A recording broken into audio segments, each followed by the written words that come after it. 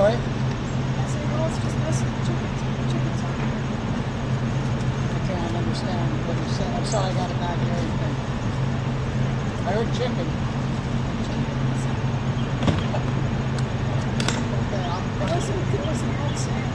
oh, okay. It's just us and the chickens. Oh, right, okay. The chickens are here, so the chickens are here. Right, right. Okay. So I can't say. We're halfway there.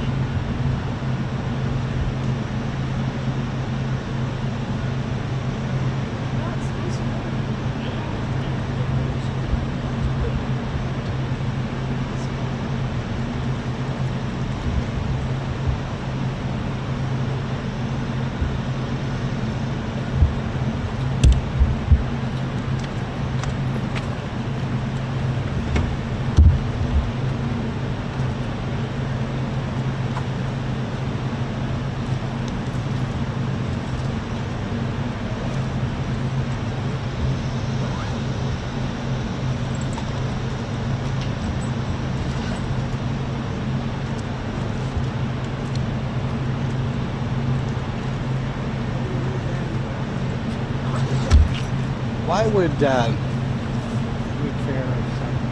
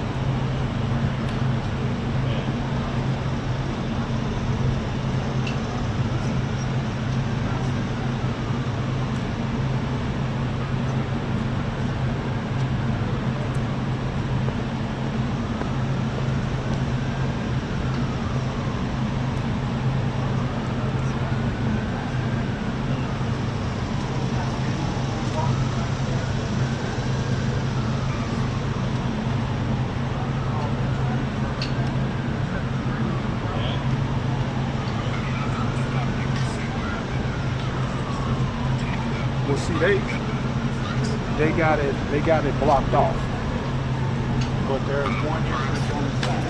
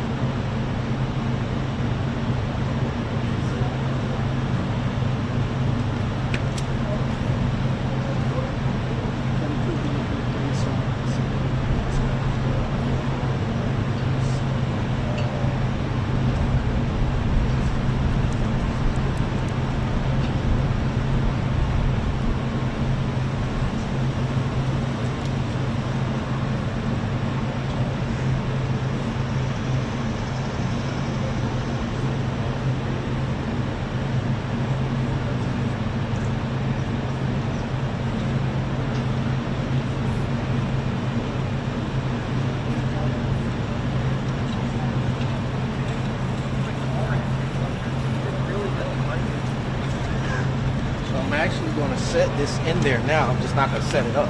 Okay. That way I don't have to.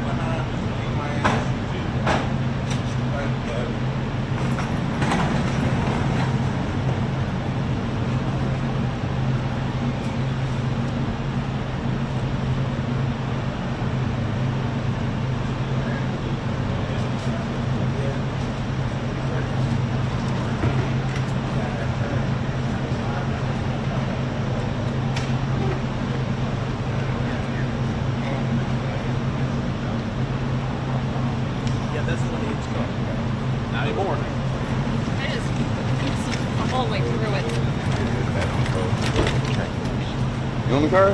I'm good.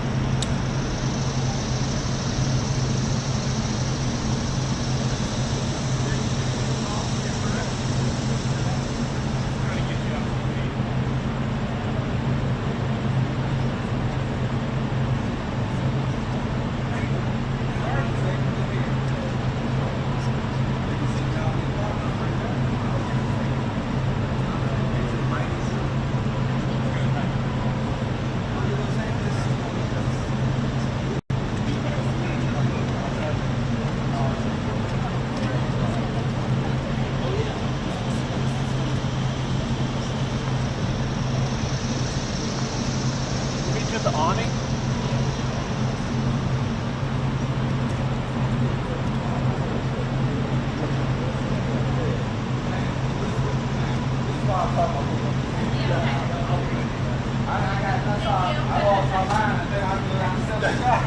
Like, nah, this thing ain't going down the steps. Derek's like, we ain't working like that, bro. Come on, man. You tripping, man. You tripping, dude. I know we can do it, but why? Why?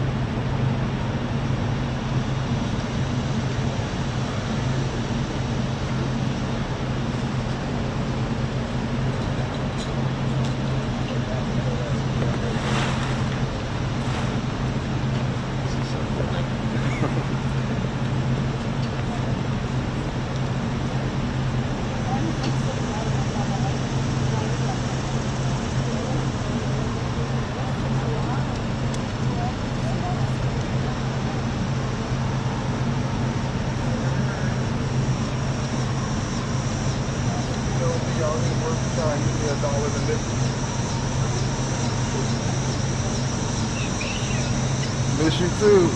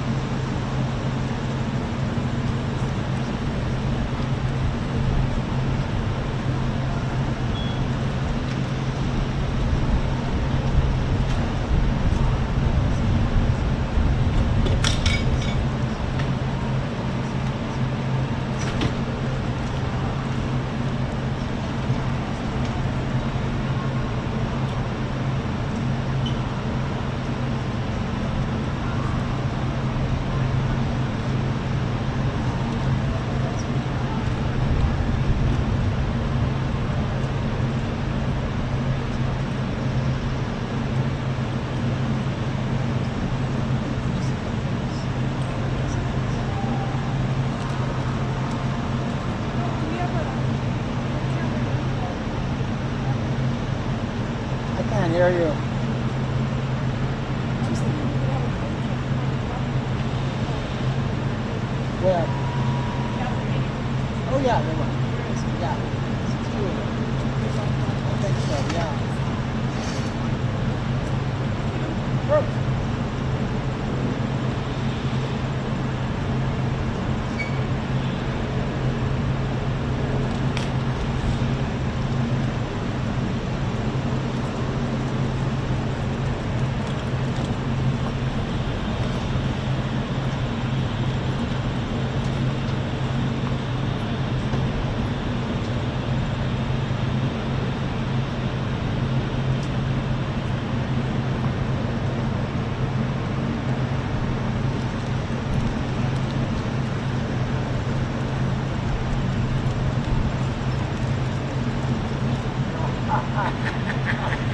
If I wasn't Yeah, I know. economically You aware- ain't panning around nowhere. What's going on, man? Yeah, not bad. This is beautiful, man. I got the job. Let them do that. Yes, yes, yes. Is it still going on? Huh? Oh, dude. There was 3 of them yesterday. ABC ran into the Oval Office.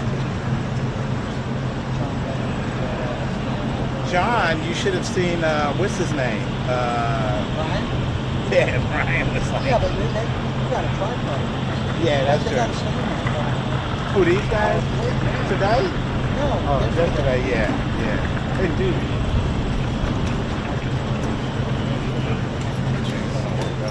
it's the only time you talk like we can use every time, man. It is what it is, anyway. You got another double or you normal hour? I'm normal today, man. I'm hoping, I took Monday off. Oh, good. Because I know he's going to use my ass on Monday if I was here. Oh, right. Because Farkas is off, Victor's off. Hey, how are you? Oh, you never introduced me, John. How you doing, man? I'm Roy, Ron. nice to meet you. Nice to meet you, too. That's an oversight. Huh? I guess we were talking so much. Roy, good to meet you. Stephen Roy. Ron Roy. Ron Roy. And I told him I wanted to introduce you. Okay, I got 'em all. yeah. How you doing, Nice to brother? meet you all. We're the key workers. We like to think we are. Good, man. Well, except for The gatekeeper. Steven. You doing running every day? He's manning the seat today. So he has the stakeout. Who'd you come from? Where were you before here? Before here, I'm actually A1 over at Nat Stadium. Oh, okay. Do you know, Audio, Audi Field, and then I was in the music industry. do you know Bonnie Burko? She did a lot of hockey. No, well, so before that, I've been there for about 5 years. Before that, Okay. I'd scored. It's been 20 years Oh, of scoring. Did nice. 500 shows of Springsteen, Wow. 5 tours of Seeger. Got tired of traveling?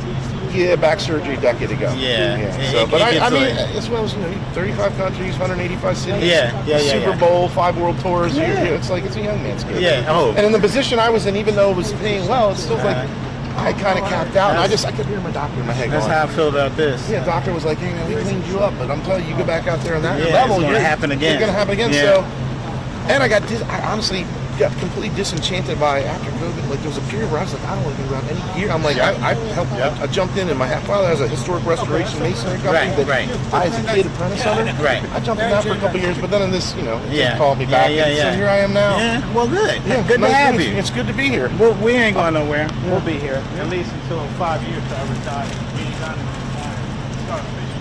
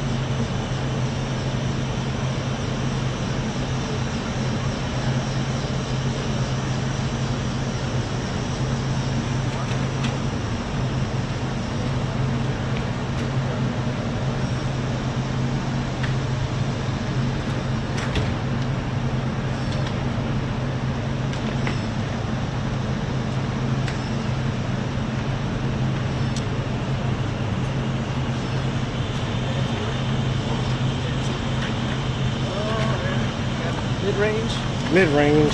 My problem is Mike.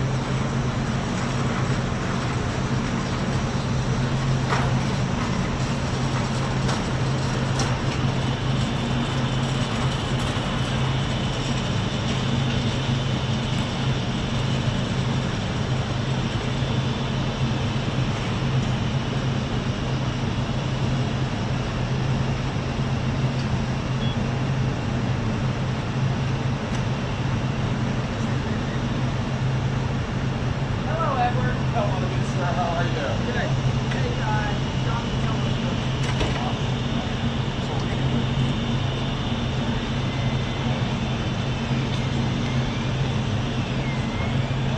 There you are. Where are you going? Let's go to Treasury. I hadn't heard back from you.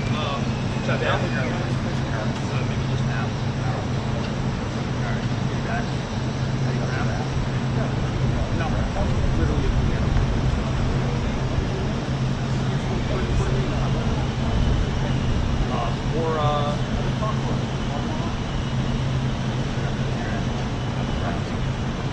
Walk around Morgan.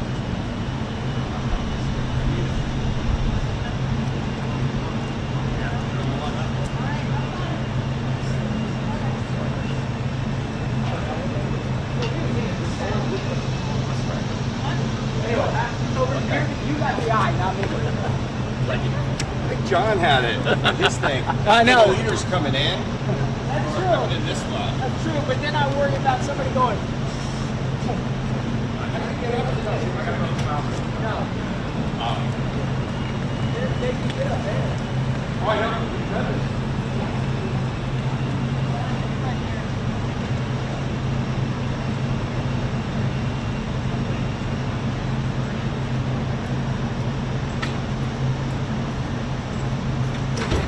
But I'm kind of going back and forth because at the same time, I wouldn't mind working here. I mean, it would be closer.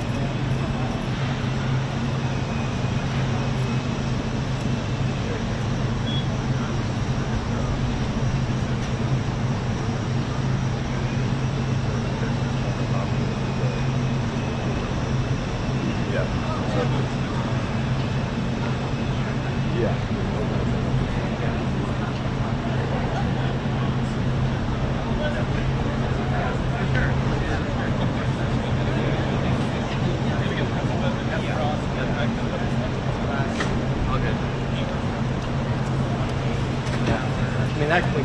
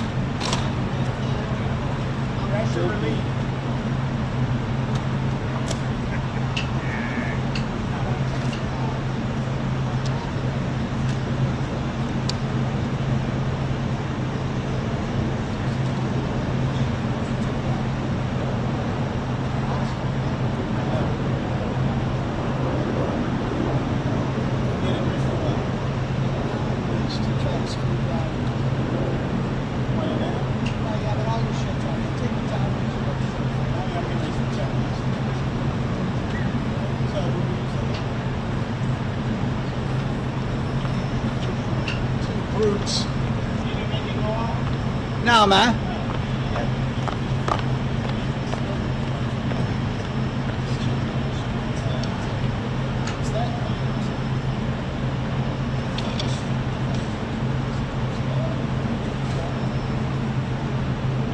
How you doing?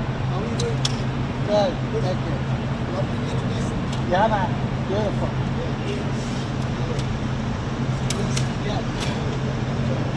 Oh, good to meet you. Stop. Yeah. Just take it down.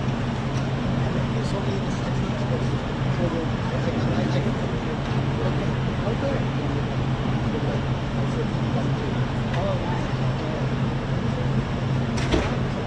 Welcome. Let us know if you need anything. Thank you so much.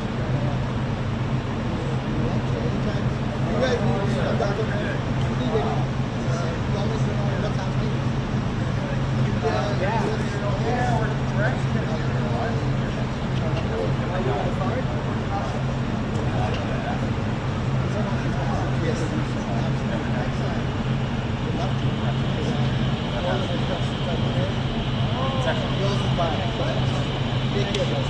I'm just wondering,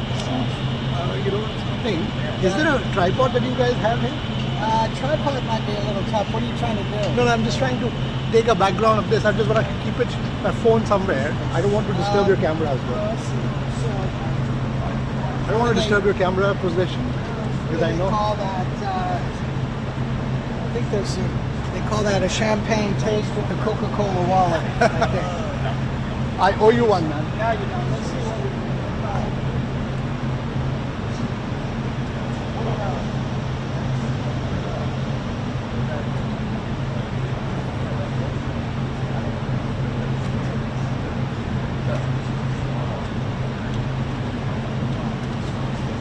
Hey, Mark.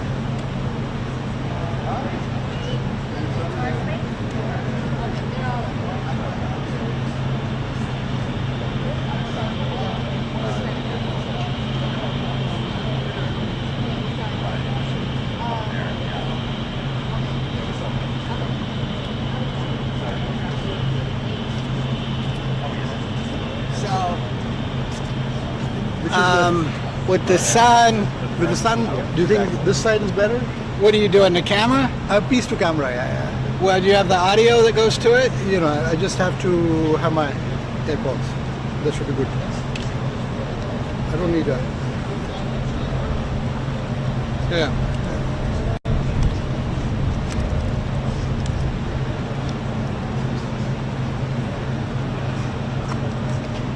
Horizontal or vertical? Normally vertical, right? Vertical is fine. Is it upside down? Yeah. Sometimes I'm gonna. Yeah, this is fine. you can fuck Yeah. around. Do whatever you want. Thank you That's so how much. to change the Yeah. orientation on it, Yeah, good. right? Perfect. Vertical tilt a little bit this way. This is perfect. Thank you so much. Appreciate it.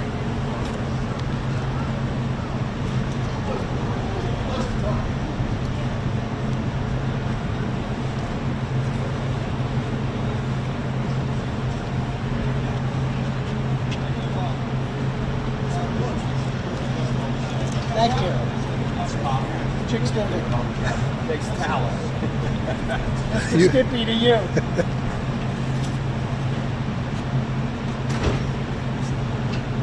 Good. How you doing?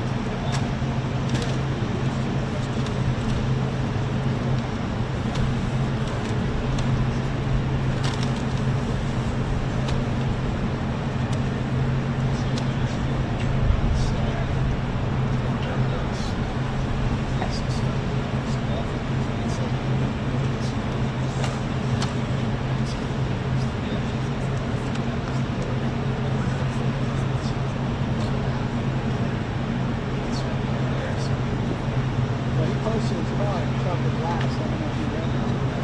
Yeah, he took a shot at the car and I don't know if the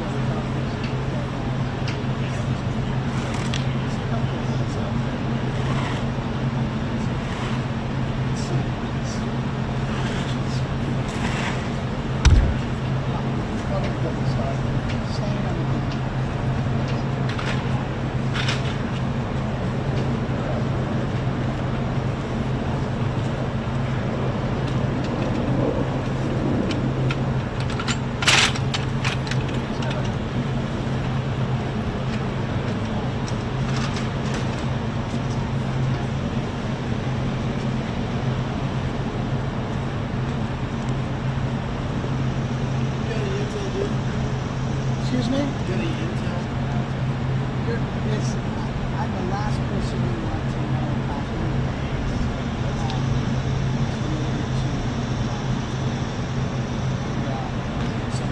now, if I had some, I'd tell you for sure. Normally, I don't want to be the weaker link in the chain, but no, I'm good though. Thank you. Thank you, Danny.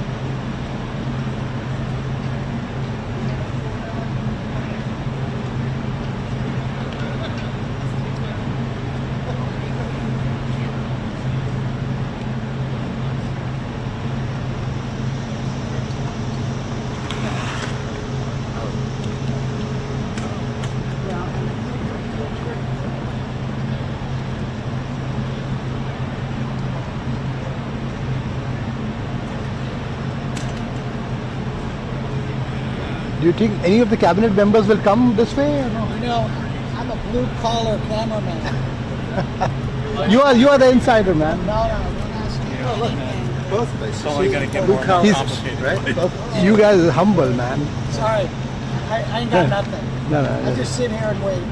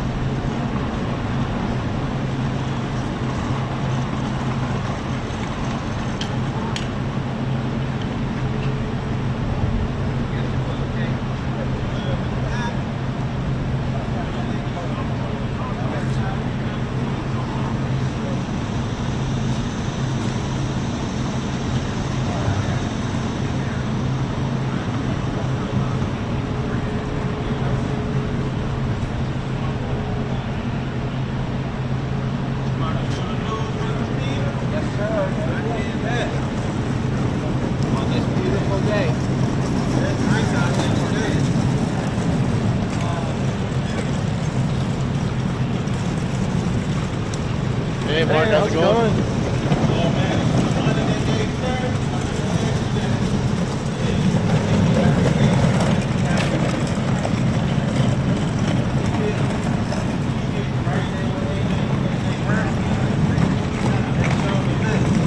I think you can say hi to me.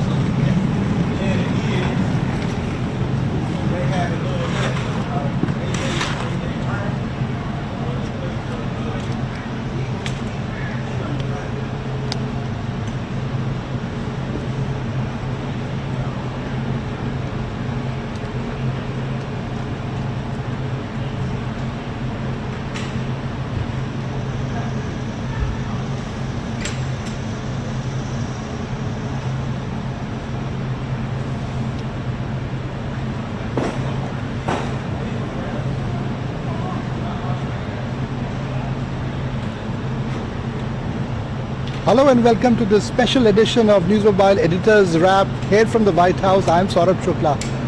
What will it take for US and India to mend their ties? What will it take for them to make sure that the tariff logjam that has been happening between them gets sorted out? I've been speaking to a lot of key interlocutors here, and I get a sense that what's missing is some out-of-the-box diplomacy. What's missing is the way we've been engaging with the White House here, the way we are engaging with the administration. Obviously, there have been things back and forth. There were negotiations which were happening. You're in front of my shot. Also, so sorry, I didn't know this. Danny, that was my fault. Oh, I did not realize. No, you're okay. What a shot is that? Thank you. That's my bad. That's my bad. No, it's all right. Not your bad. I should have been careful. No, it was mine. I will- I set you up for failure. No. No, AP, you don't want to mess with them. Yeah, I know. Did you get a call? Yes. They were very angry. Of somebody. Thank you. Oh, so sorry about this. Danny, that was my bad. You could have called me. Actually, I didn't realize the camera was on. No one knows.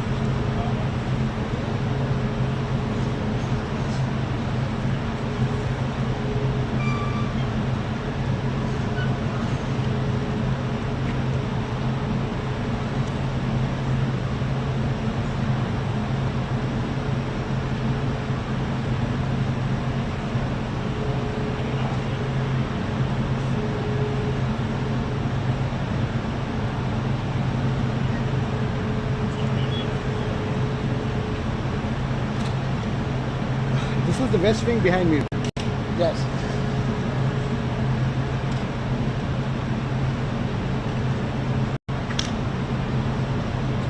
Better.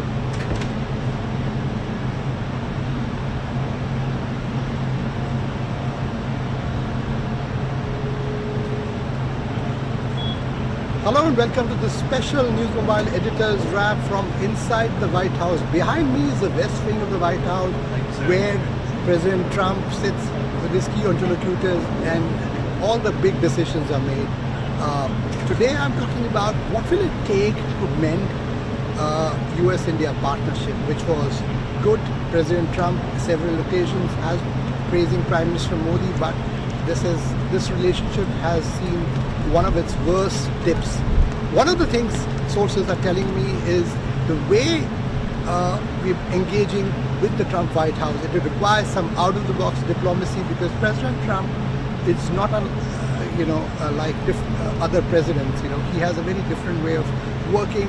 It's more informal. He goes through a lot of key interlocutors, people whom he trusts, and that's the reason why that engagement is required. Second thing is that he is a deal maker. He's a businessman. Obviously, he weighs every deal in a relationship, and obviously US-India ties provided a huge opportunity to give him that window of a deal that was happening. Obviously there are things which have gone wrong on both sides, certainly, but this relationship is too pivotal. The relationship is too important, whether it's the diaspora connect or the economic connect between the two countries, that we need to repair this on an urgent basis. What will happen on the tariff dispute? Obviously, there are still, I would say, behind the scenes parlays which are happening. The Indian mission here has been engaged in discussion with key interlocutors, but obviously we haven't got a solution as yet. The more this logjam lingers, this is not good for the relationship, because this relationship has been preserved over several administrations, has been carefully, I would say, orchestrated as one of the most consequential partnership for the entire world. And if we were to fritter away these gains, it will be a big loss for both the countries. US needs India and India needs US. That's something which everybody who's in know thinks here at the White House in Washington tells me that. But clearly we need to repair these ties with some out-of-the-box diplomacy, things which haven't been done Indian diplomacy so far. Stay tuned to News Mobile's continuing coverage here from the White House and Washington, D.C.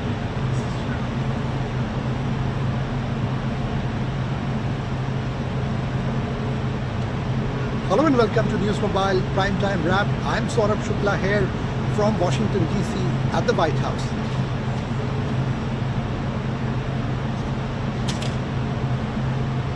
Hello and welcome to News Mobile Primetime Wrap. I'm Saurabh Shukla, and here are the top news headlines for the day.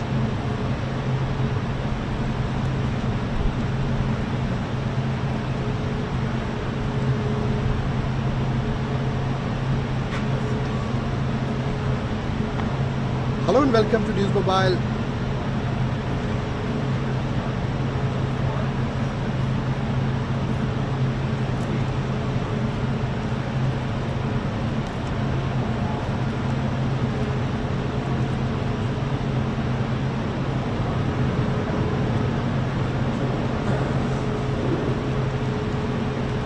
Hello and welcome to News Mobile Primetime Wrap. I'm Saurabh Shukla, and here are the top news headlines for the day.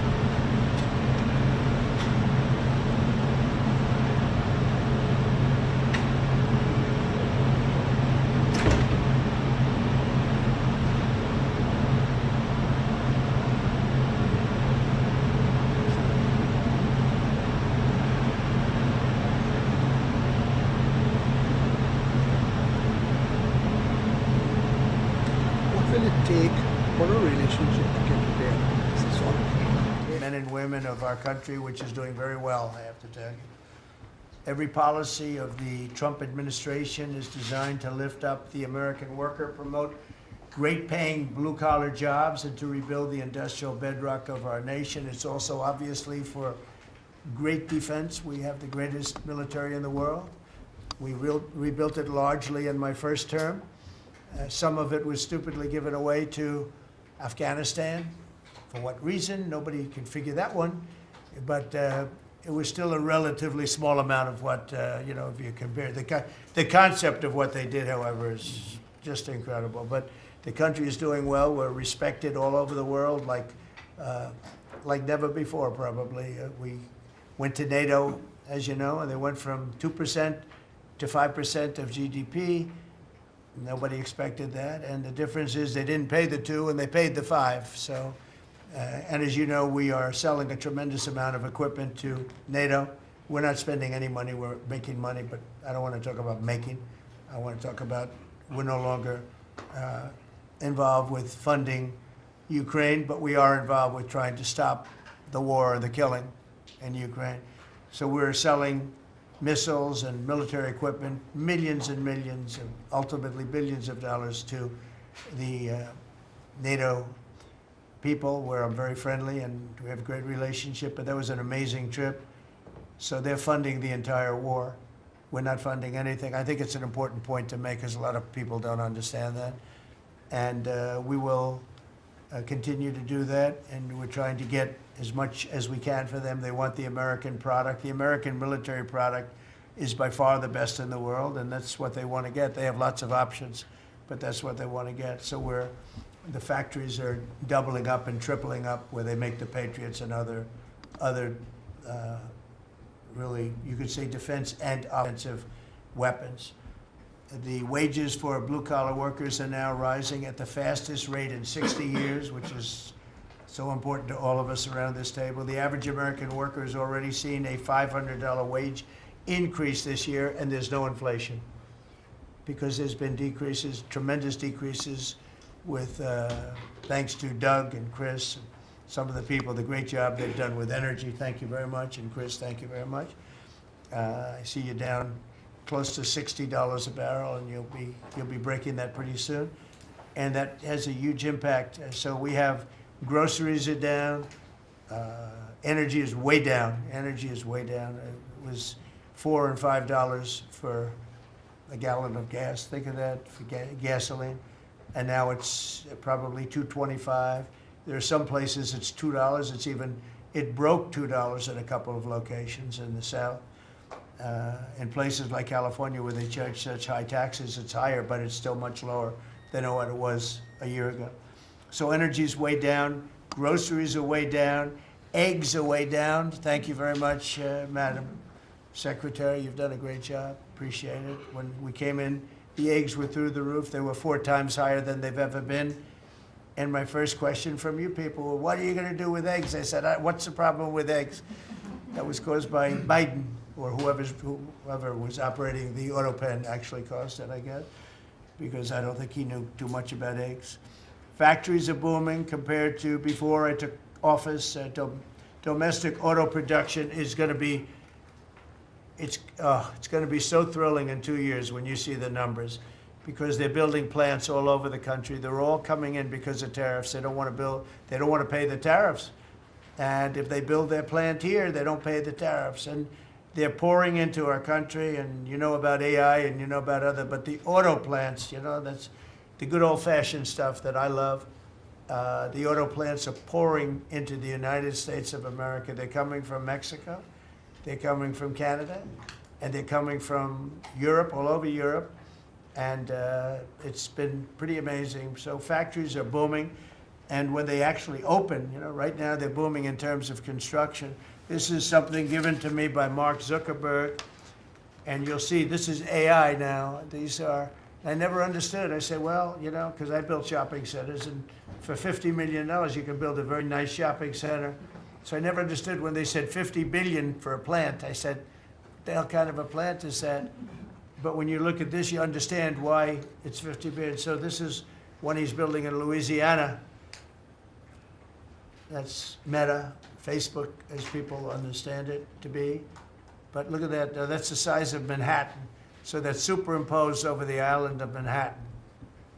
It takes up a big part of Manhattan. I think they say 81% of Manhattan. So these are big things, and they're going up. A lot of them are going up now. I don't know that big. Actually, Mark is building 4 of them, and others are building similar places. And when these things open up, I'll tell you what, our country, we're leading China now in AI, substantially leading China. And the reason is because we're letting them build their own electrical facilities. We would need double the energy if you take all of the electricity that we produce right now in this country, you'd have to multiply it times 2 or maybe 3 times. So 3 times more than we have right now for everything, to operate your toaster and everything else, okay? 3 times more. And the way we are able to succeed, because China goes out and builds these massive plants. They're right now building 58 coal in this case, almost all coal-fired plants. And coal is back with this country too, by the way. You know, there's a reason they use it, because it's good. It works for them. And we call it clean coal. We don't call it coal, we call it clean, even very clean coal. But we have coal going up, we have nuclear going up. Nuclear is very much in vogue now. It's safe and inexpensive and great. We don't allow windmills. We're not allowing any windmills to go up. I mean, unless there's a legal situation where somebody committed to it a long time ago, we don't allow windmills. And we don't want the solar panels that I was speaking with the secretary about, because they take up, you know, thousands of acres of our farmland. You see these big ugly patches of black plastic that comes from China. And the solar is, you know, I like solar in some ways, but for firing up your big plants, it doesn't work. It's very unstable, but it really takes up your farm. The farmers are saying, you know, they're building these massive blotches in the middle of the fields all over the country. It's so crazy. It's so crazy. So we're not heavy into that at all. And windmills, we're just not going to allow them. They're ruining our country. They're ruining everyone. If you look at, I hate to mention countries, but you look at the UK, what's happened at UK, they have energy costs have gone through the roof. It's because of wind. They want to do everything, close up the northern parts of the country. They have oil that's tremendous. And they closed it up, and they've been building windmills all over the place. And I tell them, you're my friends, but man, you're going to have a bad awakening very soon. It's going to be very bad. They're ugly, they don't work, they kill your birds, they're bad for the environment. And if you look at them from a house, your house is worth less than 50%. So I'm trying to have people learn about wind real fast, and I think I've done a good job, but not good enough, because some countries are still trying, and they're destroying themselves. Those are countries that are really destroying themselves. I hope they get back to fossil fuel, because right now, Chris, whether we like it or not, fossil fuel is the thing that works, and then you can add nuclear with it and other things, but fossil fuel is what works if we're going to fire up those big monster factories. But if you look at comparing everything before I took office, domestic auto production is up 18,000 cars a month. And we haven't even started yet, because a lot of these plants aren't built. It's up 18,000 because Ford, General Motors, and a couple of others, Stellantis, they're taking their existing plants, and they're, as quickly as they can, they're adding on to them.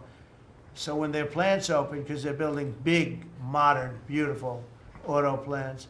But think of that, we're up 18,000 cars a month, and essentially all they've done is try and utilize their space correctly as their big plants open up. It's going to be, I hope they remember that it was this way. I hope this table gets a lot of the credit for what's happening. It gets all of the credit, because this would have never happened. We were going out of business in every way. We were losing. All the car plants were leaving this country. Now they're all coming back in, and they are coming from Canada, and they are coming from Mexico, but they're coming from Germany. They're coming from all over the world. Domestic steel production is up by 100,000 tons of steel a week. We have a 50% tariff on steel, aluminum, and various other things. Copper just got brought into the picture, and that means people are going to want to make steel here. We just made a deal with U.S. Steel. As you know, we have an outside company come in, spend $17 billion on building new plants, new everything. It's great, and it stays right here in America. So we're doing amazingly well on steel, and domestic oil production is up by more than 300,000 barrels a day. That's a lot of barrels, and you're going to be talking about that in a second, I think, Chris and Doug.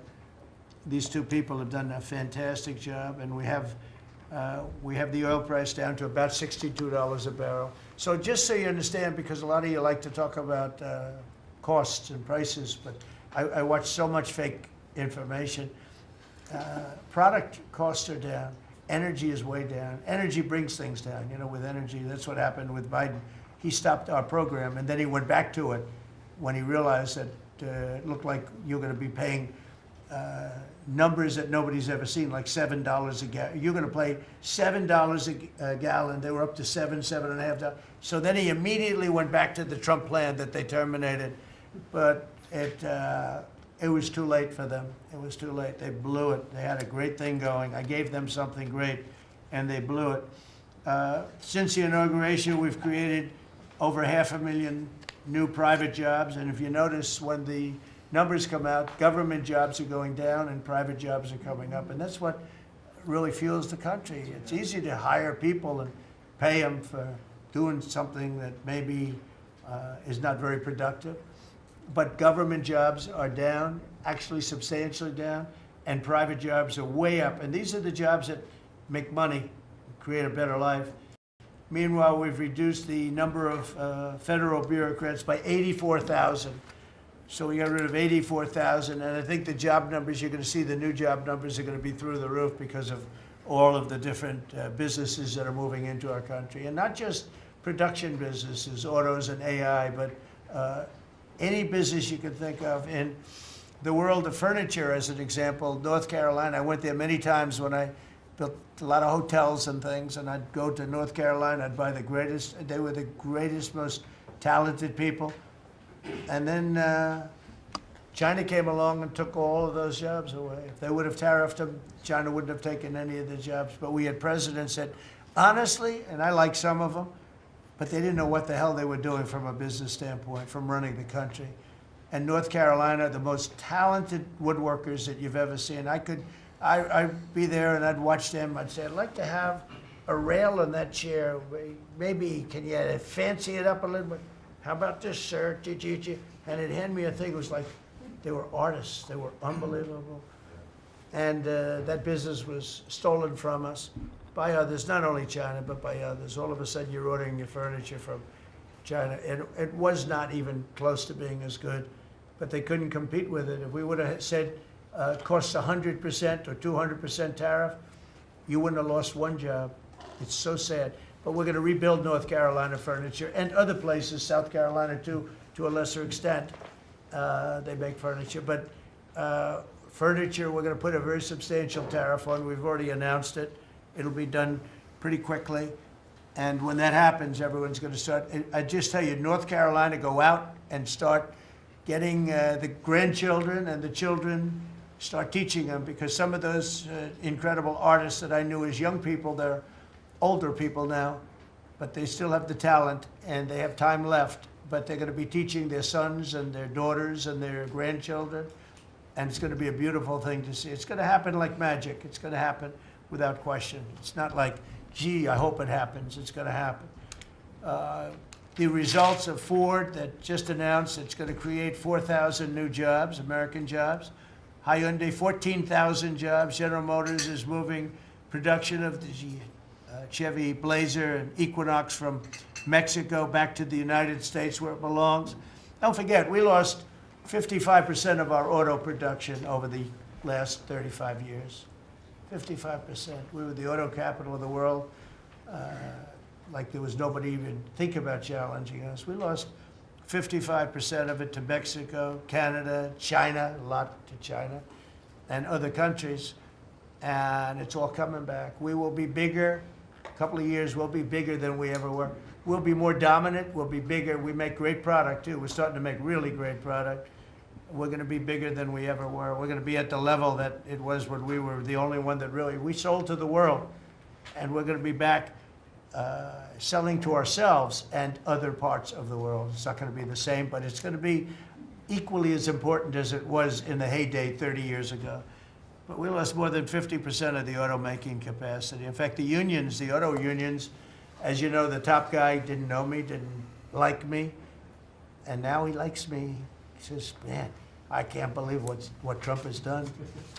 But the auto workers voted for me. They understood better than anybody else. The auto workers, the Teamsters voted for me. Teamsters are great. They all voted for me. No Republican has ever gotten the support of the Teamsters and the auto workers. And now the head of the auto workers, I mean, it's so amazing. I watch them on television there. They can't even believe what happened. And I told them all what was going to happen. We secured new market access for American agricultural exports all over the world. Our secretary is doing a great job. Thank you, Brooke.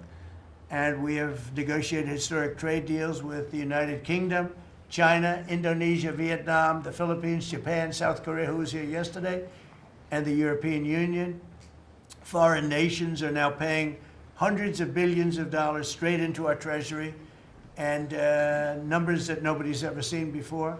As you know, we made trade deals with a lot of countries, and many of those countries, just to be able to sit at the table, are paying us hundreds of billions of dollars. We made a trade deal with the European Union. They were rough on us for a long time, and now we have a very good deal. We made that with them. Trillions of dollars is coming into our country. Trillions. Far beyond billions, trillions of dollars. Wouldn't you say, Scott? Yes, sir. And in a short period of time, they have to buy $750 billion worth of our energy product. Energy is great. We have more than anybody else, and we're using it. But the European Union is a done deal, and Japan is done. And, I heard there was a problem with South Korea, but we met yesterday, and they're done. We didn't do anything. We just kept the same deal. He honored the deal. They wanted to see if, well, I don't even want to say it, but they wanted to see if they could do something. But they honored the deal, which is nice. And we cut the previous record-setting trade deficit, I hear just came out. We cut it in half already. We haven't even said, we've only been here really for a few months because, you know, it takes you a little while to fix up the Oval Office and do those things. prepare for the battle, right? So we really only been here for a very short period of time, and we cut the trade deficit in half. Is that right? That's fantastic. I didn't even think we were going to do that. And remember, these are things that are being built. These things, you know, all these numbers up here, they're not open yet. When they open, you're going to see things happen in the United States that nobody's ever seen before, including our country in its heyday. And I had the greatest economy in the history of our country my first 4 years, despite COVID, which was a very unfortunate situation for the whole world. We did a great job with it, never got the credit for the job we did. Operation Warp Speed, people say, is one of the greatest achievements ever in politics or in the military, because it was almost a military procedure. But everybody, including Putin, said that Operation Warp Speed, what you did with that, nobody can believe it. And we did a great job, but it was a horrible, horrible pall over our country. We had a very dark cloud over the world. That was a very, very bad thing that came out of Wuhan, which I said it came out of Wuhan. That's where it came from. And China suffered greatly, but everybody did. But we did a good job with that, as good as you can possibly do, and we came back, and now we're stronger than ever before. If I didn't win this election, this country was gone. I'm telling you, economically it was gone. None of the things that we're talking about would have happened. The whole world was robbing us blind. Friend and foe. They were stealing our jobs, our money, our factories. They were stealing everything. We would have been a shell. We would have been a bankrupt, broken shell. And that's the way it is, but we're doing just the opposite. Stronger than we've ever been. Last month, in a landmark achievement, I also proudly signed the largest working class tax cuts in American history. So the bill that, I'm not going to use the term great, big, beautiful, that was good for getting it approved, but it's not good for explaining to people what it's all about. It's a massive tax cut for the middle class. It's a massive tax cut for jobs. And it's, I mean, think of it, no tax on tips, no tax on Social Security. So seniors, I don't know how you can vote for anybody else. And, you know, just think of that, and no tax on overtime. So you work overtime, you don't have to pay tax on overtime. That's good. The Democrats don't know what they're gonna do. So they have, like, this soundbite. You know, they have all these sound bites. They send it out, I don't know, some guy sends out a word and everybody uses it, including the fake news. Some of you are here right now, I'm looking at you. And it's death. They use the word death. No, it's actually life. It's almost like a newborn life. It's not death. That's their soundbite. The bill is death. It's not. We strengthen Social Security. We strengthen Medicare, Medicaid. The job we've done on Social Security is, if the Democrats got in, Social Security is over because the country's going to fail. There won't be any Social Security.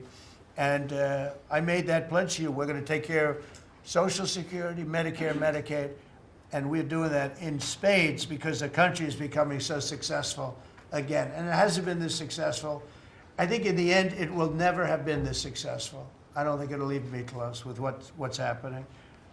Every American is seeing a tax cut as a result of the bill. The average police officer will keep an extra $1,000 a year at least in overtime, and the average waiter or waitress will keep nearly $2,000 extra in the fact that they would have had to pay that kind of money on tips. And I never realized that the government was so strong on that. But waitresses, waiters would tell me that the government would go after them. Like, it was horrible. That's how it all started with me. It just was incredible. And the biggest thing was, again, the $4 trillion that they found. They said, well, that was nice. They should have announced it. I could have told them that. And I don't know. It should be simple. But a lot of people didn't understand it. Actually, a lot of good people didn't understand it. But now they're saying, you know, Trump was right. They'd never seen anything like this. And I don't know what it is, Scott. They didn't understand what we were trying to explain to them was going to happen. Everybody's moving back to the United States because they don't want to pay a tax. If they're not here, they have to pay a tax. And it didn't seem that complicated, but it's working at a level that nobody can imagine. You know, this is working $4 trillion, but that's a big number. It's a number that nobody ever heard of before. But $4 trillion is exciting. But that's nothing compared to what's happening, because these places haven't even opened yet. Some of them haven't even started hiring yet. They're under construction. So it's construction jobs, but it's not the big number, and the big numbers, when they open, they're going to be very successful. It's a revolution. We're also working on things to ensure that the awesome power of artificial intelligence is used to benefit all Americans, including American workers and also American children. In that spirit, our wonderful First Lady has just announced a presidential AI challenge. It's going to be a very good challenge, I can tell you. She's put her heart into it, which will inspire the next generation to stay on the cutting edge of this vital technology. This is the new internet, the new computer, the new television, the new everything, all put together in one. This is why when I show you a picture like that, I mean, I show you this. This is a factory superimposed over the island of Manhattan, and you have many of them being built right now all over the country, or soon to start. Some of them have started. This one has actually started. That's in the great state of Louisiana. But the First Lady is working very hard on this, and it's an important initiative. And Melania, when she puts her mind to it, nobody can do better. There's nobody. So every young person should go to AI.gov to learn more, AI.gov to learn more. And you'll see it's a great challenge. I think it's going to be a very modern kind of a challenge. It involves AI, which is very exciting to people. So I want to thank her, raise a lot of money for children. We're putting America first, and we're going to be putting the American worker first. And, you know, the Republican Party has picked up 4 million new people, 4 million. The Democrats have lost 2.5 million. Other than that, they're extremely happy. No, they're very depressed. They're very depressed. And their new box that they've fallen into is crime. There was a consultant on one of the shows this morning I was watching. I thought he was very good. He's a Democrat consultant. And he was screaming, no, no, don't let him do this to you. Don't let, it's another trap. It's another trap. What he's talking about, like men playing in women's sports. They said that's an 80-20. No, it's a 97-3. It's 97-3. Like transgender for everybody. They fought for it. They're still fighting for it. I saw a guy today, a politician that you all know very well, fighting like hell for men playing in women's sports. You don't understand. They're human beings also. Well, I agree they're human beings. But you can't have a 7-foot guy playing basketball with the women. You know, just one of those little problems in life. And we all have our place. That's okay. I've got my place too. But This guy's screaming, it's another trap. And this is the worst of all. He said, because this is crime. Trump is saying he's against crime and they're for crime. No, he's going, it was funny. No, it's a trap, don't do it. And then I saw this poor, stupid Chuck Schumer, the guy. He looks like he's aged 100 years. And I don't like getting into looks. You know, looks don't mean anything, right? When you're in politics, looks don't matter. I look at Pam, I would never say she's beautiful because that'd be the end of my political career. Laurie, secretary. But I will tell you, this is the best of all. And they're going to fight me. Like this slob of a governor you have in Illinois. This poor guy got thrown out of his business by his family. I know the family. I was partners with the family. Nice family. I like the family, but he was no good. They threw him out. He's governor of Illinois, and he goes about Trump, we don't need his help. Chicago is the worst. These places are really bad. Crime in D.C. was the worst it ever was. You know, they make up stories. Crime in D.C. was the worst ever in history. And now, over the last 13 days, we've worked so hard.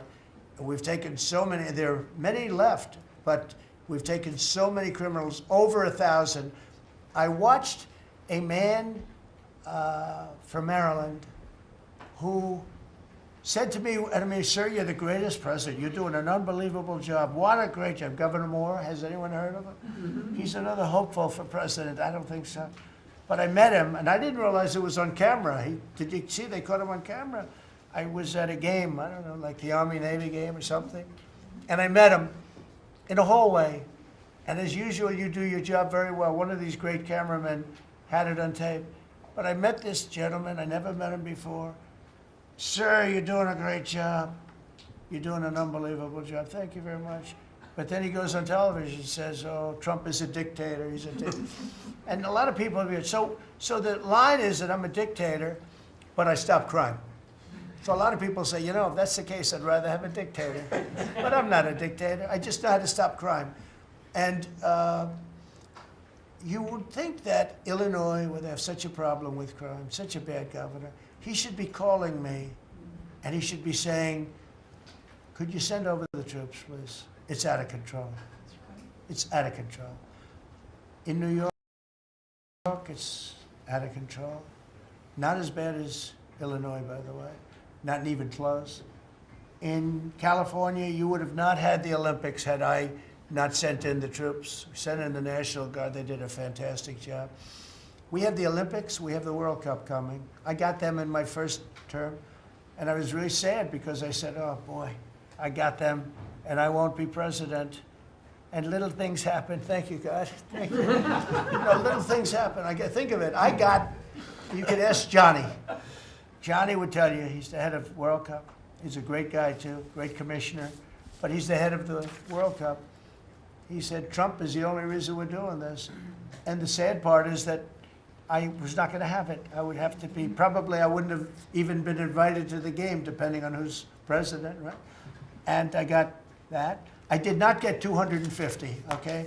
The 250th anniversary, I did not get. I'd like to claim it, if I might, but I did get that. That was whether I was president or not, it was still 250. I'd like to take credit for it. What I will take credit for is we're going to have a better celebration under Trump than you would have had under some stuff. That I'll take care of. We're going to have a safer place, Christy, because of you and Tom Homan and everybody, right? But, so we have 250 coming up. We have the World Cup coming up, which is like having 45 Super Bowls. And we have the Olympics coming up. So we're going to have a very exciting 3.5 years remaining. We're going to have a very exciting, it's going to be done properly. So I just want to tell you, our country's in incredible shape. Our military is strong and powerful and respected. We had some fantastic decisions from the Supreme Court that let us put the people into the military and other businesses that are best for the job, as opposed to some woke reason that was killing our country. That was a very strong, very powerful. You can now go into a company based on your ability as opposed to being forced in based on some factor that cannot make our country great. That was a big decision, very, very big decision. And we've had a lot of great decisions, and we've all made some great decisions sitting around this table. I want to thank Scott. Unbelievable what's happening financially with you and Howard.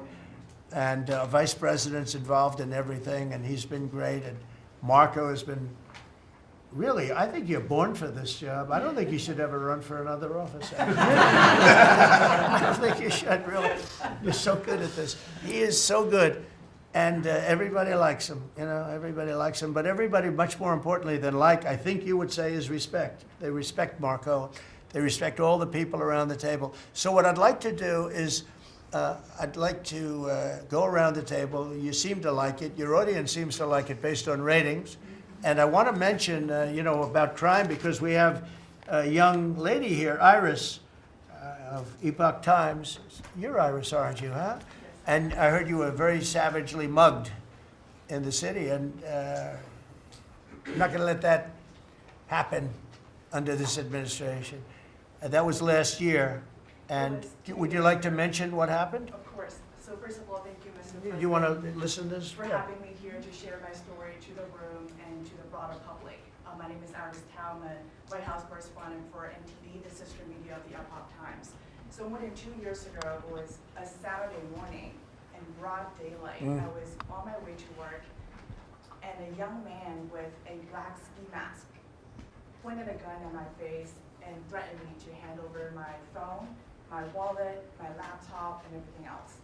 And when I refused, he used the butt of his handgun to strike me across the face, in the cheek, where what some people call pistol whip me, before running away. And that has deeply traumatized myself and my family. Ever since, I've never dared to walk in the street of DC at night, ever. And my family was extremely worried. So, Mr. President, thank you so much for what you're doing right now. Thank you, Iris, for being honest. Such incidents involved not just me, but also my family. If he had shot me, I could have died right there in the middle of nowhere without my families or my friends knowing at the age of, back then, I think 23. Right. Just starting my career here in DC without even starting a family. Right now, I'm very blessed to have this opportunity. So you had a gun pointed at your head, and you probably figured that he's going to pull the trigger, because these are animals that don't know what the hell, they couldn't care less. The pulling the trigger to him is a very minor event, and I'm sure he's done it before. So how did you, and you did refuse to give it, which Correct. would probably, maybe somebody would say that was not the right decision, right? But you refused, but I understand that. So, and then he hit you real hard. Yes. It's really amazing that you weren't shot. That was. I'm very blessed, and that's why having this opportunity to stand here to share my story today. One, I'm very grateful for God for allowing me to still survive to this day, but also to Mr. President. Thank you for now making DC safer. Thank you very much. For us, for our families, for my parents, on my behalf of my parents, and now my baby on the way. Thank you so much.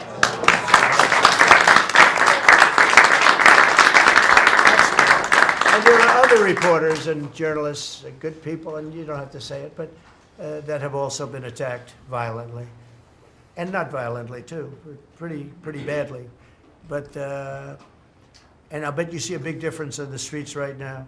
And this is only 12 days, but people are telling me they're going out to dinner now. They haven't, I told my friend, but I have a lot of friends that are going out to dinner all the time now in DC, and they weren't doing it 12 days ago. They would never even think. One of my friends went out 5 times. It was 4 times the last time I told. Now it's 5 times. He said, I love going out to dinner, and restaurants are starting to open again. A lot of them closed because, you know, nobody wanted to go into a restaurant. Nobody wanted to get to a restaurant or even sit in the restaurant. But you see a big difference now, don't you? I do pass by Union Station every day on my way home, and I do feel a lot safer seeing the trucks right outside, seeing the National Guard troops members right outside. It just made me feel like I'm hopeful about DC again, and one day hopefully we can raise our family here. Thank you very much. That's nice. And those are tough troops, too. Those are not politically correct troops. We don't have politically correct anymore. We have tough guys, tough people, including some tough women. But we have tough people, and when you look at them, I tell you, they showed one scene where a bunch of Trinidad guys or whatever. Maybe MS-13, maybe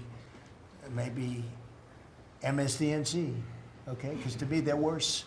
I think they're worse. MSNBC maybe is worse than Trinidad. Real scum, real dishonest people. But anyway, but they went into this gang. I think it was Trinidad, Venezuela, and they weren't nice to this group of people. The gang was calling them sir. Yes, sir. Yes, sir. Get out of here. Get the hell out of here. You're no good. Get out of here. And yes, sir. Yes, sir. Yes. These are people that beat up people all day long, and they're calling these soldiers. That's what they are. They're real soldiers. There's no games. I said, you don't have to be politically correct. And you know the way they used to spit in the face of the soldiers, with the soldiers standing like this, and you'd have some guy or some woman sometimes screaming at them from 1 inch away. They're standing there, and they're told you cannot do anything, and they start spitting, actually spitting in their face. And I said, you spit, we hit. And they're totally authorized to do that, all of those things. But your story is great, and there are other stories here, but they don't have to tell them. But some people are ashamed to tell them. They don't want to tell them. But it was like a jungle, and it's not a jungle anymore. And it's going to get so good that this will be the safest capital there is. It'll be one of the safest places in our nation, anywhere. And right now, it's one of the most unsafe places, but not now. 12 days ago, it was the most unsafe place in our nation. And they have to stop issuing false crime numbers because, I mean, I heard the mayor, and I like the mayor, you know, fine.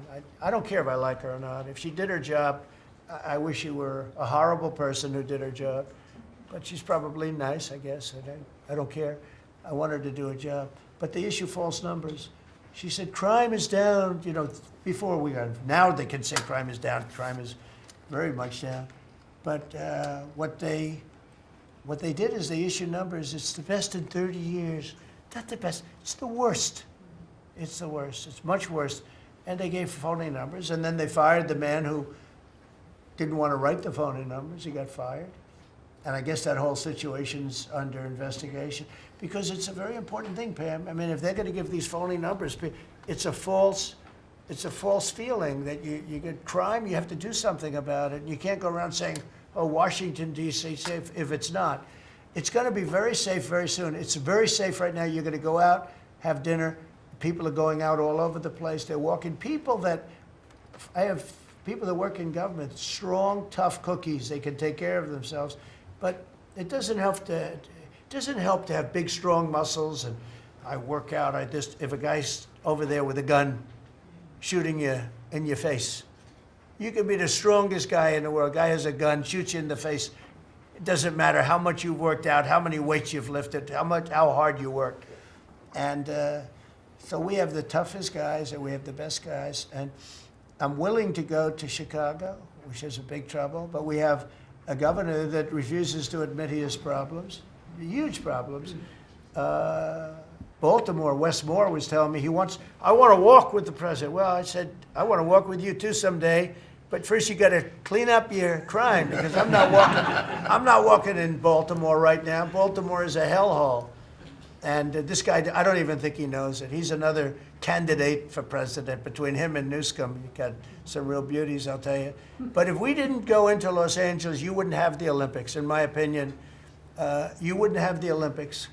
We went in, and the sheriff, the boss, said, thank God they're here. You could see his tape. He said, we were not able to control what was happening. That was the sheriff. And he said it loud and clear. And you know, they're suing us for going in and cleaning up crime. And yet their own sheriff said, on the first or second night, he said, we could have never handled. That was going to be, you were not going to have the Olympics or the World Cup, because that would be, there wouldn't be anything left. They shouldn't have lost 25,000 houses. The water was turned off from the Pacific Northwest. And I was after them in my first administration, turn on the water, turn it on. Nobody could have believed this could have happened. But they had no water in the fire hydrants. They had no water in the sprinkler systems that people put up in their ceilings. There was no water. And yet we have tremendous amounts of water. They send it all into the Pacific Ocean, trying to protect a certain little fish. It's not doing well because it doesn't do well without water either. And it shouldn't be a protected because it shouldn't be a protected species. But I think that's actually just an excuse. I actually think these people are sick. There's something wrong. So we send hundreds of millions of gallons of water a day into the Pacific Ocean. They turn a valve, and the valve heads out, and we turn the valve back. I actually had to do it using force. We turned the valve back, and now they have water, but not as much as they should have, because they should, and I'm telling Gavin Newsom by this conversation right now, turn the rest of the water on. Turn it on. So things are done that are so sad in this country. Lack of common sense. I like to say the Republican Party is the party with common sense. We're smart, we're sharp, we're this to that. They're smart, but they're radical left people. And they can't help it. They're very smart, but they're radical left, and they're destroying our country, but they're not going to destroy it anymore. So we picked up millions of people in the Republican Party. They lost millions of people. And I think we're going to do very well in the midterms. And I just want to say one other thing, and that's medicine. The cost of medicine all over the world is much cheaper than the United States because for years the world pushed us around, including our friends. And you go to Germany, you go to England, you go to different places, and you go to a store, and it's sometimes 10% of what we pay in the United States because they said, nope, we're not paying any more. You charge the United States. This went on for 25, 30 years. And I invoked favored nations. I said, I want to pay the same as they're paying. And Bobby Kennedy is doing a good job, and Dr. Oz is doing a good job. And I asked them, I mean, other than the basics that they're doing on autism and other things, which we got to solve that problem because it's crazy what's happening, it's out of hand. But this is the most important thing that can be done is favored nations, Bobby. And we're not talking about a 25% cut or 50. We're talking about a 1,500% cut because people go to Europe to buy drugs and they come back with drugs, prescription drugs, normal, not, I don't mean the bad drugs, I mean prescription drugs, because you can buy them for 10%, 15%, 20% of what. So they're going to go up in price. And I told the countries, and I get along good with all of them. I mean, you could ask I get along good with all of them. But I said, you know, I told them, I said, you're going to go up a little bit because it's the world. It's the world. So more people in the world than we have. We're going to go down a lot, and they're going to go up a little. And it's called equalization. We're going to have equalization. So we pay the same price as the lowest drug sold anywhere in the world. And I think, Bobby, that's going to happen pretty soon. The companies are ready for it. They had to go for years. I was with a very great gentleman from Eli Lilly. I think he's an incredible executive. I mean, I'll mention the company and I'll mention him because we had this argument my first term, and then we had it in my second term. In my second term, I wouldn't stop until I won the point. And he threw up his hands. He says, you're right. I can no longer defend it.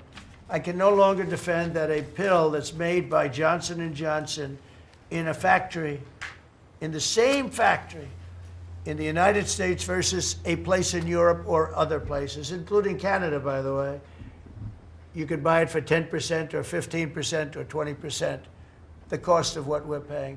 Well, we'd pay 5, 6, 7 times more money. He said, it's the hardest part of my job, defending that. I'm not going to do it anymore. I'm saying that we have to get down to business. And that's a great company. He's done a great job, and I appreciated it. And it really broke the ice because they were sending, well, we have to do research and development. Well, you have to do it for Germany and all these other countries too. Well, they think the United States should bear it. I mean, I heard this stuff and I finally said, it's over. Now, you have to have somebody that can get these countries to do it. I told them, if you don't do it, we're going to charge you a 25% tariff on everything you send into our country. That's much more money than what we're talking about. Then we have to get the drug companies to do it, and they'll do it because we have tremendous power over the drug companies too. So we're going to get it done. I just hope we get it done fast, Bobby, because this thing should go fast. But we're going to get the cost of medicine is going to be 1,000%. Think of that. Not 2%. And I'll just tell this last story. When I was in my first term, in my last year, I was so proud of myself because drug prices went down for the first time in 28 years under my administration. You know how much it went down? 1/4%. And I was so proud of that. And I held a news conference, I think you'll be able to find it, congratulating myself and my administration because for the first time in 28 years, drug prices went down. 1/4%, that little tiny, but it still went down. And I thought it was great. And then I realized, you know, it's a very complicated business and formula. You got to be very smart. I said, we're really getting ripped off by the whole world. The whole world is ripping us off. And what happened is I got on this kick and I got the drug companies to agree and I got countries to agree. And they're not agreeing because they think I'm a nice person. They're agreeing because I will put charges and costs and tariffs onto them that will be many times more than what they're going to be paying. So the companies are there and the countries are there.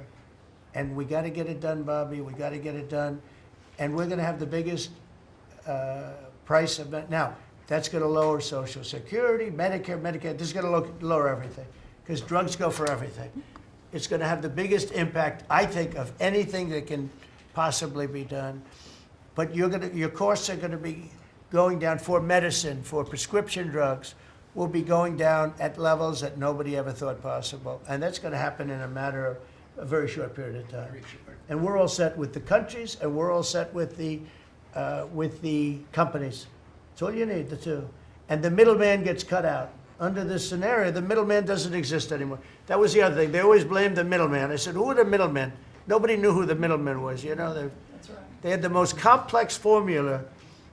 It was genius, but they didn't get away with it. So I'm counting on Bobby. Do you want to start, Bobby? Maybe we'll start with you. You can start with that and then go on to what we're talking about. We are deep into MFN negotiations, most favored nation status negotiations with 14 companies. Howard Lutnick is a breath of fresh air, and I think he's going to help us get across the finish line with the leverage that we have from tariffs.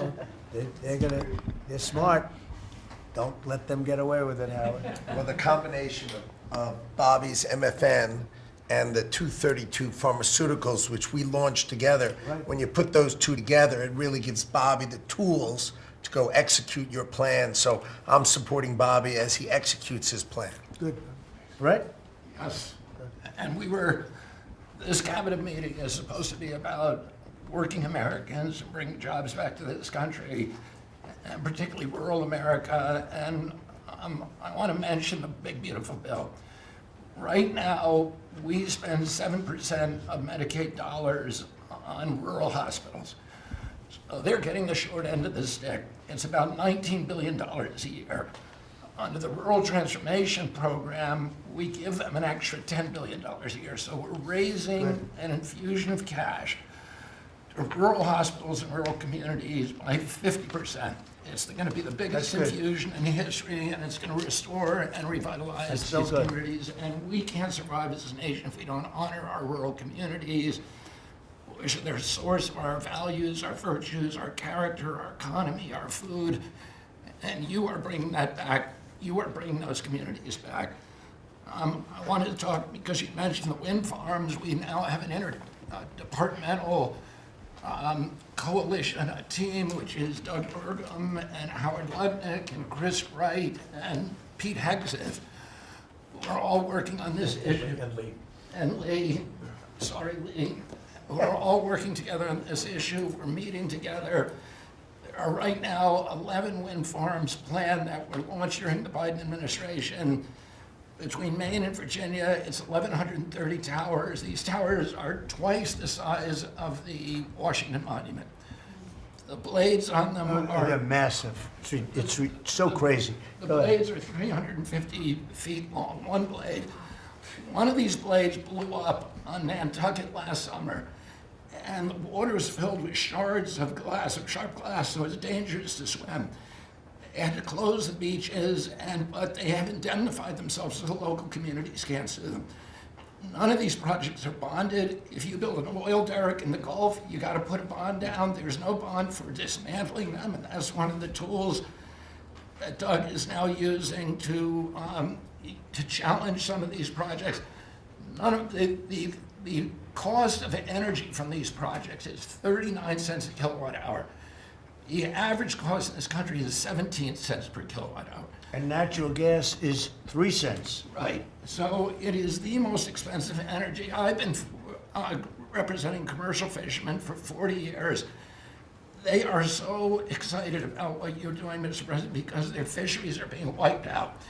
As soon as they begin construction, the groundfish fisheries just disappear. The fish leave the area. They've killed 160 whales in the last 2 years. So they're wiping out the whale population, the Atlantic whale population, the big whales, the minkies, the gray whale, or the humpback whales, the right whales. And you are going to save the whales on the East Coast because of this. And you're going to save these economies that are based upon commercial fishing. I'll say one other thing about fishing. We are now, the South Asian nations are now dumping shrimp on our country. The shrimp is heavily contaminated. We just stopped a shipment that was contaminated with cesium-157, which is radioactive. They're farming these shrimps, and they use bactericides and antibiotics and all kinds of chemicals, and the shrimp are so contaminated that the European nations won't take them, so they're dumping them all here, and they're putting out of business. We have the most sustainable, highly regulated fishery in the world. What our fishermen do is a good thing. And all of the trawlers in the Gulf and Alaska are being shut down because we're getting shrimp dumped here. So we have now increased FDA inspections of shrimp to make sure that Americans are not buying and eating contaminated shrimp and putting our shrimpers out of business. I talked just very briefly, we have an historic agreement on pre-authorization. We brought together 80% of the insurance industry, which has agreed to, for 80% of diseases and injuries, give immediate pre-authorization so that when you go to your doctor's office and he prescribes you a new knee or whatever it is, you will immediately know whether your insurance company is going to pay for it. This is an historic agreement. People have been trying to do it for decades, and we, because of your leadership, brought the insurance industry together and got them to voluntarily agree to do this. Similarly, we've made another historic agreement with personal health records. The 60 biggest tech companies in our country have all agreed to allow Americans for the first time access to their personal data, which they own, which these companies have been monetizing without permission. You're going to be able to see by next year all of your health records on your cell phone. It's going to save lives. It is going to fuel an infusion of technology into that space where people can access those records. They can compare their diet to what they personally need, and we'll have personalized medicine. We are doing price transparency. You passed this during your first term, and then the Biden administration refused to enforce it. We've now brought at HHS, under your leadership and my leadership, more enforcement actions than during the entire 4 years of the Biden administration. Right. So we're going to have that kind of price transparency. I'm working with Linda on forcing medical schools. And the MCATs, the people who administer the MCATs, the people who do accreditations, to put nutrition into medical school education. Right now, 25% of the doctors in this country do not feel competent to give nutritional advice. 70% of diabetes cases can be reversed or ended if you just change people's diets. And the doctors don't know how to advise it. They only know how to prescribe the drugs. We're going to change that, so if you come out of a medical school under the Trump administration, you are going to know about diet. And then finally, most importantly, the Pete and Bobby Challenge. I want to give an update. I got 5 minutes and 48. It's 100 push-ups, 50 pull-ups, and you try to do it within 10 minutes. I got 5 minutes and 48 seconds. Pete beat me. I'm still bitter at that. 5 minutes and 25. The cabinet leader is Scott Turner.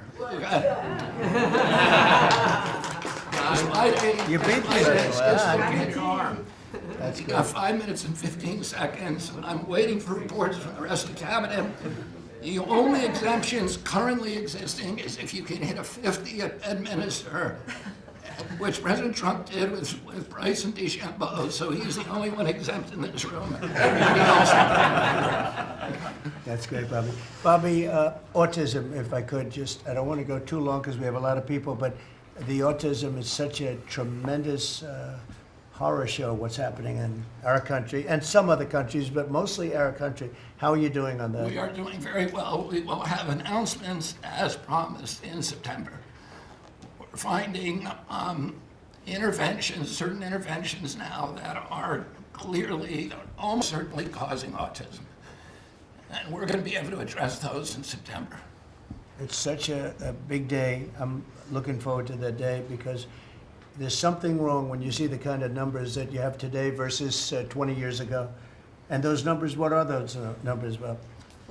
In 1970, the biggest epidemiological study in history was done in Wisconsin. They looked at 900,000 children and they were looking for autism. They knew what it looked like. And they were very, very precise about it. And they found an incident rate of 0.7, in other words, less than 1 per every 10,000 children. Today, our most recent numbers are 1 in every 31 kids. It's probably actually much worse than that because California, which has the best collection system, is reporting 1 out of every 19 children, American children, as autism, 1 in every 12.5 boys. So it's gone from less than 1 in 10,000 in 1970 to 1 in 12.5 boys. Think of those numbers. So there has to be something artificially causing this, meaning a drug or something. And I know you're looking very strongly at different things, and I hope you can come out with that as soon as possible. We will. So 1 in 10,000, and now it's 1 in 31 or 34 or 12 if it's a boy. Can you imagine that? 1 in 12. That's for a boy. 1 in every 12.5 boys. It's not even believable that that could be. And that was 1 in 10,000 not so long ago. I've been hearing these numbers, and they get worse and worse every year. There's got to be something. I think there's nothing, including favored nations and everything else, there's nothing that can be, if you can find out the reason that that's happening, and I know we're gonna do some things. I think we maybe know the reason, and I look forward to that press conference, to be with you on that press conference. That's going to be a great thing. Thank you, Bob. You're doing a great job. Linda, how about it? And we want nothing less than $500 million from Harvard. Don't negotiate, Linda. They've been very bad. Don't negotiate. Go ahead. All of that's working well. Mr. President, thank you very much. Since we are focusing today on Labor Day, and I know that Kelly and Lori are both going to echo some of the things that I'll say as well. We are really focusing, on our workforce. But what I'm finding with great joy around the country is that states really are being innovative and working more with middle schools and with high schools to make sure that we are having hands-on learning. There are pathways to jobs that are happening now. And if we see more and more of our community colleges working with our middle schools and our high schools so that high school students are graduating not only with a diploma, but a certificate that they have worked with, perhaps with a Toyota or another company that is coming in, public-private partnerships. And they're learning on the job so that when they graduate from high school, they're ready to go into the workforce, because we know with all of these wonderful jobs that are coming back into the country, through AI, through just our normal jobs, we need electricians, HVAC operators, etc. If we don't have this training, we're not going to have the workforce we need for all these wonderful jobs. So governors are really excited about this prospect. I've been now to several states and visited community colleges and tech schools with governors, and they're just all on board for getting this done. I think it's one of the best things that we're hearing relative to the job market. So we're just kind of focusing on that for today. So we're bringing education back to the states, to put it in a more simple fashion. We're going to let the states educate our children again. And, you know, we're rated out of 40 countries, we're 38, 39, or 40. So obviously, it's not working what they've been doing for the last 30, 40 years. And if you go back, the best are like Norway, Denmark, Sweden, some of the other, Finland, they're very highly rated. If you go back to just take a look at anything you want to do, you just look at us in the past. If we gave Iowa or gave Indiana or gave, and I don't say every one of them, you know, a guy like Gavin Newsom's not going to do well. Certain states won't do well. But even California, you cut it up into sections. You have Riverside, you have this, you have that. You cut it into 5 sections. And, you know, if you had a good governor, you'd be able to do well. But certain states will be able to compete with Denmark, Norway, Sweden, and everyone. It'll be just as good. So I figure you have close to 40 of those states. Mm-hmm. And then you'll have 10, you'll have 5 that won't be very good. You have 5 disasters, and we'll have to work on those disasters. But for the most part, we will have education that will go zooming up in those charts, just like we have in everything else we've done. And I think it's one of the most important things we're doing at this table. So bringing education back to the states where you have the parents running it, where you have the school boards, they're local. We have people running from Washington that have never even been to the state that they're in charge of. They've never even been there, and I don't think they care about it. So we want to close up the Washington buildings, sell the buildings off, let somebody else get rich with the real estate, because it'll be a crime-free city. By the way, speaking of that, anybody murders something in the Capitol, capital punishment, capital punishment.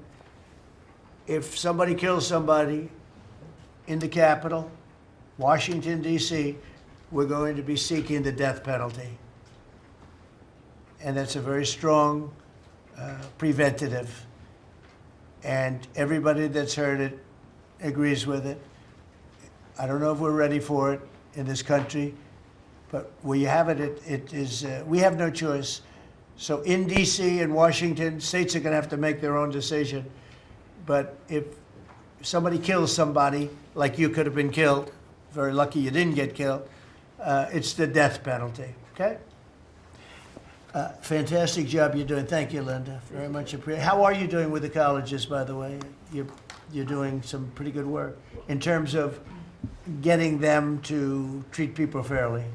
Well, interestingly enough, since we've been negotiating with some of the Ivy League schools, I have presidents of universities calling every single week. They want to sit down and talk to us about all of the steps that they are taking, because they would like to not come under the same investigative program, and so it is having its desired effect. That's great. So if you fire a shot across the bow, and the big guys, people kind of step in line and know you mean business, and we have teeth in these agreements, and I'm proud of the work that we're doing there. Well, they misbehaved, and some of these schools are getting billions and billions of dollars, and they misbehave, so that's it. And so one way or the other, we're going to win that whole thing. It's going to straighten them out. Okay? Thank you.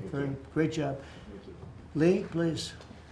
Mr. President, the Trump EPA has a special Labor Day message to America's workforce, especially our auto workers, our coal miners, our steam fitters, our pipe fitters, and the list goes on.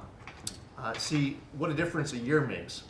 A year ago, the way that the Environmental Protection Agency was operating, the choice was made to protect the environment, we would have to strangulate the economy. That's the way that the EPA operated for years. There was a binary choice. We had to choose one or the other. The Trump EPA completely rejects that. See, we choose to protect the environment and grow the economy. And a very special shout out to Russ Vogt and his team at the Office of Management and Budget. We give him a lot of work. He's happy to do it. Dozens of different deregulatory actions. We just announced a proposed rescission of the 2009 Obama EPA endangerment finding. all of the light, medium, and heavy-duty vehicle regulations that followed. It is the single largest deregulatory action in the history of the United States government. And when you add up the dozens of different actions that we have announced and that we're working through, in one agency in 1 year, we'll do more deregulation than entire federal governments have done across all agencies, across entire presidencies. And what we are accomplishing would not be possible if not for the support of the rest of this team you've assembled around this table. The well-oiled, well-wired machine at the White House, led by Susie Wiles, and the DCOSP, the policy shop, led by Stephen Miller, they have been amazing to work with. I was just in Iowa with Administrator Loeffler, who made an announcement with Secretary Rollins to reverse the deratement on diesel exhaust fluid systems. Mr. President, you said you wanted water flowing faster. Working with the Secretary of Energy, we've done our part to do that, to get gas cans flowing faster, to stop that annoying start-stop feature in vehicles. See, people out there might say, well, why are you focused on all of these little things? If it's little to you, it doesn't mean that it's not a very big deal for millions of other Americans. The charge was clear when you called me in November. Land and water for all Americans. Unleash energy dominance. Advance cooperative federalism, permitting reform, make America the AI capital of the world, bring back American auto jobs. What we are accomplishing now, again, wouldn't be possible if not for your leadership. I'm grateful to the American people for electing you and our amazing Vice President. I was just in Mexico City announcing and signing on behalf of the Trump administration an agreement with Mexico for a permanent solution for the Tijuana River sewage crisis, which you have been so outspoken and passionate about in our conversations. It would not be possible if not for Secretary Rubio, Deputy Secretary Landau, U.S. Ambassador to Mexico Johnson. The team at the State Department has been incredible. The work with the NEDC on permitting, to be able to get new pipelines built, to get new factories started. The list, it's amazing. You know, somebody out there might not realize the relationship between the Environmental Protection Agency and the Department of Defense. The amount of work with Secretary Hegseth and the Army Corps, from responding to the LA wildfires, to getting more water flowing in California, which is also something that Secretary Burgum is involved with, to helping the farmers, the ranchers and landowners to revise the waters of the United States definition so they don't have to go hire an attorney or a consultant to tell them whether or not a water on their property is subject to federal regulation.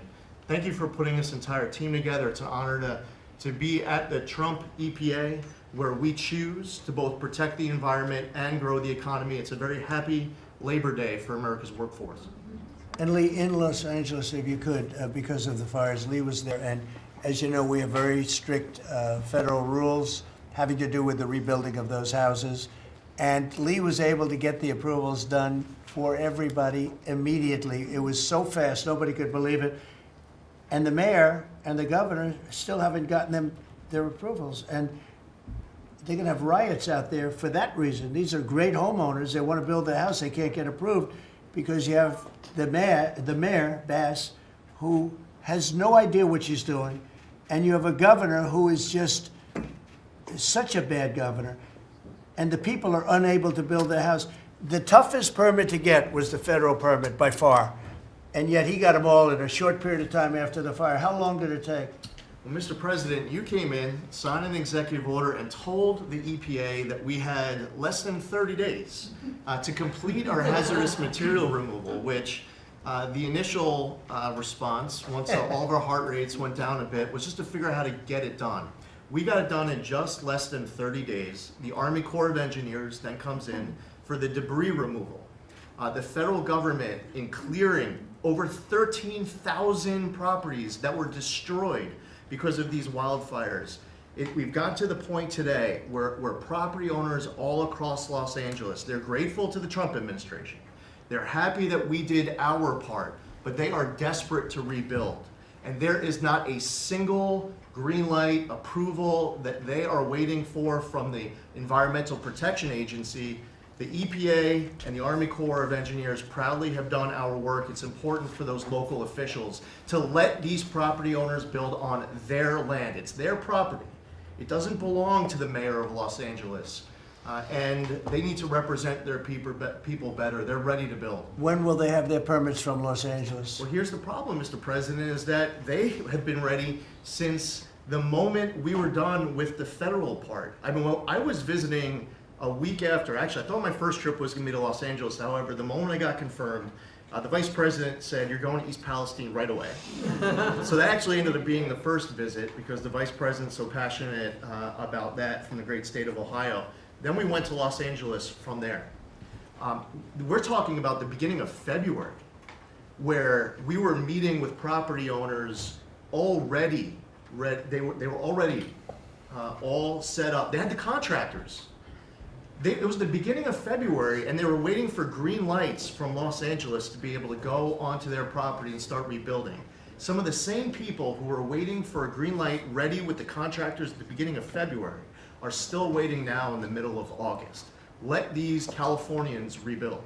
And they're talking about also taking away some of the properties and building low-income housing on those properties. They're going to have problems like they've never had before. These people don't know what they're doing. So we have all our permit. Everything the federal government has to do was done long ago. They should have been. I went to a town hall with Lee, but we were there, and the mayor was saying it would take 2 years, maybe 3 years to get this approved. I said, no, not 2 years, 2 days. They should have it in 2 days.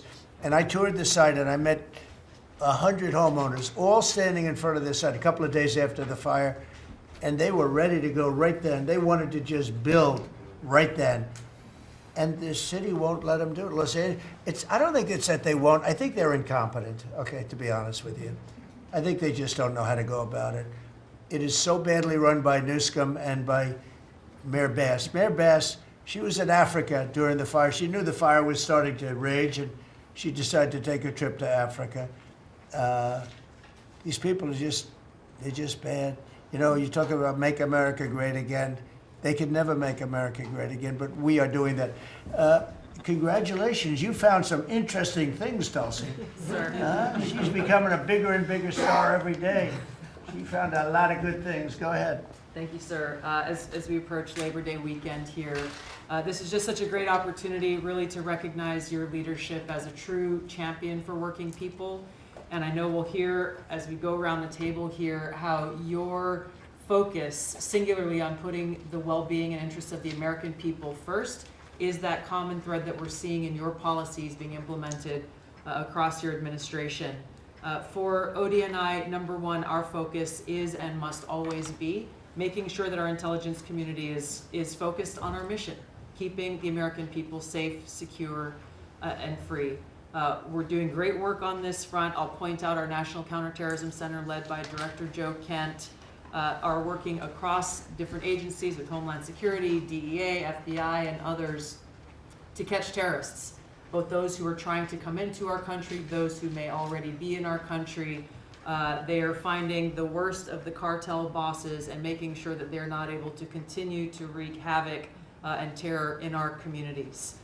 Secondly, Mr. President, you have charged me with the mission of finding the truth and telling the truth to the American people. And we've exposed some of the worst examples of the weaponization of intelligence in the last several weeks. I will continue down that mission and that path wherever it leads. Transparency, telling the truth, is what will drive true accountability for the American people who deserve nothing less. And lastly, Mr. President, all of us are charged with being good stewards of taxpayer dollars. I've gone through a reorganization for ODNI that we've announced in the last week. We've cut nearly half of redundant, unnecessary functions within ODNI, saving taxpayers over $700 million a year. We will continue focusing on our core mission in keeping the American people safe, and appreciate your leadership and your focus on this most critical task. And you've also found many bags of information. I think they call them burn bags. They're supposed to be burned, and they didn't get burned, having to do with how corrupt the 2020 election was. And when will that all come out? Mr. President, I will be the first to brief you once we have that information collected, but you're right, we are finding documents literally tucked away in the back of safes in random offices in these bags and in other areas, which again speaks to the intent of those who are trying to hide the truth from the American people and trying to cover up the politicization that was led by people like John Brennan and James Clapper and others that have caused really immeasurable harm to the American people and to our country. Great job. Thank you. We look forward to hearing it. The public looks forward. Thank you very much. Administrator?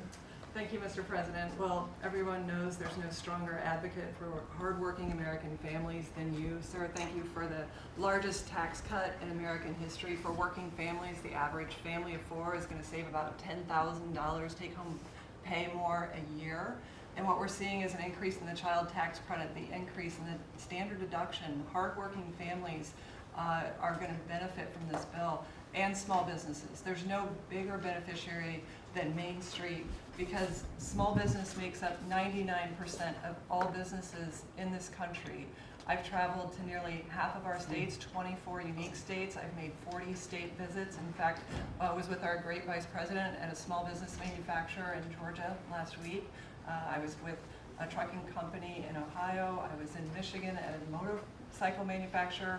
The return of Made in America is going to be driven by small businesses, because 98% of all of our manufacturers in America are small and medium businesses, 600,000 factories that employ 5 million people. And as Secretary McMahon mentioned, this work-based learning that is going on in professional and trade schools is real. I've visited them from Utah to Maine to Georgia and seen this revolution in education happening. So small businesses need skilled labor. Now that you solve for inflation, for the taxes, every Democrat voted for a $4 trillion tax increase on the backs of hardworking Americans. And so you prevented that. And now we've got fair trade. And thanks to Administrator Zeldin, we're seeing deregulation. I mean, this diesel exhaust fluid crushed farmers and construction and other heavy industry. So rolling that back makes a real difference for small business. And your domestic economic agenda is amplified through small businesses, which is why small business optimism is above its 53-year average, finally. And so Main Street appreciates it. What Main Street wants now is a rate cut. They feel burdened by high interest rates. They would grow higher and expand more if they could, but the interest rates are really hurting them. And finally, I want to say thank you for your executive order on debanking. We're about to announce a major investigation on debanking. It happened to you and your family. It happened to me. It happened to thousands and thousands of Americans, and unfortunately, disproportionately on those that had conservative values, on Christians, on pro-life, on 2A businesses. And so we're going to be talking to the banks about that. The SBA operates the largest government business loan program in the federal government. We have a network of 5,000 banks. So we're going to be making sure that that never happens to anyone again. Great job. You've done a great job. Thank you very much. Christy? Well, Mr. President, first of all, thank you for the opportunity to work for you. And you committed when you ran for president to make America safe again. And today, the average family and individual that lives in this country is safer than they've been in years because of what you've done. We've got 3 months in a row now with 0 illegal aliens coming into this country. And I want to thank Pete and the Department of Defense for all of their help. They're down at the border with us still, helping us keep that border secure and make sure we know who's coming into this country. You've arrested and brought to justice hundreds of thousands of illegal aliens, of criminals that have perpetuated violence against American people. Sir, you've had 1.6 million people voluntarily go home to their home countries that were here in this country illegally. Because of your strong message and you enforcing the law, they decided to go home on their own so that they could come back the right way someday and be American citizens. But what I think is one of the most remarkable statistics is that under Joe Biden's administration, 88% of new jobs went to foreign-born individuals. Under your administration, 2.5 Americans have jobs today that they didn't under the previous administration. And they have those jobs because you created opportunities. You made this country safe. You opened up the economy, you enforced the law. Now people can get up and provide for their families and go to work every day and be confident in that. And the last thing I would say is that it's incredibly important to know that every one of those illegal aliens that has gone home, they were costing us about $8,700 to $9,000 a piece in what they were taking out of our social programs, out of Social Security. You've saved this country billions of dollars, about $15 billion, just in what those illegal aliens were costing us in social programs. I've cut over 450 different contracts at the Department of Homeland Security. We're getting rid of corrupt ones that were not efficient for taxpayers, weren't focused on our mission of keeping us safe. And we've also renegotiated and brought in our biggest vendors and said you have to do better. And we've saved the taxpayers over $13 billion doing that as well. So we're continuing to be accountable to taxpayer dollars, but sort of focused on doing the mission of what you've committed, and that's to keep us safe and to make sure we put Americans first. Well, great job, and great job on the border. We had millions and millions of people coming in. To think 3 months in a row, 0. Incredible. That's some job. Thank Tom and everybody, and Pete, good job. Not surprised. Thank you very much. Chris, please. Chrissy. Sorry about that, Mr. President. Like Secretary Noem, I'm thrilled to be here to work with you on the simple platform you were elected on, which was to bring back the American dream, to bring jobs and opportunity for families across the country and to lower their costs so they can live their lives and expand the choices they have. You led off today talking about gasoline prices. I'll throw in diesel. If you correct for inflation, they're at multi-decade lows. This is a huge expense. This is a huge constraint on people's lives. We should celebrate that. Natural gas has become our main industrial fuel powering factories around the country. Natural gas prices are quite low in this country, and they're lower than in any country in the world.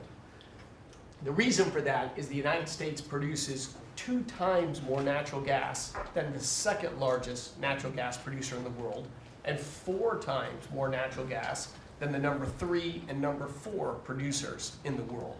So you've opened up American opportunity and energy together with the work of Secretary Burgum, Administrator Zeldin, Secretary Lutnick, Secretary Rawlins.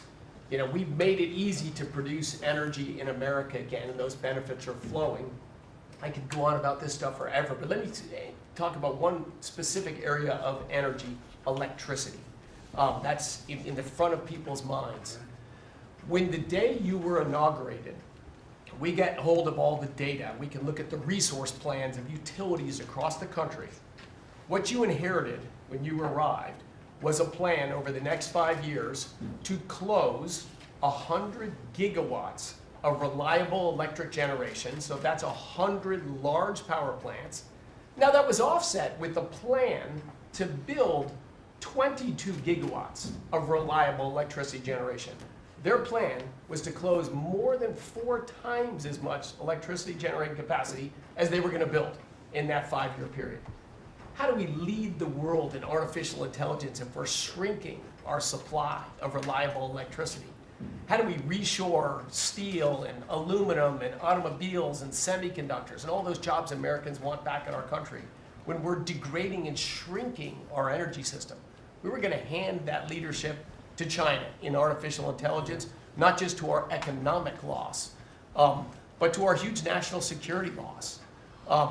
Your team around this table, and almost everyone around this table is involved in it, is just to completely pivot dramatically.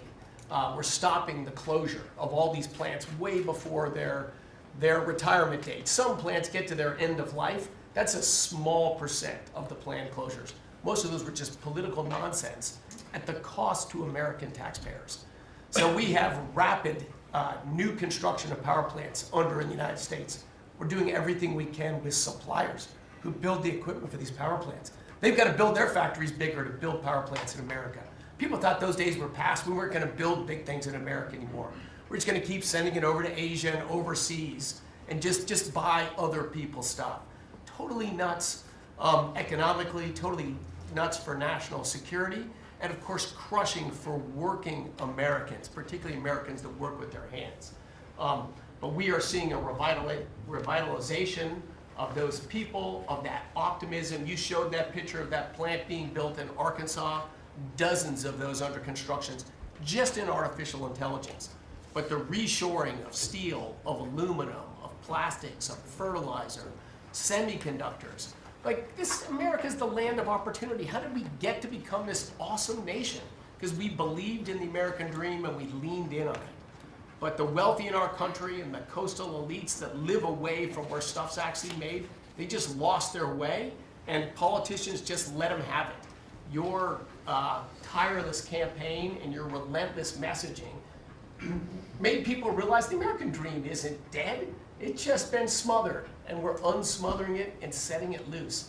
God bless your efforts. God bless your assembly of this team around this table for bringing the American dream back. Yeah, thank you, Chris, very much. Great job you're doing. Appreciate it. Lori, please. Mr. President, everybody here who spoke works at the Department of Labor, clearly, which I love. They have all the correct talking points, but I think that's a testament, again, that we are all working together every single day. We talk to each other often, and the workforce, the skilled workforce, the education factor, retirees, it's been so important because they all touch the Department of Labor, and I have the opportunity to work with every single one. If you all haven't stopped by the Department of Labor, Mr. President, I invite you to see your big, beautiful face on a banner in front of the Department of Labor, because you are really the transformational president of the American worker, along with the American flag and President Roosevelt, because we're bringing business and labor together. And I was so honored to unveil that yesterday, and everybody is taking note of that. You also mentioned crime, and I think it's been important for my colleagues to recognize that now American workers can return to work and feel safe. That business owners aren't shutting down their businesses because they're afraid they can't protect their workers, and now it's open for business again, and it's starting right here in our nation's capital. Many things have been mentioned about consumer confidence up, unemployment is holding steady, and more than 2 million net jobs for native-born Americans has been key under your leadership.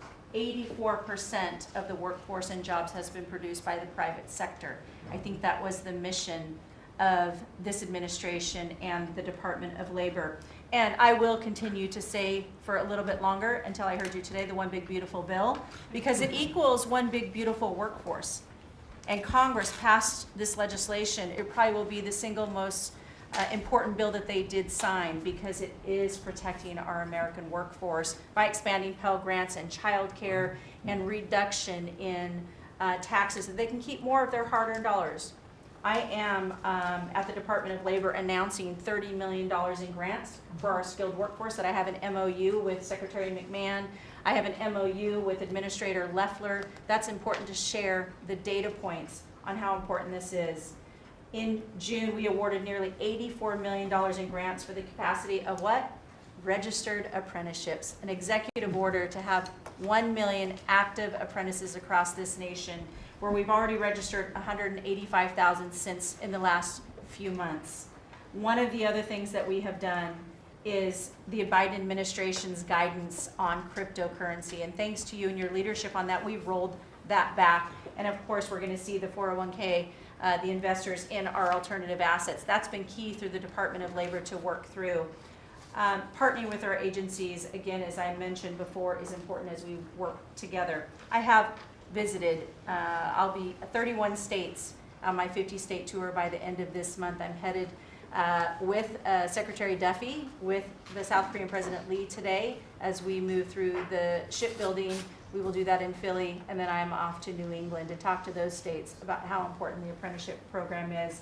But while I visited Hexel in Salt Lake City, 100% domestic carbon fiber for the Department of Defense as they produce. They are announcing another $1 billion investment per your executive order on advanced manufacturing. So it is working. Everything that you have been saying since you were elected and since we all can put into play has been working. Ohio, McDonald's is investing 375,000 new jobs. The shrimpers, I visited as well, and they need our help in protecting that industry for our American fishermen and shrimpers. In Minnesota, I toured Cambria. when we're talking about quartz countertops, all made in America. And again, in Oregon, where we are expecting a crackdown. Thank you for what you are doing with your agents on ICE, and thank you for the prosecution that I hope you will come to Portland, Oregon and crack down. But while there are still good people, I was able to visit Buckeye Pacific, really a trading floor for the timber industry. So we still want to focus on great, hardworking American businesses. Mr. President, I couldn't be more excited to ring in Labor Day in Erie, Pennsylvania for the Labor Day Parade. I will be there to welcome it. It is an honor to serve this country. It is an honor to serve under your administration as the Labor Secretary, and we will kick off, and Republicans will own Labor Day again, not Democrats. We will own it because we are, and you are the president of the American worker. So thank you for everything that you've done. Thank you very much, Lori. Absolutely. You're doing a fantastic job, and I will tell you that Lori was recommended by the Teamsters. And I said, that doesn't really work, does it? And it turned out to be one of our best choices. So I just want to thank you and Sean, who, as you know, recommended you very strongly. You really turned out to be a gem. Thank you. I was able to talk to the president on the phone the other day. He called and we visited, and he said, but I know that you were, you know, a little bit middle of the road and not so sure. I said, Mr. President, I have been a Republican. He's like, what? Wait, what? Now I like you even more. So, You're doing a great I appreciate it. Thank you, Lori. Thank you. Thank you. Pam? President, I'm working with everyone around this table almost daily on legal issues that we're winning on. But today, because it's Labor Day, President Trump, if I could focus on public safety, not only domestic, but from our foreign adversaries. And Secretary McMahon, I know you know, kids are out of school this weekend. It's Labor Day. And Secretary Duffy, you know, our highways are going to be packed with travelers coming to not only our nation's capital. If you're out on our waterways, whether it's the Potomac or the Gulf of America or the Pacific, wherever you're out this weekend, people need to be safe. And on an international level, Secretary Rubio, thank you for all your help on everything we're doing, and everyone around this room. But yesterday, there was a big, big win. El Mayo pled guilty, and he was the co-founder of Sinaloa cartel with El Chapo.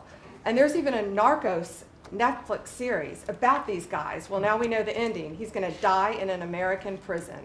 They are one of the worst, El Chapo and El Mayo, some of the worst narco traffickers in our world. And he will spend life in prison now. And that's so important because those guys and others throughout this country, throughout this world, have brought into our country drugs, cocaine, heroin, fentanyl, methamphetamines that's killing our kids. And we have to stop that. And that's what you've been doing not only in DC, but around the country at your leadership. And over the weekend, parents need to know, with kids out of school, with people out on our highways and on our waters, do not take a pill from anyone you know, don't know. Do not buy anything on the street. It could be laced with something toxic. We've seen so many fentanyl overdoses. And when you were here in DC, we showed you pictures of some of the drugs that had been seized right here in DC. President, they were packaged for children. Packaged for children. And people are dying from these around our country. So thank you, President Trump, for your leadership and for letting Americans know that it's now a safe place to go. But parents also have to know, college kids have to know, to be vigilant and not take this trash. Because you could be thinking you're taking a Xanax, an Adderall, anything, and it could be laced with something very lethal. So thank you, President Great Trump. message, Thank and you, you've been President Trump. fantastic this last 12 days in D.C. The job you and your whole group has done is, All of us. everyone's talking about it all over the world. I hate to have to talk about that, but we have to. It's becoming a very safe place again, and the work, I've seen how hard you worked the last, well, from the beginning in all fairness, but this focus on D.C.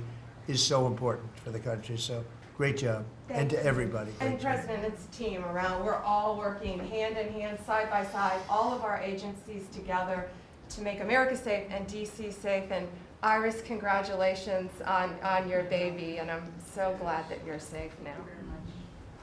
Thank you, Pam, very much. Great. Mr. VP, would you like to say something? Yes, sir. I'll be brief, but I want to congratulate you and the entire team on all the things that have been accomplished. You'll hear about a lot of it. You've already heard some of it, but I thought it would be helpful, Mr. President, just to take stock, not just of what we've accomplished, what we will accomplish, but of the mess that we inherited, because I think it makes this first Labor Day a bigger and more special occasion. You heard, I think, Christy talk about this, that all of the net job growth under the Biden administration had gone to the foreign born. Now that net job growth is going to American citizens who deserve opportunity in their own country. That's a great accomplishment. You'll hear, I'm sure, Scott talk about the success with tariffs. People forget that we inherited the largest peacetime deficit in the history of the United States of America. And now, because the president is not letting foreign countries take advantage of us, we're collecting hundreds of billions of dollars, trillions of dollars over 10 years in tariffs from countries and companies that were formerly taking advantage of the American people.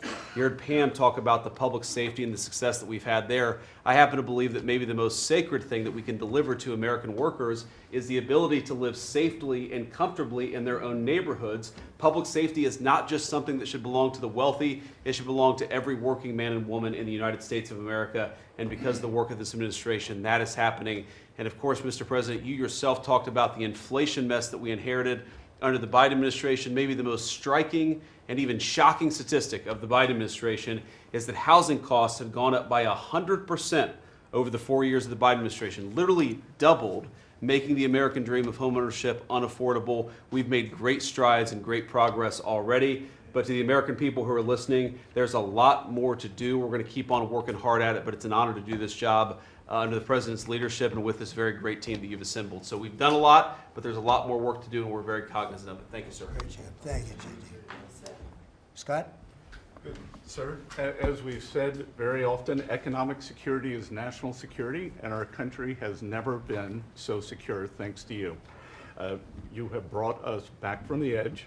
You have the overwhelming mandate from the American people. You're restoring confidence in government, a topic that is on the front of everyone's mind, the Federal Reserve. The Federal Reserve's independence comes from a political arrangement between itself and the American public. Having the public's trust is the only thing that gives it credibility, and you, sir, are restoring trust to government.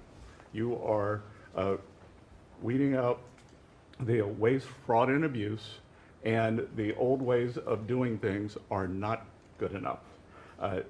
We are seeing a blue-collar boom. In the first 7 months of your administration, real blue-collar wages have taken off.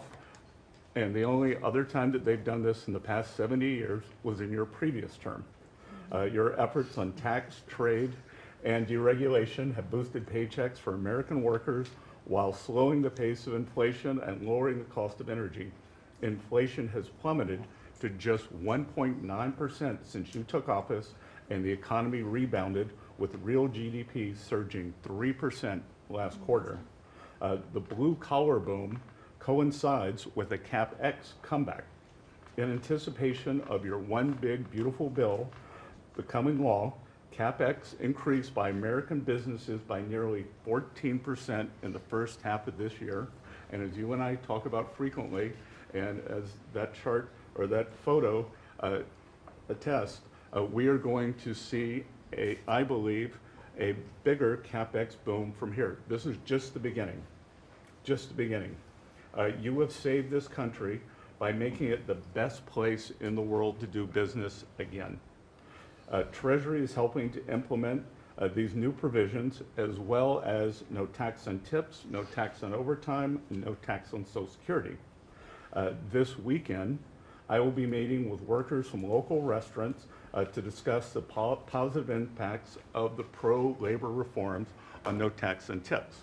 And I have to tell you, thanks to you, when I go into a restaurant or stop by a hotel doorman, I am the most popular person there. And since my first job at age 9 was as a busboy getting tips, I am going to spend Labor Day going from restaurant to restaurant talking to workers who receive substantial amount of tip income. So I'll hear directly from them how your one big beautiful bill is increasing their take-home pay and making a big difference. Now, we can also talk, that is domestic. On the international front, you have leveled the international trading system whereby countries took advantage of us, and that's over. It's over. The Treasury Department is taking in record tariff revenues that I had been saying was running at a rate of $300 billion a year. You chastised me for saying that it's not, that number is too low, and as usual, you're right, that we had a substantial jump from July to August, and I think we're going to see a bigger jump from August to September. So I think we could be on our way well over $500 billion, maybe towards the $1 trillion number. This administration, your administration, has made a meaningful dent in the budget deficit. The average budget deficit during this term is 26% less than the last 12 months under Biden.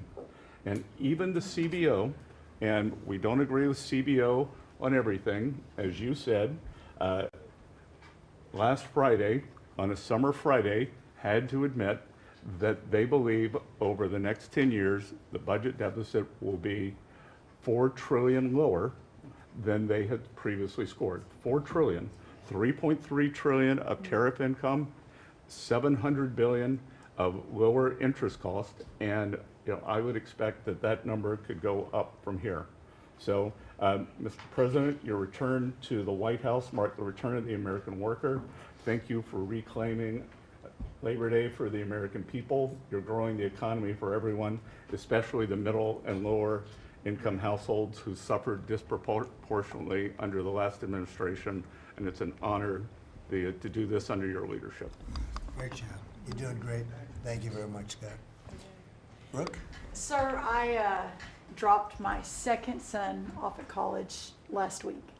And I wasn't planning to say this, but just listening to everybody, I wanted to put a little bit of a personal touch on this work.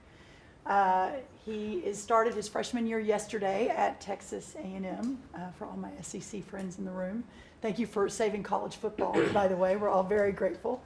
The country just feels different. It just feels different. There's such a optimism and a love. There's a faith movement going through, especially with our younger Americans. And for those of us with kids in college, I know we feel it. And I experienced it firsthand last week, moving him and my other older son in as well.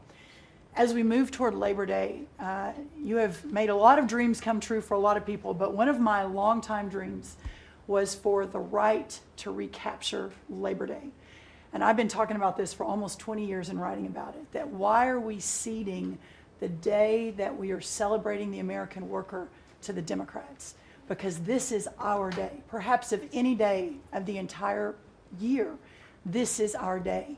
America was founded and fought for by fishermen and farmers and workmen and et cetera. The Genesis, the first book of the Bible, talks about the righteousness of work and the art of creation. And so to be part of this effort to represent the farmers, the ranchers, the agriculture industry at this moment in time, which I do believe we're in a revolution. 1776 was the first one, 1863 or so with Abraham Lincoln was the second. This is the third with Donald Trump leading the way.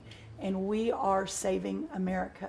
And the idea that we are putting the worker, the very central component of the American dream at the center of it, is the reason that it is so. So at USDA, it continues to be my greatest honor to fight for the original American worker, whom I think the farmer is and what they represent. And as we are building new systems and new structures, as we have this year going to have the best harvest on record for our row croppers and others, what this team has done and is doing to open up those markets to ensure that these farmers can continue to return prosperity to rural America. I'll finish with this. This morning, we had a working group with 6 of our cabinet members. Bobby Kennedy representing healthcare, Linda McMahon education, Lee Zeldin deregulation, Kelly Loeffler small business, Lori Chavez Tarimmer labor, and Scotty Turner housing. And how you leading the way in your vision, how that will return the golden age to rural America, to the very fabric of our country. And whether it's better hospitals, better education, more opportunity, less government, better and bigger small businesses, better opportunities for our workers, and better housing, and of course the agriculture piece of that, through the big, beautiful bill, what it did, the greatest investment in rural America in history. And now the opportunity to effectuate that is, again, a game changer, a country saver, and what a joy to be able to do it under your leadership. So thank you, sir. Really good, thank you. Beautifully stated, thank you very much. Scott? Yes, sir. Thank you, Mr. President. I'm so grateful to be here to celebrate Labor Day with the greatest team in America. And it is football season, so I'm happy about that. But Mr. President, I want to say thank you for, as Brooke said, reclaiming Labor Day. And you've been a tremendous champion for the American worker. I come from a hard-working family, as many people around this table do. And so thank you for helping us to change the conversation. And I believe we are changing the conversation around the kitchen table. And as everybody knows, you know, my job is to steward HUD. And we have at HUD been very intentional about changing the conversation about the dignity of work and the dignity and the honor of family formation through work. And how the younger generation, when they see their parents work, how they're incentivized to work. And that, you know, America is not a welfare state. But America was built on small business. It was built on entrepreneurship. And so as it pertains to housing, we're being very focused on that, and even some that receive HUD funding to make sure, like our Section 3, when you receive HUD funding, that you are given opportunities for the most vulnerable Americans that you serve to have work, to have opportunities to work, to have work requirements. Work requirements are not a bad word. That's a great word. Time limits is a great word to incentivize people, able-bodied, able-minded people to work. And I believe that we are, under your leadership, sir, changing that conversation in America to where working is an honorable thing. And Secretary Wright talked about revitalization. Revitalization means to bring new life. And I believe we're bringing new life to America, Mr. President, through work and through all the jobs that people are doing around this table. And with the One Big Beautiful Bill, the most extensive tax break in American history, opportunity zones are now made permanent. And you know how passionate I am, and you are too, sir, about opportunity zones. And so this will allow us to continue to build affordable housing around our country. And Mr. Vice President, I'm coming your way. I'm coming to Columbus later this week and to see how we can continue to build affordable housing in our country with opportunity zones. And you know, 1 million people, Mr. President, were lifted out of poverty because of opportunity zones. $90 billion of private money was invested in opportunity zones, urban, tribal, and rural. And now that they've been made permanent, we're looking for millions more to be lifted out of poverty, $100 billion to be invested, hundreds of thousands of jobs to be created, hundreds of thousands of units of housing to come online. And so, sir, I sit here very excited about the future of this country. I'm very proud to be at this table, humbled to do so. And HUD, we're on a good path. So thank you for all your support and helping us, sir. Thank you very much. God bless you. And I want to give credit to Tim Scott, great senator from a place called South Carolina that we love, right? And Tim really came up with opportunity zones, and we did a good job of working with him, and together we created something that nobody speaks of very much, but it's probably the most successful thing that's ever been done of its kind. It's been amazing. So Tim Scott deserves a lot of credit for that. Thank you. Thank you. So Russell, go ahead. Thank you, Mr. President. And I get the opportunity to go hand by hand with all of these people as they move their DRECs through the Office of Management and Budget. And I wanted to zoom out for a second. In the first term, you gave us a goal of 2 for 1. And then we outperformed it through your leadership. We came in at around 5.5, 6 for 1. And then as you're running for your second term, you put out a goal that when you put it out, I was thinking to myself, that's going to be a pretty ambitious goal. You said 10 for 1. Well, where we are right now, in just 1 month, in 1 year, basically 8 months, we are at 245 deregulatory initiatives planned by these agencies. that comes out to 30 for 1. So we are making incredible strides, and as you're focused on the details of each one, I mean, these aren't small things. Endangerment finding is one of the most deregulatory things in the history of this country. NEPA reform, incredibly deregulatory.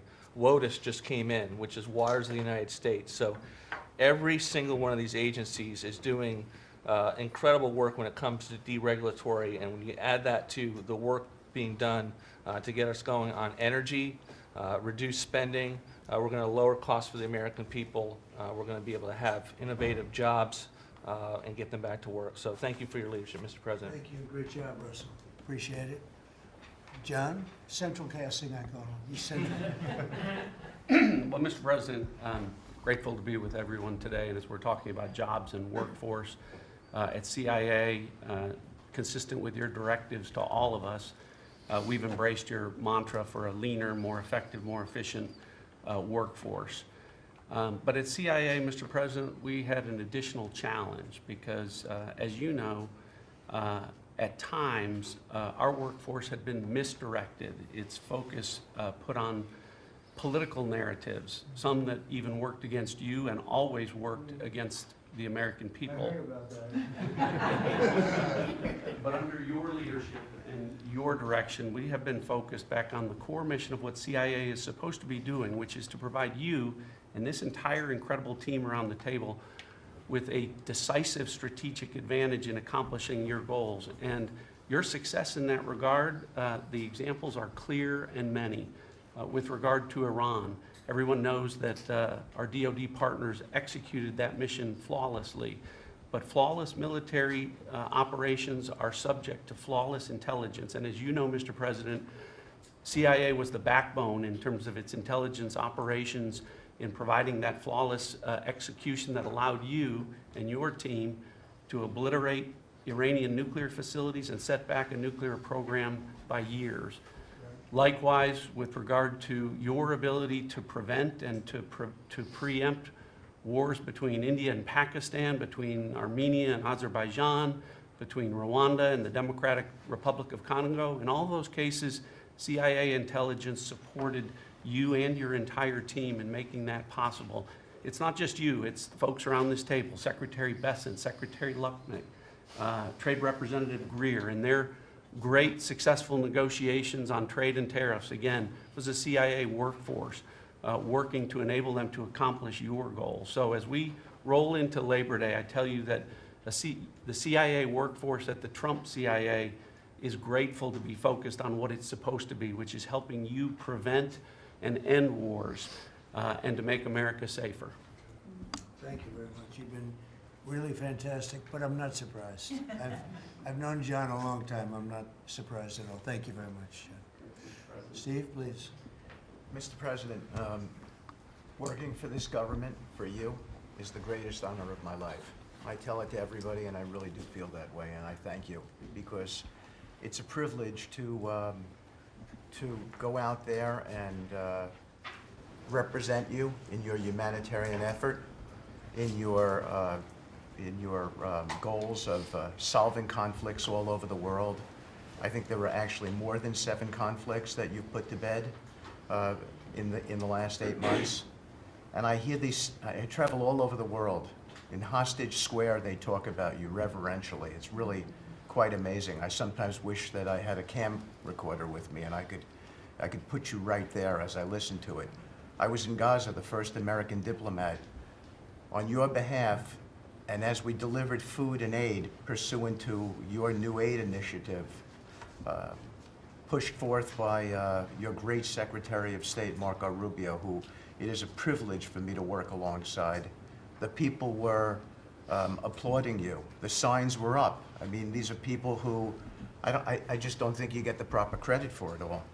We are negotiating multiple entries into the Abraham Peace Accords because of your vision. Azerbaijan, all these different conflicts that we're out there on your behalf on, these are people who have never really seen the world change in this way. Peace through strength really, really works. Russia, Ukraine, Iran, Israel, Hamas. We're having meetings all this week on all 3 of those conflicts, and we hope to settle them before the end of this year. Your team is nothing short of incredible. And there's only one thing I wish for, that noble committee finally gets its act together and realizes that you are the single finest candidate since the this Nobel Award was ever talked about to receive that reward. Beyond your success is game-changing out in the world today, and I hope everybody one day wakes up and realizes that.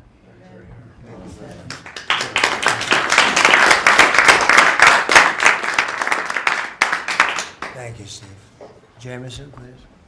Mr. President, I like to think of Labor Day as the Trump Trade Policy Day, because everyone around this table and everyone listening knows that one of the major reasons why American workers and organized labor voted for you is because of your trade policy and the policies you've had and advocated for 40 years or more.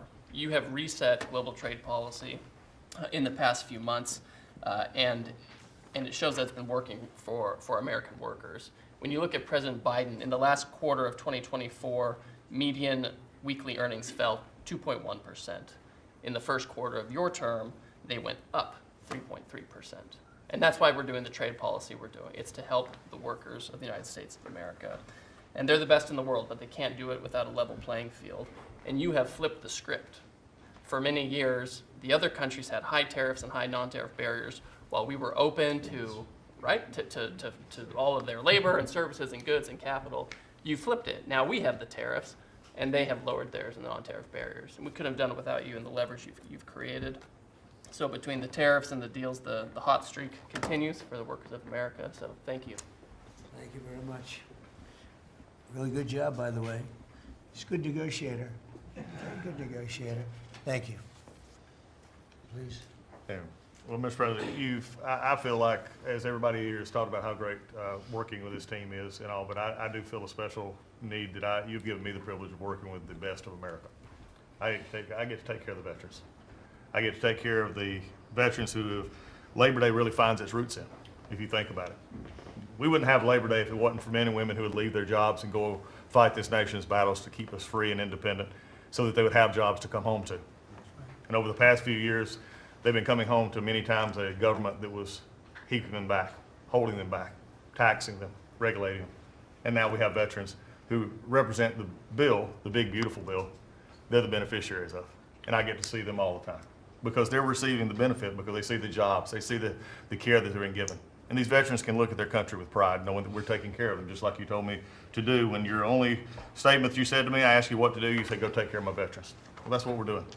One of the other things we're doing right now is, for many of you, I love to hear how you're deregulating everything, and I've worked from Congress and worked with many of you before.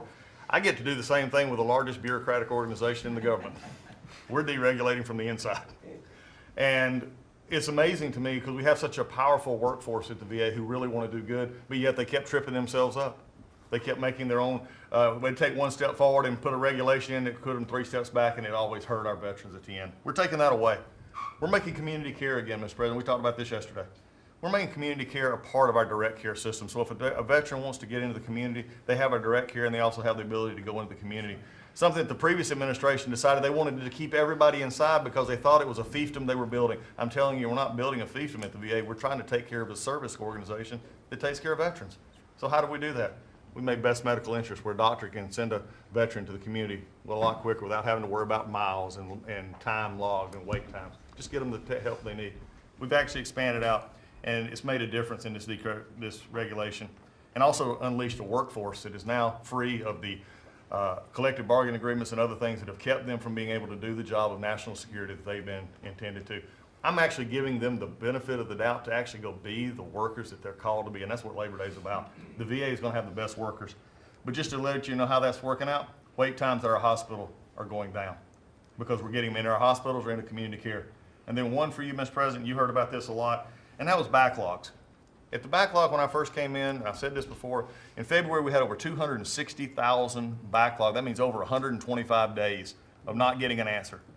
In just a little over 4.5 months, we've dropped that over 100,000. We're under 150 and heading down to historic lows. We'll be within the next month lower than any time under the previous administration at all. That means our veterans are getting the help they need. So when you look at it this way, we've opened new facilities. We put new facilities in places where workers can get to. We've expanded out hours, over 1 million extra hours, so veterans, younger veterans in particular, can get off of work and bring themselves and get their appointments in after hours or on Saturdays. That's what it means to be in the Trump administration. That's what it means to take care of veterans. That's what it means for Labor Day. Because you can't forget the ones who fought for us to be on this table today. And it's all because of what you've done and the progress that we've made. Well, you've done a tremendous job, and I hear it all the time. We have a 93% approval rating at the VA now. And you know what it was before? It was like horrible. So thank you very much. Mr. President, there's been some conversation about the Pete and Bobby challenge. I would just note that I don't think Pete or Bobby could hold these sticks for 2.5 hours. Exactly. If they want that to be the challenge, so be it. But I think 50 pull-ups and 100 push-ups might be easy compared to the. You didn't have this problem with Biden. It was in and out very quickly. So kudos on Labor Day to the audio team that's holding the sticks.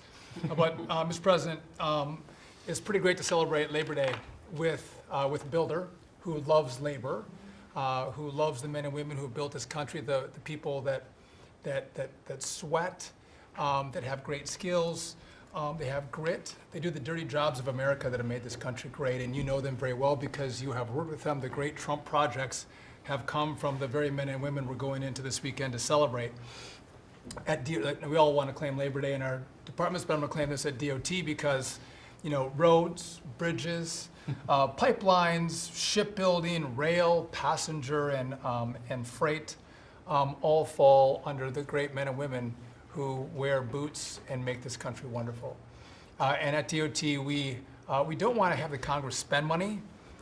We want to take the money that Congress gives us and actually deploy it and put these men and women to work building the great projects of this country.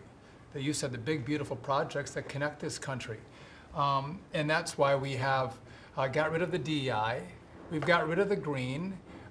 We've done what we can to streamline the regulation to move these projects faster. Time is money, and time has been money. Even Democrats agree now that it takes too long to go through the regulatory process. So we're going to move these projects faster, putting the great American worker back to work. I want to make a quick comment. We've all probably talked about this horrific accident in Florida, and I appreciate the help of Christy and Marco on this very issue. But in May, we said, listen, it's a safety issue if you can't proficiently speak the English language. And we gave states a little over a month to comply. And Washington, California, and New Mexico have refused to comply. And by the way, this individual in Florida received a CDL from Washington, from California, and received a speeding ticket after our rule went into place, and they didn't stop him. And had they taken him out of service, he wouldn't have been in Florida, and we would have 3 beautiful people alive today. And I make that point because it's the work that maybe no one sees that then shines a light when horrific things happen, but also that your cabinet works together and teams up to make a difference for the American people. Real quickly, so we have a safety mission at DOT. I don't know that you'd think of the transit unions in the greatest cities of the country, New York maybe being one of them, that support us, but they do, because the violence in the subways and on our buses across the country, the transit workers are the ones who take the most abuse. And they're grateful for the mission of everybody around this table fighting to make their communities safer. So I appreciate everyone's help on that. But the transit unions love the effort that all of us have put in together. One quick FAA. We are about to put out a request for proposals for a big, beautiful bill. We got build. We got $12.5 billion in the big, beautiful bill. We need more, but this is a great start. I expect the middle to the later part of July, we'll be through the process to bring the proposed integrators to you for selection, so we're looking forward to that. We will have the most, I'm learning from you, this is going to be the greatest contract ever crafted in the federal government for this build for air traffic control. Really, it's innovative, and we have unique tools at FAA. It's going to be a great contract. Bobby left me out of the windmill conversation, Bobby, but so there was a study done in the last administration that said if you build windmills 1.2 miles, within 1.2 miles from a roadway, it can mess up the automation and technology on a car. Same thing 1.2 miles from rail. The last administration buried that report, Mr. President. And so now what we've said is, what we're going to do is say, listen, I'm sorry, it is a safety risk to build windmills this close to roads. By the way, they want to build them by roads and by rail. We're going to say no more. It is a safety risk, and we have a report to show that. And just real quick. That's a good idea. That's great. Good team effort. I wasn't invited to the party, but I'm still going to throw in the party. Maybe next time, Bobby. One last thing. We have this Mars to Moon to Mars mission. Sorry about that. But sometimes people think that space doesn't matter to them. But if you look at every rocket that's launched, the machinists, the truck drivers, the electricians, the welders that build these rockets in the industry that has developed over the course of the last 10 years in space, it's truly remarkable. It's not just rich guys sending up rockets in partnership with NASA. There's a whole industry of working men and women who we celebrate this weekend that build, refurbish, design the rockets that are making America the leader in space. So thank you for your leadership, and happy to celebrate this weekend with you, Mr. President. Really great. And he is doing a good job at NASA too, and we are, I think we'll have some pretty exciting announcements, and you enjoy it. And fun. I said, how about temporary? He said, well, can I go a little bit longer? He loves it. He loves it, and he's doing a really good job. Thank you very much. Appreciate it. Howard, please. So, making America great again is one of the key statements, and people don't always understand what you mean. So, we always talk about 1870 to 1913, but in the mid-1980s, America owned more of the rest of the world than they owned of us. We owned $140 billion of the rest of the world net of what they owned of us. And when you came into office this time, the rest of the world owned $24 trillion more of our assets than we owned of theirs. And so when people argue with you about, the trade deficit is nothing, the trade deficit sends 1.2 trillion of our dollars to them. And what do they do with it? They buy the great America. Because when we learned in college, what we learned was that if you keep printing these dollars, they're supposed to devalue. But the problem is we're too smart. We invented the light bulb, the transistor, the GPU, so they keep buying us. And the only president ever to understand that, and you understood it in the 80s and the 90s, and I used to see you on TV and you'd say, God, what are these people doing? And finally we've changed it. So let's go over what we've changed. So Japan and Korea, they're never gonna open their markets to us. So we've negotiated $900 billion that they're giving you to invest in national and economic security in America. The European Union, the second largest economy, $20 trillion. And all the experts said you'd never get a deal done with them. And watching you in Scotland was my favorite thing, right?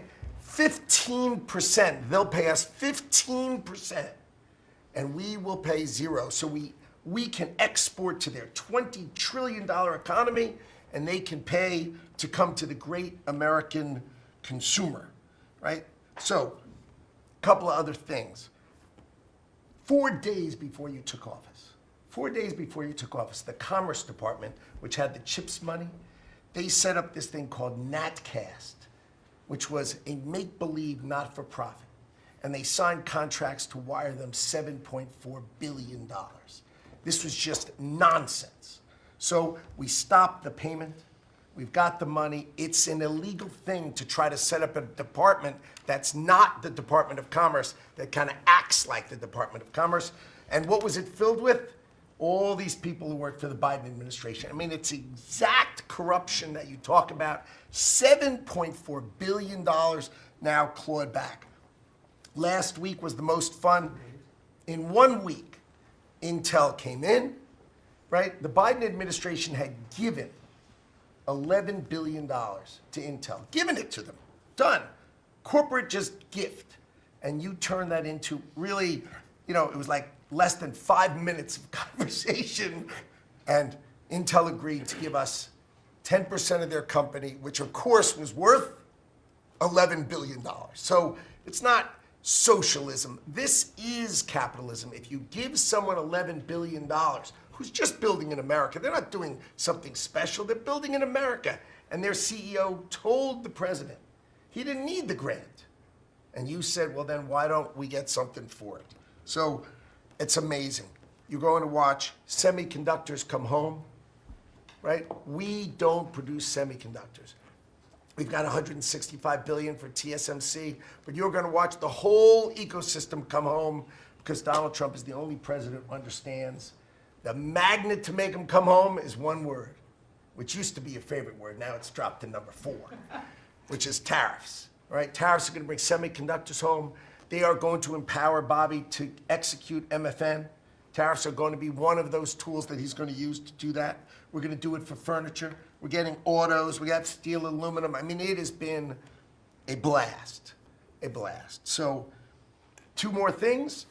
The Department of Commerce is going to start issuing its statistics on the blockchain because you are the crypto president, and we are going to put out GDP on the blockchain so people can use the blockchain for data distribution, and then we're going to make that available to the entire government so all of you can do it. We're just ironing out all the details so we can do it.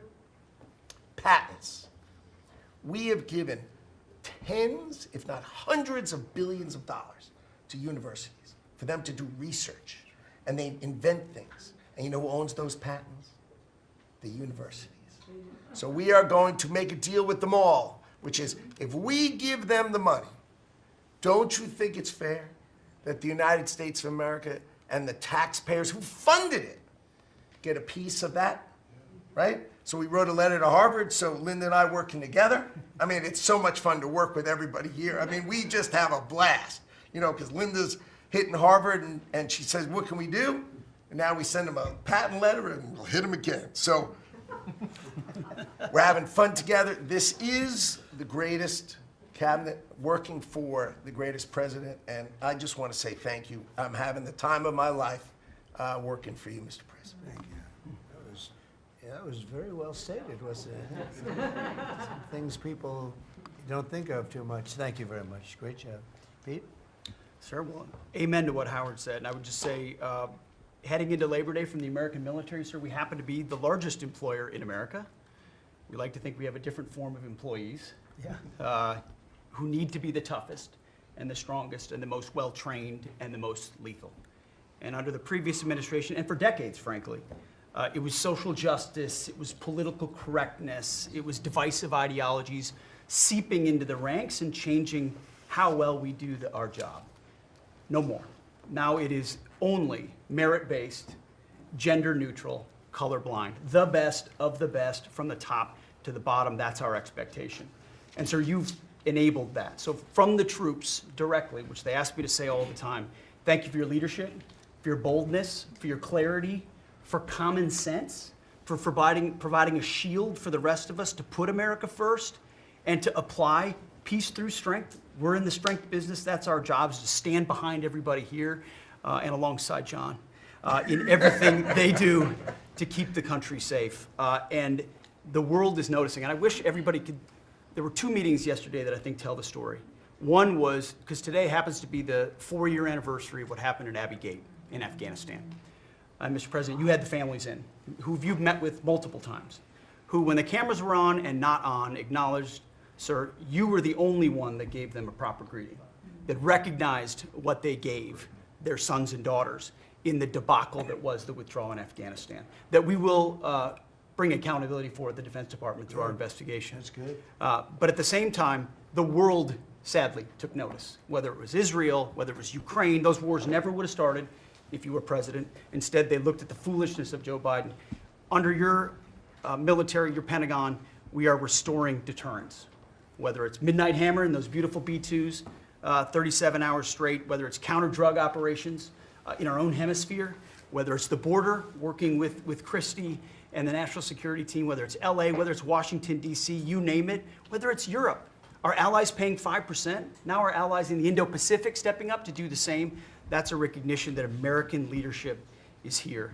And then in the second meeting, we were talking about what we're doing in DC, and Pam's taking the lead. I have to say, just pause for a second. When I look around this table, yes, there's a national security team of Steve Witkoff and John and Scott and Howard and the vice president and Susie and Christy and Tulsi, but to every person here, we work together on a daily basis.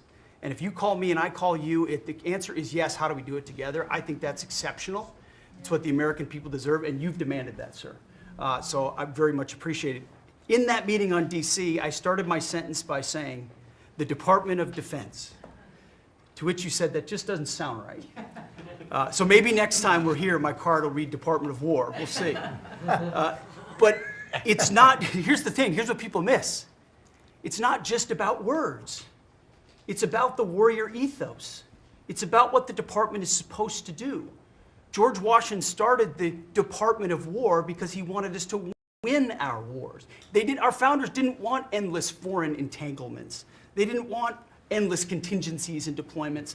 They wanted an empowered military that the handcuffs were taken off to fight to win, and then bring those troops home. So my platoon in Guantanamo Bay, our motto was, those who long for peace must declare for war, must prepare for war. We don't want war, we don't seek it. You are the peace president, sir. Because we are strong, our enemies know what we will do. And so whether it's Secretary of War or Secretary of Defense, that warrior ethos is changing. We're going back to basics. Our drill instructors can be drill instructors again, sir. So from the minute of the tactical of standards to the strategic of B-2 bombers, we're focused on what matters. Had a meeting yesterday on Golden Dome for America, which is on track to deliver strategically for the American people. Munitions, and the Deputy Secretary making sure our stockpiles are overflowing. That's our job. I'm an honor to be a part of it, sir. Thank you for your leadership. That's great. I think I like Department of War better, but we'll make that decision, right? But you've been great. Thank you very much. So Marco, go ahead. Well, Mr. President, first of all, everyone's made this comment already and needs to be echoed again. You were elected as the President of Working Americans, and that's why this Labor Day is so meaningful. For me personally, this is the most meaningful Labor Day of my life as someone with 4 jobs. And so, it's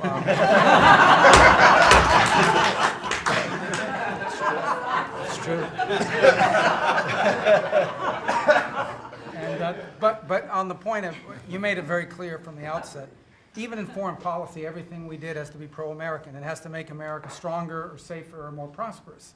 And there's just a few things I want to touch to because it involves your team under your leadership making it happen. The first is, for the first time in the modern era, we are truly on offense against organized cartels that are pumping poison, killer poison, into our cities. And that's a team effort.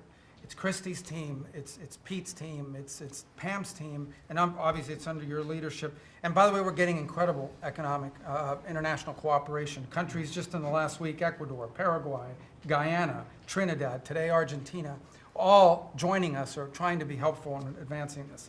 And this just, one thing is we're going to stop drugs from coming in and we're having record seizures, but another thing is to build an international coalition against the scourge on the international stage. The second is mass migration, illegal mass migration, which is dangerous for the country but harmful for American workers. What's happening on the border is essential, but it's not just what's happening on the border. And again, Christy and her team have been essential in this. We have countries all over the world that are actually helping us, whether it's through safe third country agreements, whether through it's stopping the migration flow from coming here in the first place. Incredible international cooperation. You've redefined our border. It's no longer just our physical border. We are doing things ahead of time to prevent this from happening and getting cooperations from countries that we've never seen before. And last, I would say, and Steve touched upon this, who, by the way, is doing a phenomenal job. Steve is both a great negotiator and he's also a nice guy, which are 2 tough things to pull off together. But it's incredible. But we both work for the peacemaker in chief. Think about it, how fortunate we are as Americans to have a president who's made peace a priority. And just since the last time we've met, there was a war going on in Cambodia and Thailand. Between Cambodia and Thailand. The president just picks up the phone and tells them to stop fighting, and within 72 hours, the fighting had stopped. There's no other leader in the world that could have done it. And the fact that you were willing to spend time to do that and to make it happen is, of course, essential. And then the war that didn't happen because of Azerbaijan and Armenia coming here to sign that peace deal, which is historic in so many countries. You know how many countries said, it's never going to happen, it isn't possible. And it occurred, Mr. President, because of your leadership. And then on a point of personal privilege, I wasn't even going to raise it. I haven't even talked to you about this. It's a little controversial, but I think I need to bring it up at this time of year. This thing about people getting married on Saturdays during college football season is a scourge, Mr. President. It's dividing families. I don't know if we can have an executive order on this. It's insane, but it's really difficult. There's 7 other months of the year that people can get married, so I just wanted to say that because it's very, very difficult. Thank you. Fantastic. Thank you very much. Doug, please. Well, Mr. President, you've heard from around the table how people are grateful to have an opportunity to be part of this team, have an opportunity to work for you, and have an opportunity to serve the American people. And I would say as we head into this Labor Day, the thing that really differentiates you and your leadership and everybody around this table is one word, and that's respect. Because this is a group of people that respect our farmers and ranchers. We respect the people that are in law enforcement. That's a huge change. Respecting the people that are in uniform, respecting our veterans, respecting our shrimp fishermen. I mean, whoever it is in this country, people that are building our roads. This whole group embodies that sense of respect. And when we start with that, then who benefits? We come up with policies that help those people. And what have you done? You've led an opportunity for us to have the lower taxes, way lower deregulation, record amounts of investment that's coming into this country. We're going to be seeing lower interest rates. All of those things coming together is a gift to the working people. The policies are lifting everybody up. There's 140 million Americans that get up and go every day and drive to work. They commute. And one of the most obscene things of the prior administration was their energy policies was creating a hidden tax on those people. The poorer you were, usually the further you had to drive because you couldn't afford the housing if you were working at a hotel, if you were working in a service industry. We were taxing them. A hidden tax on them was the high cost of energy. You were perhaps one of the only leaders in the world that understood the connection between peace abroad and prosperity at home was directly connected to energy policy. You came in and said, we're going to sell energy to our friends and allies. We're going to bring prosperity at home through policies here by having lower energy prices.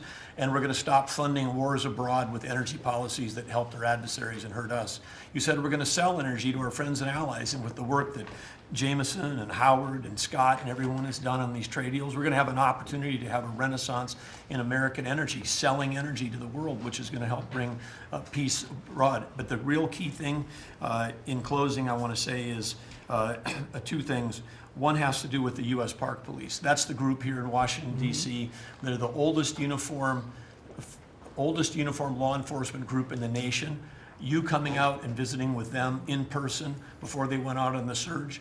Not only are carjackings down, muggings down, homicides down, everything down, morale is through the roof. Just like Pete saw, we've got record people signing up to want to be part of our military. You have breathed life back into the profession of law enforcement. Your respect for law enforcement is so incredible. It's making a difference. And then us giving them the tools. On a lighter note for everybody here, one of the rules that under President Trump we were able to change for the U.S. Park Police was they could do a pursuit. I was shocked to find out when we were talking to them, like, oh, you pull somebody over and they just drive away and you can't pursue them? I mean, and they said, no, we can't. They said, all rules. We got that rule changed in 24 hours because of President Trump's leadership. The next night they had so much fun. They pulled people over, they started to take off, they chased them, they stopped them, and then the bad guys, some of these were in cars that had stolen plates. So they take the plate off, they steal them off somebody else's car, they know the plate doesn't match, they know they're doing this thing. The bad guys in the car said, what, you're not supposed to chase us. Like, you're breaking the rules. The bad guys are telling us to bring them. No, we're back in action. So it's like, and so the morale is high. They all wanted to say thank you to you. Yesterday you announced increasing the number of U.S. Park Police that we're going to hire. This is the group that protects not only our sacred monuments of democracy here, but also the Statue of Liberty and the Golden Gate. This is a great group, but on behalf of all law enforcement, we say thank you. And as Chris Wright was talking about electricity, I want to close with that. We've solved amazing things in 7 months, but the big challenge we have against the remaining is, solving Iran's nuclear thing, that was an existential threat. China beating us in the AI arms race, that's an existential threat. We finally have a president who talks about it. You talked about it in your opening remarks. You've signed executive orders. You understand that essentially we used to say hundreds of years ago, people started saying that knowledge is power. But now, for the first time in history, we can take electricity and we can convert it into intelligence. So it's flipped. It's no longer knowledge is power. Power is also knowledge. And while we're ahead on the technology, we're way behind China on the amount of electricity they're bringing online, and your strong position to support affordable, reliable energy using our nation's resources, including those across the Department of Interior, bringing back coal mining, bringing back mining, bringing back timber. All the industries that have been killed in this country are coming back to life because of you. And with your leadership, we have a chance to not only win the AI arms race, but actually dominate it the way we're dominating in other things. So thank you, Mr. President. Thank you very much. And we're leading that race right now by a lot. And we're going to keep the electricity coming. You know, in China, they do it very quickly. They have one person that says, do it, and that's it. But essentially, we have one person that says, do it. And we've given that order, and the job they've done has been amazing. And I want to thank again, Lee, what you're doing in that regard is so important. And the rapidity, just as fast as them, because it's a question of a week versus a day, and that's not going to make the difference. But you've done fantastically, and Doug and Chris, amazing job. So we've done this for a little while now. I don't think you've ever seen anything like it, and you know, I think Sean was right.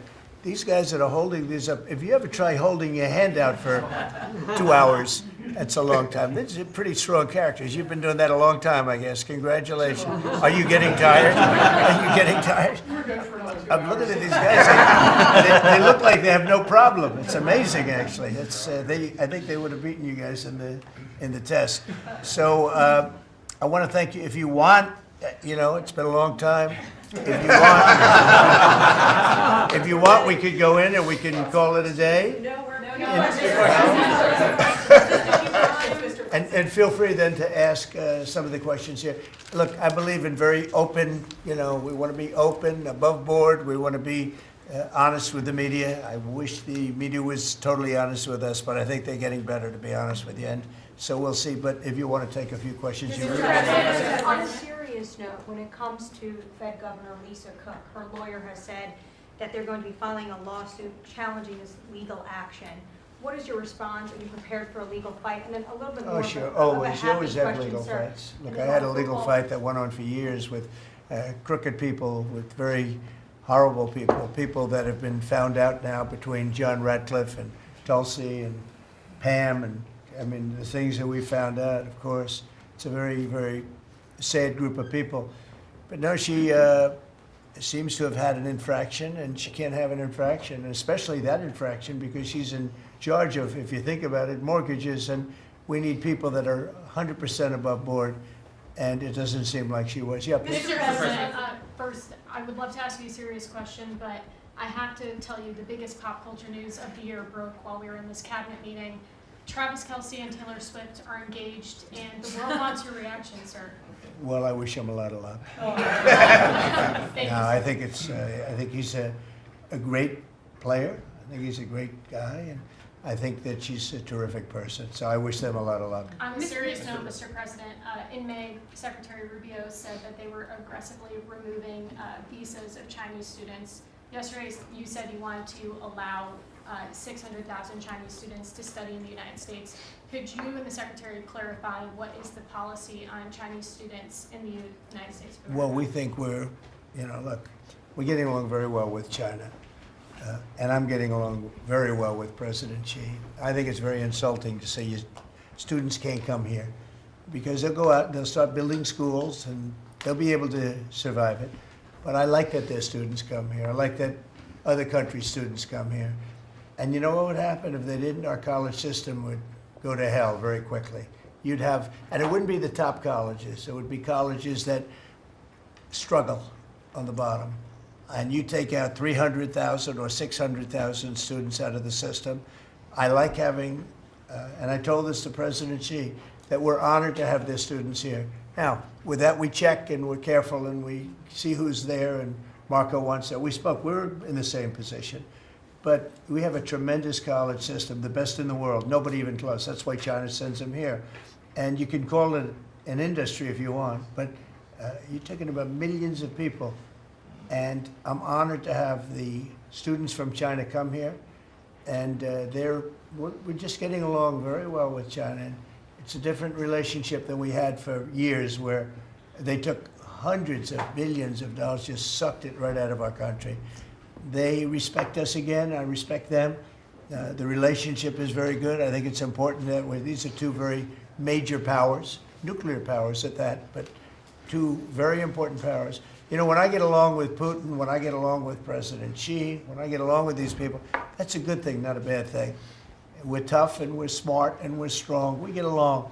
It's a lot better than not getting along. You had somebody in here before. The war should have never started with Ukraine and Russia. It would have never started. And Putin said that himself. President Putin said that himself.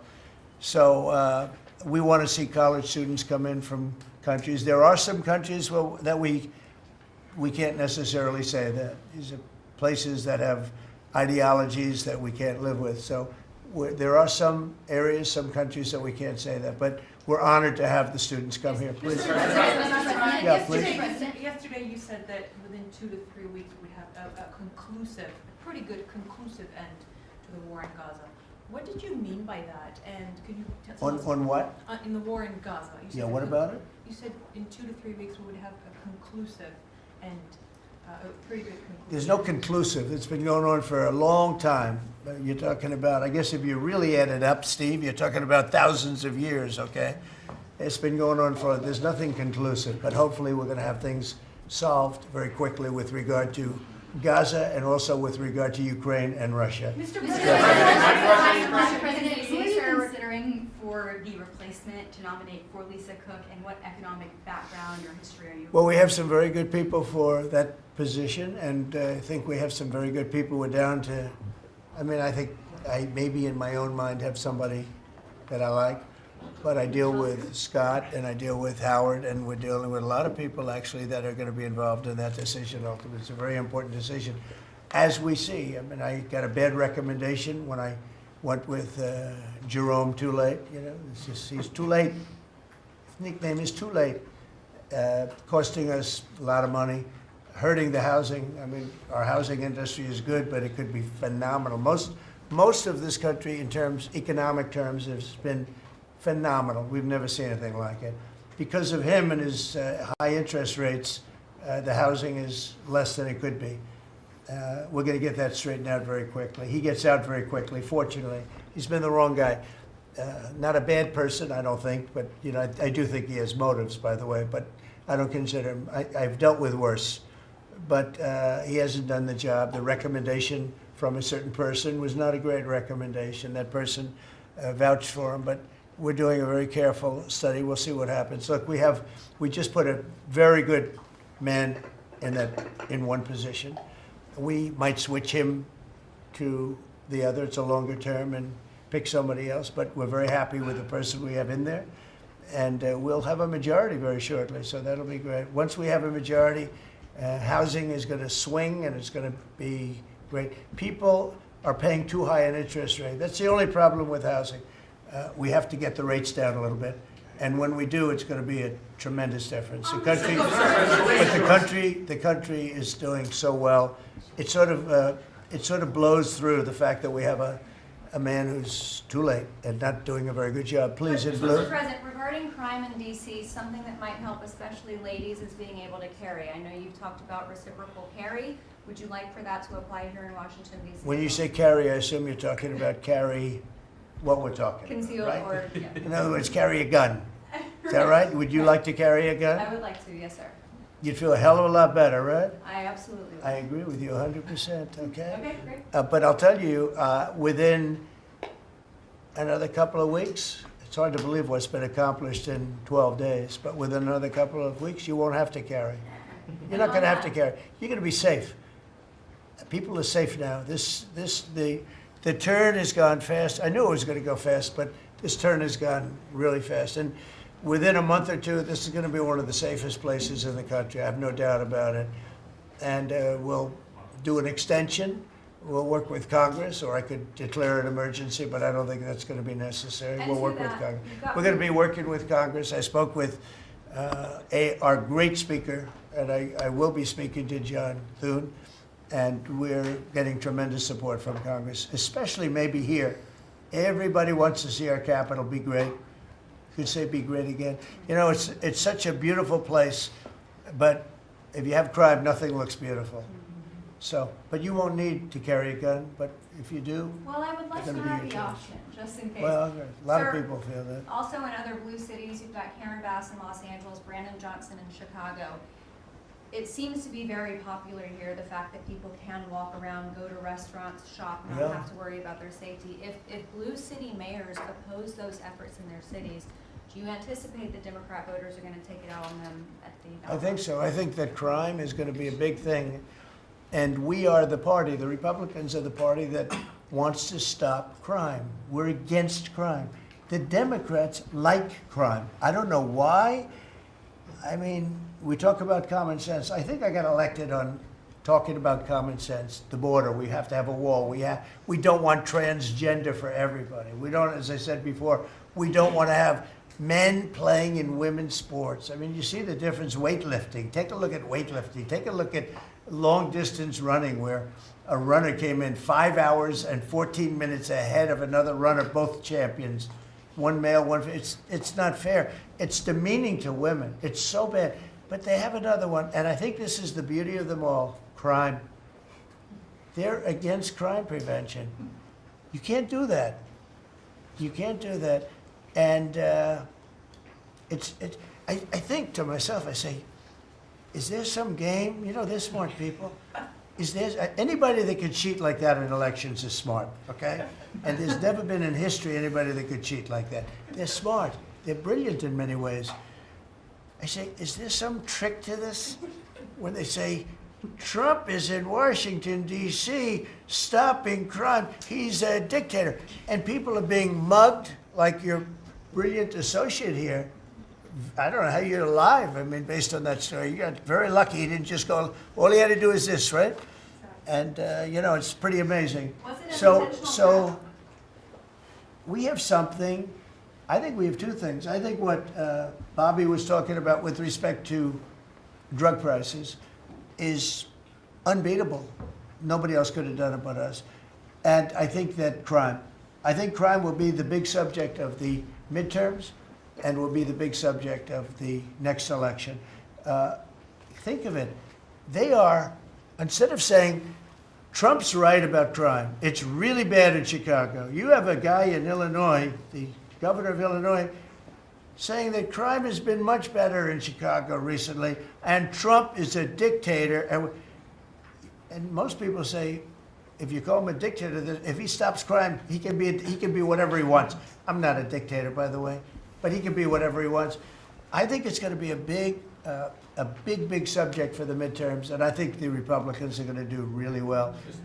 They called it a trap. This Democrat consultant, they said, he's put him in a trap again, because these are all traps. You know, 80-20, but they're not 80-20. They're almost 100-0, all these issues. But I would say that crime is stronger than men playing in women's sports. I think it's stronger than transgender for everybody. You know, it's transgender for everybody, according to them. It's stronger, of course, this is the cause of it, open borders. Open borders gave us a lot of this crime. So, you know, so they're sort of on an equal footing, I guess. But crime is going to be a very big subject. And you know what he should do if he was smart? Illinois or New York, if they want, or Gavin Newsom, they should call me and they should say, you know, we've got a problem. You know, we could solve with this team, different players, but work the same way, because you'd leave them here. You don't want to take them out and let it go to hell. Everybody's so happy in Washington. I bet you walked over here today and you had no fear. Nobody has any fear anymore for the last 12 days. But it would be so smart. Gavin Newsom called me up, say, you know what, we have a big problem. We have the Olympics coming up. We want to do well. We have tremendous problems on crime and other things, and would love some help. Sure, in particular, maybe right now. I mean, it's a disaster. It's a disaster. We could solve their problem in, it's bigger than this, let's say 2 months. Okay, working with their police. I know their police very well. I have a big project in Chicago. I was so proud of it. It's the best site in Chicago. I got it. Nobody else got it. I was happy as hell. That was when I was a real estate guy, and I got it. The Sun Times site, they call it. And I built a building, it's a great building, and I'm so embarrassed when I see the kind of crime stats coming out. They're so embarrassed. And if I were a governor, a Democrat governor, or mayor, or anybody having to do, I'd call up President Trump, I'd say, President Trump, we need your help. We saw what you've done in DC in a period of 12 days. This is 12 days, we haven't even started. This is gonna be so safe. It's gonna be the safest place on earth. And we'll do the same thing in Chicago. But I'd like to be asked, as opposed to just going in and doing it. Because, you know, when you go in and do it, then they start screaming, oh, he shouldn't be here, we don't need him, we're doing so well. And then the better we do, they take credit for it. So it's really pretty unfair. Mr. President, Yes, on go ahead. crime, for a lot of victims like myself, a big concern is long-term sustainability. Can you share with the American public about your plan in ensuring that DC is safe in the long term? Longer term, yeah. Years Well, it's a great question. Number one, we want to stay there for longer than 30 days, as you know. We have an absolute mandate, and I can extend it, but I'd rather not have to declare a national emergency, because by that time, I mean, right now, there's not an emergency. We've done, as you sort of said yourself, it feels like a different world. We've got under arrest and prosecution, and we've thrown out, taken some, and we're in the process of taking hundreds out of our country that shouldn't be here. And these are hardcore professional criminals. They were born to be criminals, in my opinion, but they're seriously bad people. Murderers, drug dealers, you know them all. You see them all as you walk beautifully to work, and every once in a while somebody puts a gun to your head, because that's what happened in your case. We're getting a lot of them out of the country. We're putting a lot of them in prison because we're afraid to bring them out of the country. They could come back. You know, as good as we're doing, they could come back. We don't want them back. And that's going to solve a lot of it. We also think there should be a presence here for long enough. We should also work with our police department, because you have very good police here, very good. We're working very well with them, by the way. And we have to work together for a while. We have some people that are very tough and very strong working with the police. They're going to be able to handle it. And you know what? If it gets a little bit bad, a little bit, just a little bit, I'll bring them back in and we'll straighten it out and we'll make it perfect. You're going to be so safe in the city. And you're going to have the city beautified. We're going to be giving out, we're working with Clark, as you know, construction. They're the biggest. They're working with me also. We're building a beautiful ballroom for the White House. They've been after it for 150 years, employs a lot of people. It's going to be as beautiful a ballroom as has ever been built. And Clark is the big builder in this city. They've done, I guess, a majority of the good work, the big work. And we're working with them on the beautification, the fixing up of the roads, the fixing up of the medians, you know, between the roads, so cars don't wrap into each other. They wrap into, I have one piece sitting on the ground for weeks. This was a year ago when I had to come in, unfortunately, for fake court cases. And I looked at the condition. We have it fixed up a lot right now. You know, the tents are removed and a lot of things have taken place. But I'd come into this city and I'd say, boy, does it look bad. The filth on the roads, the medians were broken and always laying down and nobody would fix them. And all of that, well, we're going to have new medians. We're going to have a nice topping put on the road. We're not going to rip the roads apart and start a construction project that lasts for 2.5 years as they rebuild the road, which they don't have to do. And we're going to have this place so beautiful. That's going to be a part of it. Now, the biggest part is crime, but it's also a part, you know, when you see a dirty city, it's like I told, I don't know, it became the #1 thing viral. I said my father, he's a smart guy, he's a great guy, he's a loving, wonderful father, but he could be a little on the tough side. He told me that, son, when you walk into a restaurant and you see a dirty, filthy door going into the restaurant, don't go there because the kitchen's dirty also. When they see a dirty Capitol, the rest of the world, they lose a lot of respect for our country. This Capitol is going to be so beautiful. We're going to have new poles, new lights, new fences. It's stuff that, when you add it up, it's money, but it's peanuts compared to what we're talking about.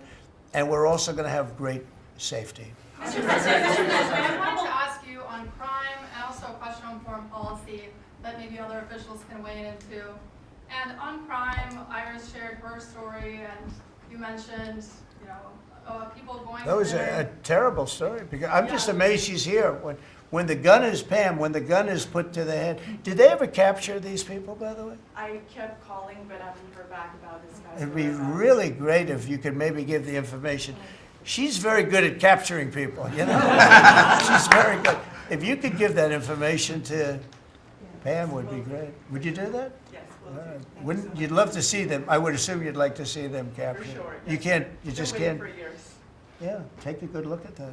But, Go ahead, so go ahead. Just a few weeks ago, I was out to dinner with my husband, and then, we're taking the metro back, and then we get attacked on the metro. They're throwing things, some teenagers, they're throwing liquid at us. Oh, they're throwing things. They throw, how about where they chop down the granite curbs and the concrete curbs, but the granite curbs so expensive. Those granite curbs, nobody uses them because they're so expensive. And you see a guy chopping them and handing out big chunks of them like a brick because they couldn't get in because people were stopping them from walking out. A little bit unusual when you're walking with a bag of bricks. Generally speaking, Sean, that's not a good sign. Right? It's not a good sign. But they now come in with hammers. They can disguise a hammer, and they start pounding the concrete and the granite, and they hand out chunks. And those people take those chunks and start throwing them at cops, or they stand on the top of bridges and they drop them down into the windshield of your car, and you get killed running into a light pole. It's those days are over. I wanted to ask you, Governor Hochul, Kathy Hochul said that she spoke to you on the phone, and you said you might send National Guard troops to New York. You mentioned that. So will you? I'd love to do it if she'd like. I get along with Kathy. If she'd like to do that, I would do it. See, look, New York has difficulty like other, and I don't want to make this I want to make this like friendly, but the places we're talking about happen to be virtually all Democrat run. Now, take a look at your 25 places that are most troubled. Everyone, except maybe one, and it's way back in number 24 or 25, but essentially 25 out of 25 are run by Democrats, and cashless bail was a disaster. When they did that, and I believe it was instituted first in New York, but when they did cashless bail, that was a tragedy for this, because that's when it really started getting bad. When somebody kills somebody, you don't say you can come out, you don't have to put up anything. You put that person in jail, and you find out whether or not it's true, but you don't give cashless bail with a promise to come back in a couple of months, we'll start talking to you. Because they go out and they kill other people, and you can't do that. The cashless bail has been, it's just a woke thing. It's got to stop. You see that, Christy, better than anybody. It's got to stop. It causes unbelievable, and we're doing that. We're stopping it in D.C. I would love to have the governor of Illinois call me and say, look, we have a problem in Chicago. We will stop that problem in Chicago in 2 months, maybe less, 2 months. We'll stop it. These are tough cookies we have working for us. These are tough cookies. These are not politically correct soldiers that I won't go into definitions of what that means, but these are not politically correct soldiers. These are rough guys. I watched it last night. I see it. I saw them the other day when we went down and we spent some time together with them. These are tough cookies. These are not people that you're going to laugh at and spit in their face and they're not going to do anything about it. And these people, they're afraid. These gang members who are bad people too. These are bad. These are just bad people. Ours are bad, but they're bad in a good sense, right? You don't understand that, Scott? And we can solve Chicago in 2 months. Now, then, as per your statement before, we have to keep it going, and we'll be able to keep it going. The first thing you have to do is get it down. We are very close to being at that position in D.C., and within a month, we will be, within a month from when we started, which is quicker than I thought, you're going to feel very, very safe. I think you feel very safe right now. But I would love it to have these governors, mayors call me, say, we'd like to invite you into our community because we have a problem and you can handle the problem and we can't. One other thing, sanctuary cities, they should be terminated. They're sanctuary for criminals. They're safety and security for criminals. They are very, very bad. And all of these places have big sanctuary cities, and all they're doing is protecting criminals. Okay. About Lisa Cook. You have spoken out very strongly for a long time about what you see as the weaponization of government. Yeah. Is your administration weaponizing No. government by digging into the mortgage records of officials you don't like? No, they're public. I mean, you can find out those records. You can go check out the records yourself. And you should be doing that job, actually. You wouldn't do that because that's not the kind of reporter you are. But you should be doing that job. I shouldn't have to be doing it. If you did your job properly, we wouldn't have problems like Lisa Cook. Go ahead, you were going to say something? So would you be Go. trying to fire Blue? Lisa Cook if she had voted to lower interest rates? On national Please. security. I think we a have to have follow- lower interest rates, yes. A follow-up question for you and Madam Attorney General on national security. We've heard from Stephen Miller yesterday in the Oval Office that there are street criminals here in D.C. who are actually found to be doing business with transnational criminal cartels That's right. overseas. And we know who they are, and we know who they're doing business with. And we're arresting the people, very strongly arresting, and we're keeping them there because, you know, your laws here make it very difficult. And one of the other laws we're trying to get done, because you have 14-year-old kids that are just as tough as a 25-year-old kid, just as dangerous, and they carry the same gun. And we have to make a provision where they're treated like older people, because these are seriously tough, bad. They're children, but they're criminals, and they're really bad criminals. And they're used by older people because they never get charged, because you can't do anything to them. But we are getting that change, Pam, I hope, because you have 14-year-old kids that are evil, they're sick, and they have to be put away. Something has to be done, because you can't have a society where they're allowed to walk the street. You know that better than anybody. Mr. President, on your way to Alaska. I can't believe it. You're not tired holding that? I have Look a at few this. more questions. How strong are you? How strong are you? Look at him. He's been holding that thing for 3 hours. You're a good fisherman. Well, I'll give that a shot. Go ahead. On the way to Alaska, you had mentioned that there would be severe consequences if Vladimir Putin did not agree to a ceasefire. Yeah. After that summit that was rolled back, given the negotiations, is he back on the clock now? I want to see that deal end. It's very, very serious what I have in mind if I have to do it, but I want to see it end. I think that in many ways he's there. Sometimes he'll be there and Zelensky won't be there. You know, it's like, who do we have today? I got to get them both at the same time. But I want to have it end. We have economic sanctions. I'm talking about economic, because we're not going to get into a world war. I'll tell you what, in my opinion, if I didn't win this race, Ukraine could have ended up in a world war. We're not going to end up in a world war anymore, but it would have ended up possibly in a world war. That would have been they were ready to trot.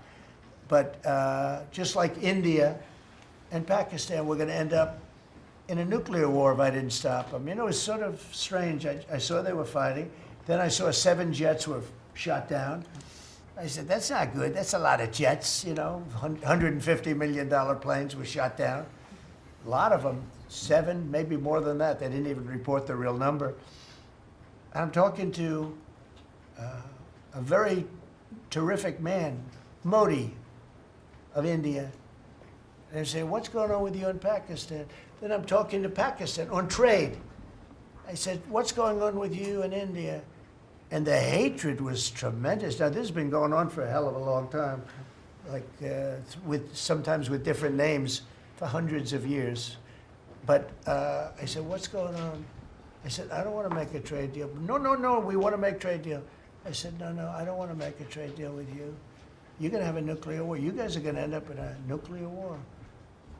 And that was very important to them. I said, call me back tomorrow. I'm not going to do any deals with you, or we're going to put tariffs on you that are so high. You were there, Howard, right? Yeah. You're going to put tariffs on you that was so high, I don't give a damn. Your head's going to spin. You're not going to end up in a war. Within about 5 hours, it was done. It was done. Now, maybe it starts again. I don't know. I don't think so, but I'll stop it if it does. We can't let these things happen. The Russia-Ukraine situation, last week, 7,012 soldiers, 7,012 soldiers died. They were Russian, they were Ukrainian, they weren't American, so a lot of people would say, what do you care? They're not American. I care. They're 12,000 over the last couple of weeks, over 12,000 people died in like in 2 weeks. You know, we're talking about crime where somebody's killed here or somebody. Think of it. You have your son leaving Russia, leaving Ukraine, their little house, wherever they live with their parents. They're waving goodbye, just like our parents would wave goodbye. And they're waving goodbye, son. And then a week later, his head's blown off in a stupid war by a drone, a whole new form of military problem. So, no, I'd like it to stop. I want to get it to stop. And it will not be a world war, but it will be an economic war. And an economic war is going to be bad. And it's going to be bad for Russia, and I don't want that. Now, I have to also see, because not everybody, you know, Zelensky's not exactly innocent either, okay? You know, it takes two people to tango. And I say it all the time. You got to get them together. I get along with Zelensky now, but we have a much different relationship because now we're not paying any money to Ukraine. You know, stop that. We're paying money to ourselves. What's happening is NATO is buying all of the equipment and paying in full. But even with that, forget about that. I want to get it stopped because it's a lot of lives that are being lost. Every week it's 7,000, 5,000, 6,000. I get the reports and I see battlefields. I'd rather not see them. And you know, you read about Gettysburg. You read about Gettysburg and you see, you know, those 600,000 people, but in that war in particular was really bad, like 150,000 or something, just dead body. I'm seeing the same. I see pictures. I see satellite pictures of heads over here, arms over here, legs over here. And this is like a modern age. It's no different than the worst wars that I've ever seen. And if I can stop it because I have a certain power or a certain relationship, I had a very good relationship with President Putin. Very, very good. That's a positive thing again. And I think I'm probably the only, Steve Witkoff would tell you I'm the only one that can solve it. I don't know, he's told me that a few times, unless he was saying that just to build up my ego, but it's not really. I have no ego when it comes to this stuff. I just want to see it stop. Thousands of young people, mostly young people, are dying every single week. If I can save that by doing sanctions or by just being me, or by using a very strong tariff system, that's very costly to Russia or Ukraine or whoever we have, you know. But I stopped 7 wars, and 3 of those wars were going on for more than 30 years. You know, if you look at Congo, if you look at, just look at any of them, almost all of them were going on for an extended period of time. Now, interestingly, one had just started, it was 2 days old, and you know that one. And we did that one when we were in Scotland negotiating. It was 2 days up, but there were 2,000 dead bodies laying on the border, and I got that one stopped too. And I'm very honored by that, but I still, the one that I thought would be the easiest is turning out to be the hardest. That's President Putin and President Zelensky, but I think I'll get it done. Why do you think that is? You never know. It's war. Can you stop the family? With war, you never know, right? War's very tricky, very horrible. But with war, you never know. Things change. People go into war, think they're going to win the war, and then they get their asses kicked. And they lose their country, and they lose millions of lives. Nobody goes into a war thinking they're going to lose. They go in. I'm sure that Ukraine thought they were going to win. It's going to be, you know, we're going to win. You're going to beat somebody that's 15 times your size. Biden shouldn't have let that happen. Biden shouldn't have. I mean, the man was grossly incompetent. He should have never been there. That would have never happened. But you don't go into a war that's 15 times your size. Do you think the Fed just put out a statement saying that Lisa Cook has indicated through a personal attorney that she'll promptly challenge this action in court, seek a judicial decision that would confirm her ability to continue. That's all right, whatever it it says is. the Fed will abide by any court decision. Thank you very much for reading abide that. by a court decision. I abide by the court, yeah. I abide by the court. Yes, please. That's enough. That's enough. Mr. Go ahead. President, what other companies are you thinking about taking stake in? Well, you know, we didn't take a stake in the sense that it was reported. Everyone said, I bought a stake in Intel. No, I got it for free. I said I was with the, is that correct statement? Howard was there. Absolutely correct. Scott knew all about it. They came in, a man was charged with something by a very good person. Senator Cotton made some statements about the gentleman that was running Intel. When he came in, and I said some rough things about him, I said, I'm not happy with it, and they called, and he was very devastated at what I said. I said he should immediately resign. And he came to see me, and I was very impressed by him, actually. And he made a mistake, or factors happened where something like this could have taken place. In the meantime, his board was staying by him. And I said to him, and took about, I would say, less than 45 seconds. I said, you know what you should do if you're smart? Give the United States of America 10% of your company. And he looked at me and he said, I'll do that. I said, I just made $11 billion for the United States. And we made the deal. I didn't pay, we didn't write a check. Now, I guess Biden, with his stupid CHIPS Act, handed money to all these people that didn't need any money. It didn't do anything. You know, they're giving billions of dollars to everybody. They all have so much money, and they have more money. But there's no commitment that you had to build. They just took all this money. It's the stupidest thing I've ever seen. See, with tariffs, they have to come in, because if they don't come in, they can't sell into our country. So it's power, and you don't have to give up any money. But I said to him very simply, I'm glad we're straightening this out, because everyone thinks I bought in. No. I said, it would be great, we'd be a great partner for you, and I want to see Intel do well. You know, Intel was a great company, and it can be a great company again. But I said, I think it would be good if we own 10% of your company. He said, I'll make that deal. And it happens to be worth $11 billion. So we made $11 billion for the country, and then I was criticized by some of the fake news media. That's not the American way. Actually, it is the American way.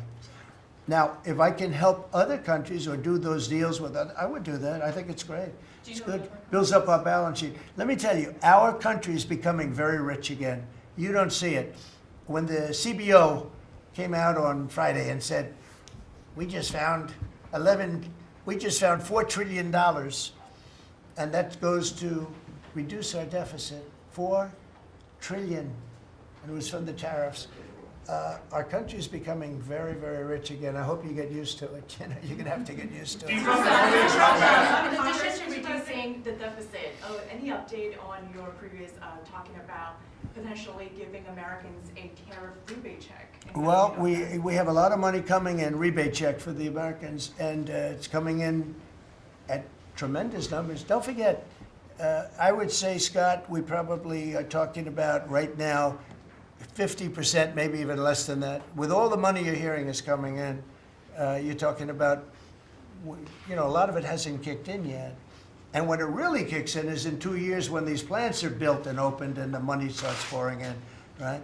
But, there's a concept of making you could call it a dividend, as we would say, making a dividend to the people in this country who have had to suffer through stupid leadership. And they paid a lot of taxes, and they got nothing for it. Or they got attacked like you were, okay, for it. No, there's a possibility. Primarily, we want to pay down debt, but there's a possibility that we take a piece of it and make a dividend to the people. Mr. President, tech companies. I have a question for Steve Witkoff, if I may. Yeah. This past weekend, Sergei Lavrov was saying that Putin will not sign a peace deal with Zelensky because Russia views him as illegitimate. Just wondering if the Russians have been relaying this to your team, if they view Zelensky, as a leader worth signing a peace deal with, if they will. Doesn't matter what they say. Steve can answer, but I can answer too. Doesn't matter what they say. Everybody's posturing. It's all bullshit, okay? Everybody's posturing. Steve, do you have a different answer? I agree with you, sir. Here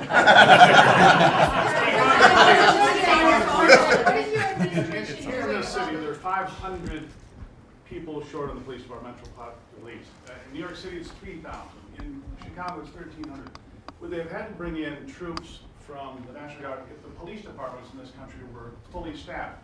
Defund the police. How bad did that turn out for America? It's an interesting question. I was surprised when I heard how many police were here. It's not a really big area, and I think they said they're down to 3,200 police or something like that. I said, that's a lot of police. And I was a little bit surprised, because to me that's a big force. and it's not a big area, but it is what it is. There's a lot of crime. You have a lot of, don't forget, you have a lot of police that weren't allowed to do their job. When I came in, as you remember, we made tremendous strides in a little conflict that we had going at the time because I allowed our military to make the decision.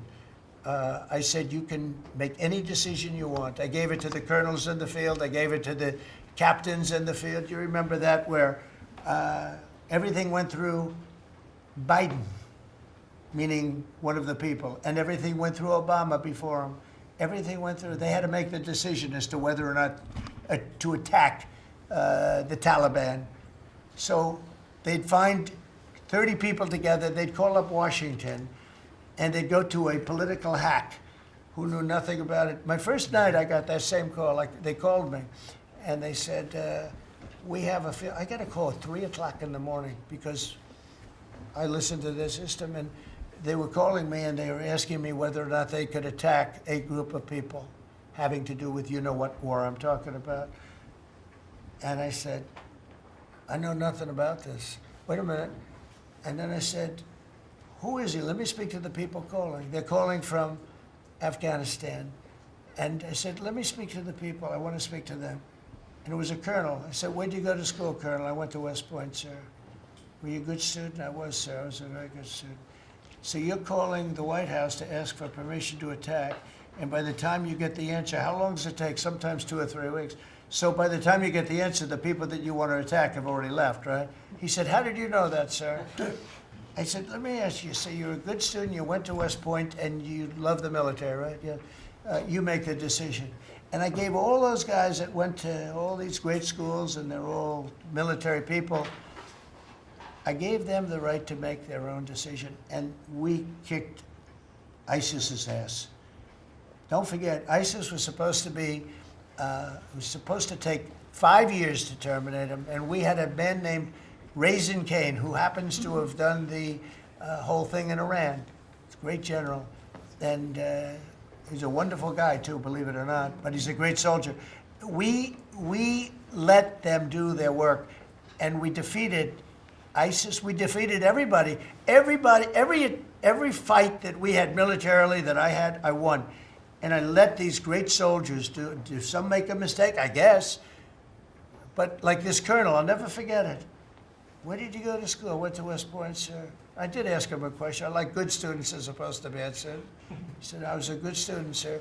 And I said, you do what's necessary. And, you know, I don't want to sound overly vicious, but he wiped out the entire group of very bad people that want to kill us. So you have to let them do their job. In Washington, they're not allowed to do their job, okay? They're not allowed. You have great police. You have great police, but they're not allowed. Hello. Go ahead. On Congress, Mr. President, would you be open to a year-long continuing resolution? I'm always open to whatever is necessary. Look, here's the problem in Congress. You have Democrats that will never vote for anything. I could say that we're going to lower your taxes by 50%.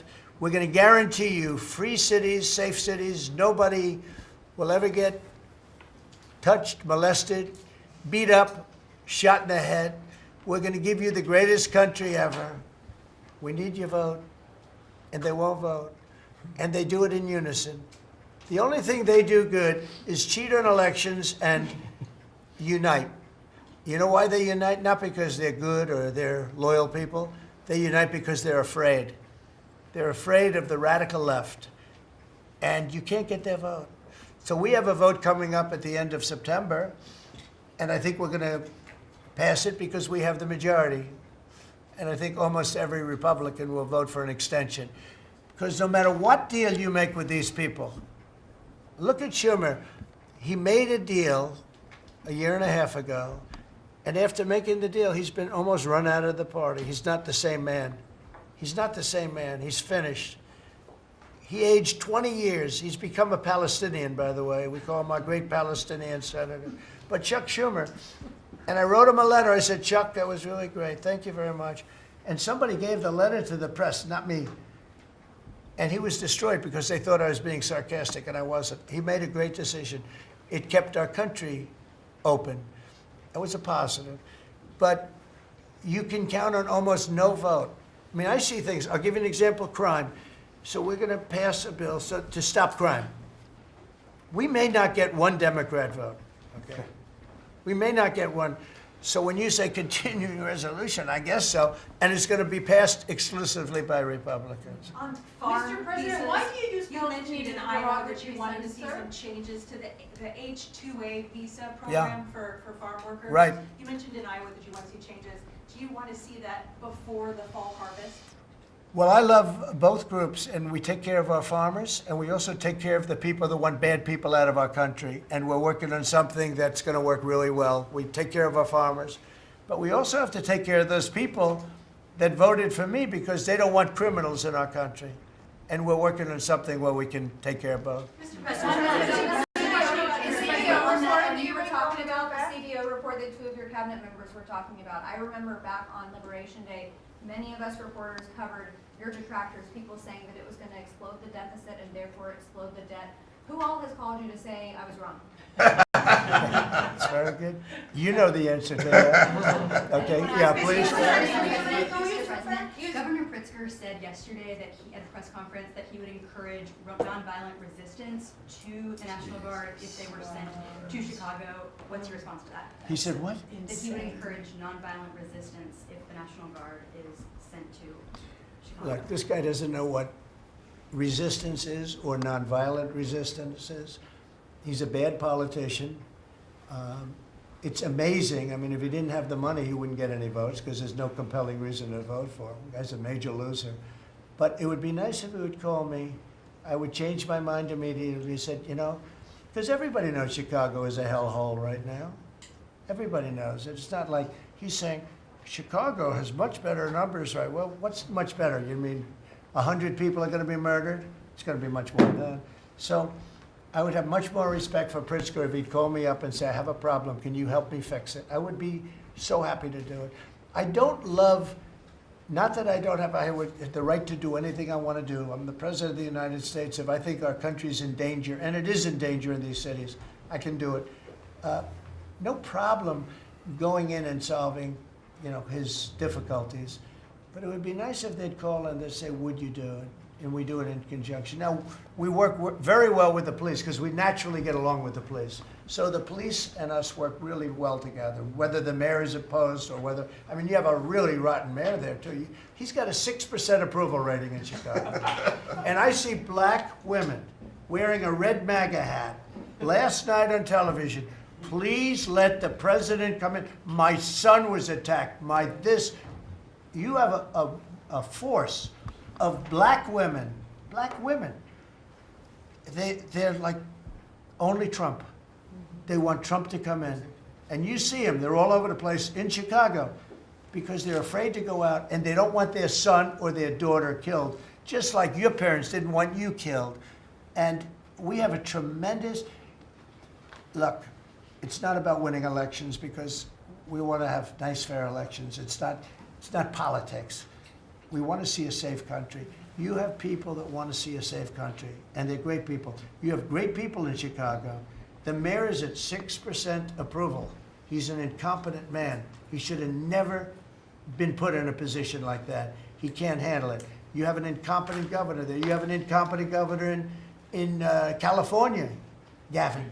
I know him very well. He's incompetent. He's a nice guy, looks good. Hi, everybody. How you doing? He's got some strange hand action going. I don't know what the hell his problem is. It's a little weird, to be honest. There's a little something shaky going on there.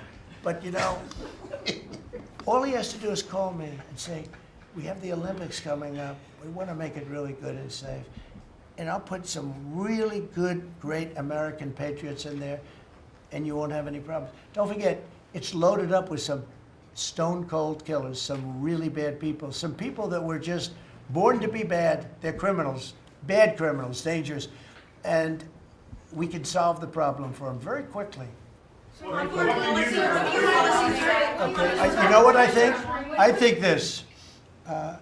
You have not had this happen for 4 years. You sat and you'd ask one question to Biden, and it was always the ice cream question, right? What flavor ice cream do you like best? I like vanilla.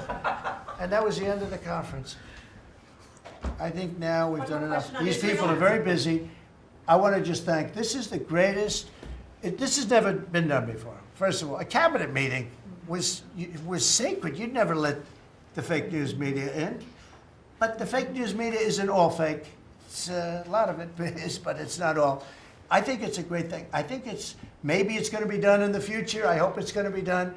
But you really get the word out. I mean, we had, each one of these people spoke. I think each one, if I thought one of them did badly, I would call that person out.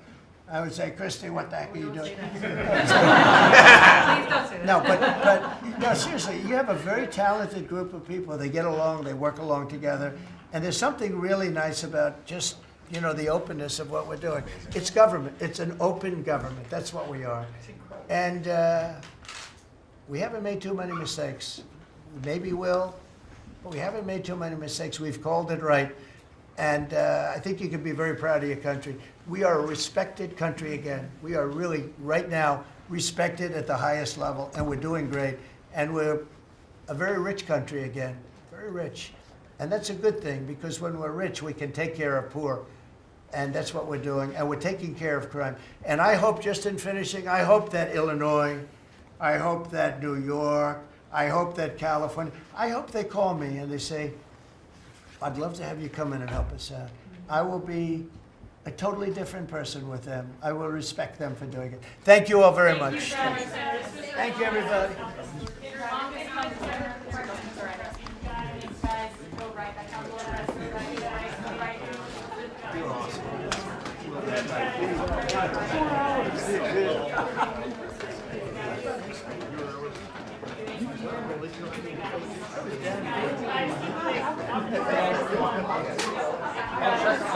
I'm not even. Thank you.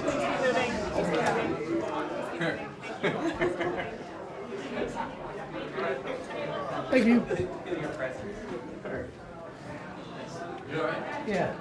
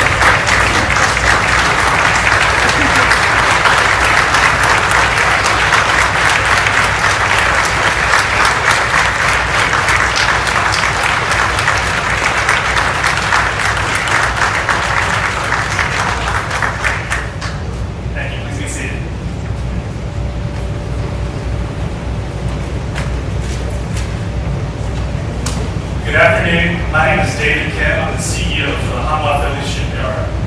It is a tremendous honor to be able to have you here with us today and welcome you for the naming of the NSMB3, the state of Maine.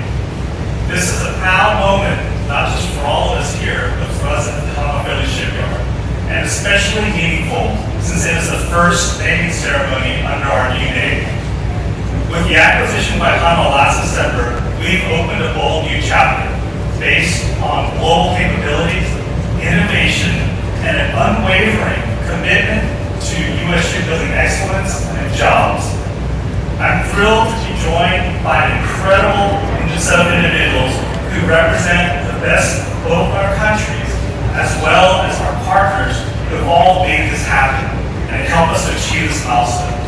With us today, in the speaking order, Dongwan D.K. Kim, Hanwha Vice Chairman, E.J. Young, President of Korea, Josh Shapiro, Governor of Pennsylvania, Senator Todd Young from Indiana, Congressman Mary Gay Scanlon, Sang Yi, Acting Merit Administrator, Jeff Dixon, President Code Services, and Craig Johnson, President Maine Maritime Academy. Please welcome our distinguished guests.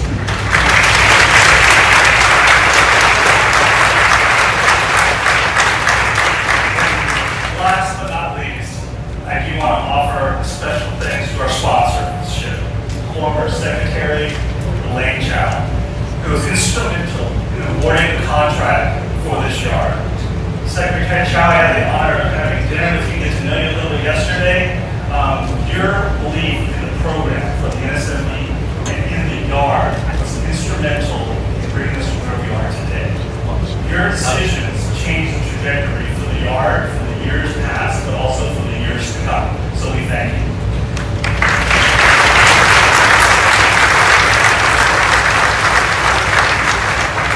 Now, let's get to the reason why we're all here. In maritime tradition, the naming ceremony is more than just a formality. It is a belief that the name bestows not only good luck, but protection for the ship, as well as all those on board. The ceremony we're about to witness today is not just a ritual, but it is rich in history as well as symbolism. And to begin, I'll ask you to all stand and remain standing for the posting of the colors by the Maine Maritime Academy Color Guard, as well as followed by the national anthems for both the United States as well as Korea. Please stand. Gary? Color. Color guard, please post the colors. Forward. Mark.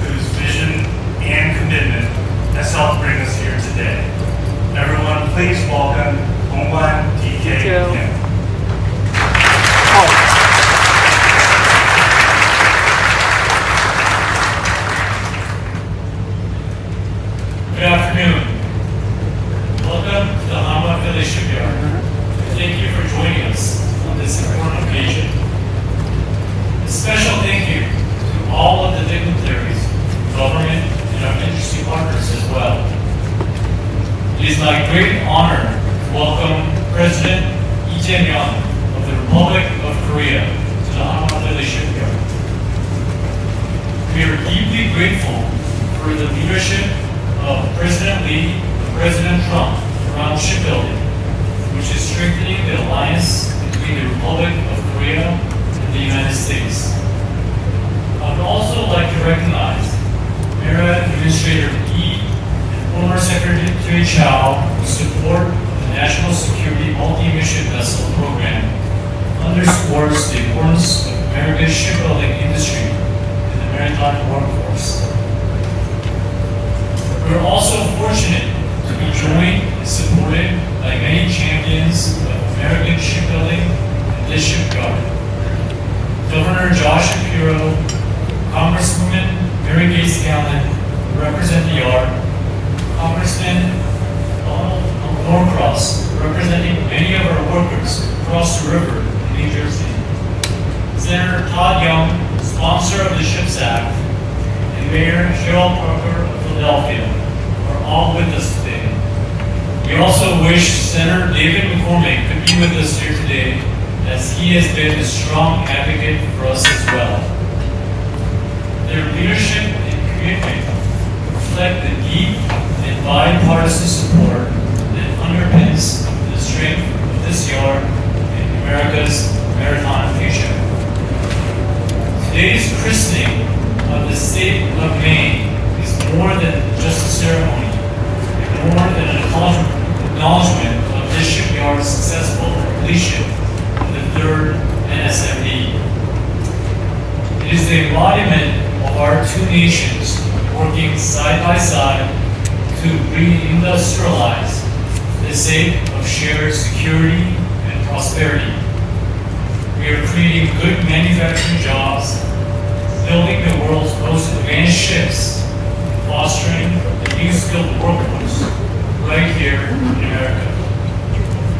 The state of Maine represents all of this. A modern, world-class vessel built to train the future mariners of the United States and to ensure America's maritime readiness for generations to come. This is just the beginning. Hanwha is committed to being a partner in building the next chapter of American shipbuilding.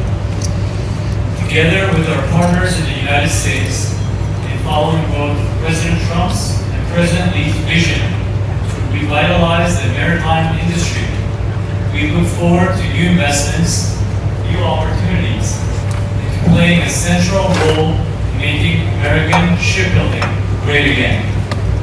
Now, it is my privilege and honor to invite President Lee Jae-myung to deliver his remarks.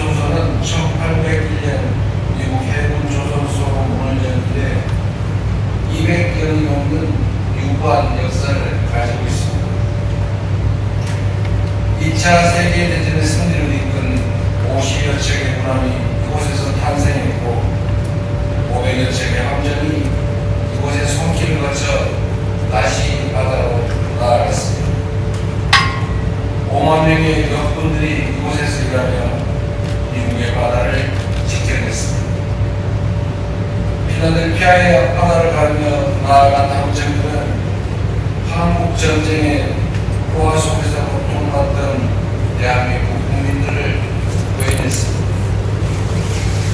필라델피아의 함정들이 보이는 대한민국의 위대한 국민들은 전쟁의 폐허를 딛고 뜨거운 영광로와 식지 않은 난방울 속에서 나라의 미래를 설계해냈습니다.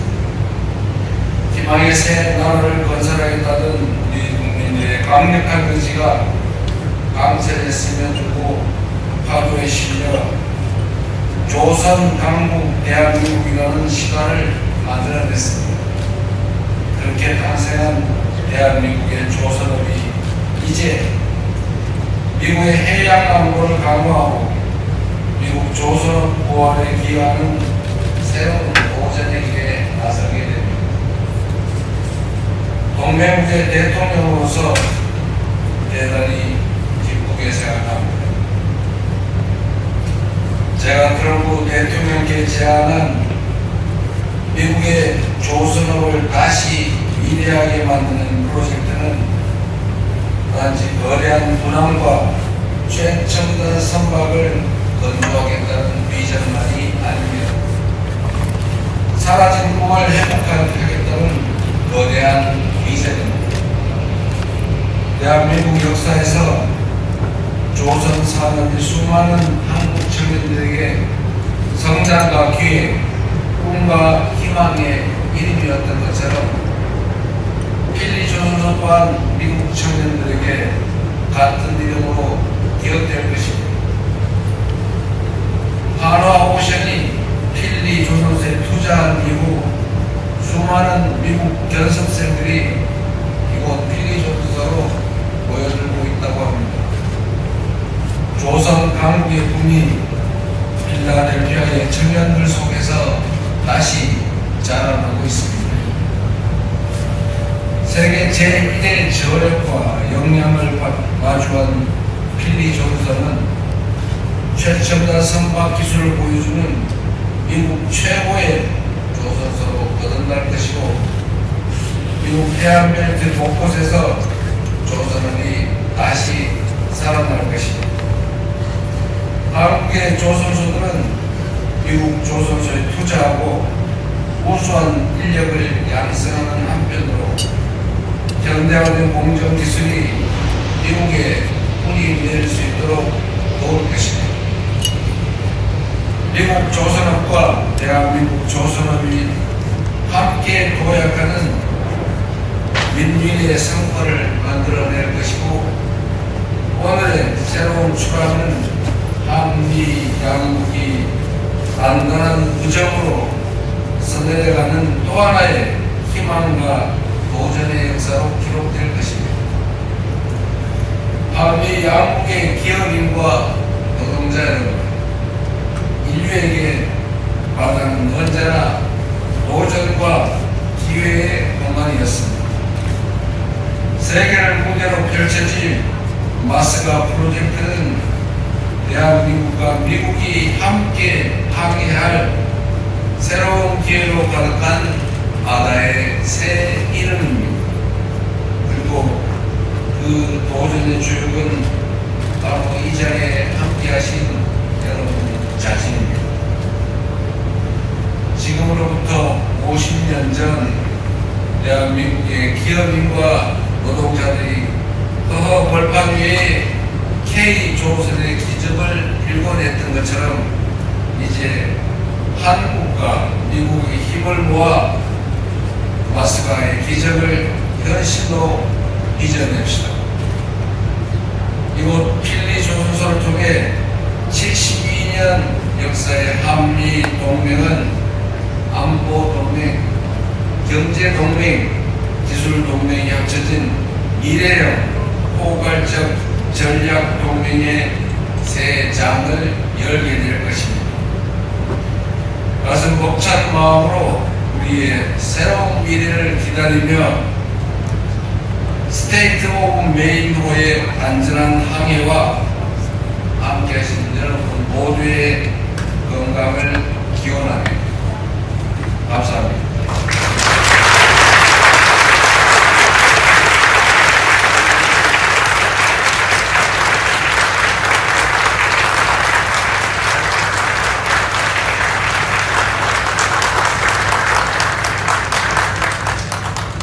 Next up is Josh Shapiro, Governor of Pennsylvania.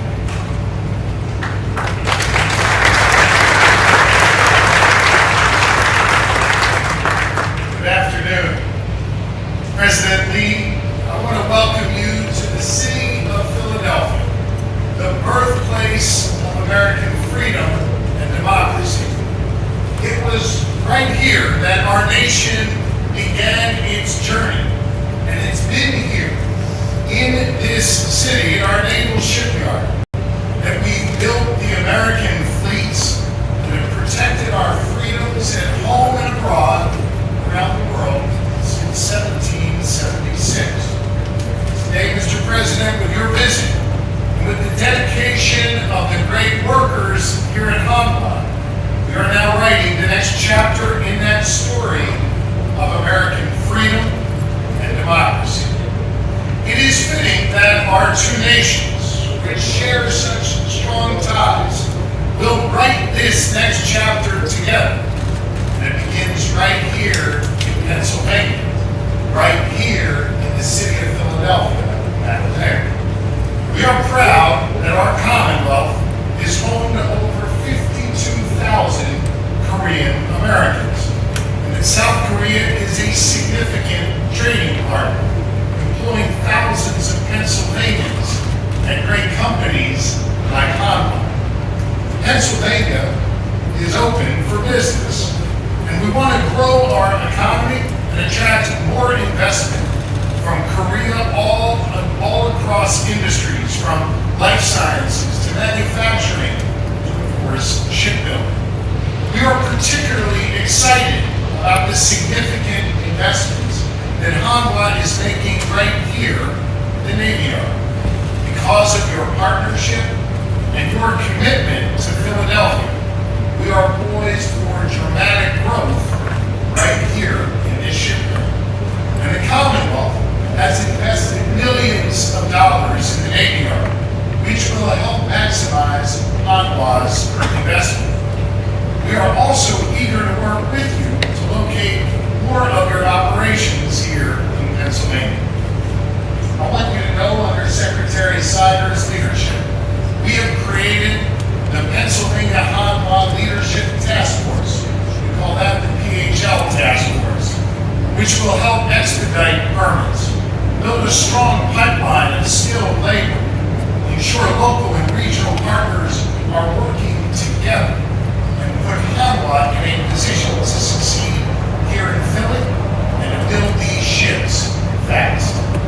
As President Lee and I discussed in our meeting earlier this afternoon, we are both leaders who focus on three letters in our work: GSD. We focus on getting stuff done. And that is what we will do right here at the Hanwha Philly Shipyard too. Together, we can grow to more than 5,000 jobs here and dramatically increase the number of ships that are built right here each year, including a significant number of great-paying union jobs as well. When I met with David here last month, I appreciated just how close of a working relationship management here at Hanwha has with our unions. Philly is a union town, and Hanwha and President Lee understand that. I appreciate how the President has been devoted to organized labor and worker rights in his country, and you will see that same spirit here in the Philadelphia shipyard. President Lee, thank you for visiting the Commonwealth of Pennsylvania. I appreciate your partnership. And to DK Kim and the leadership here at Hanwha, thank you for helping us build on our legacy of shipbuilding, taking an industry that has had its roots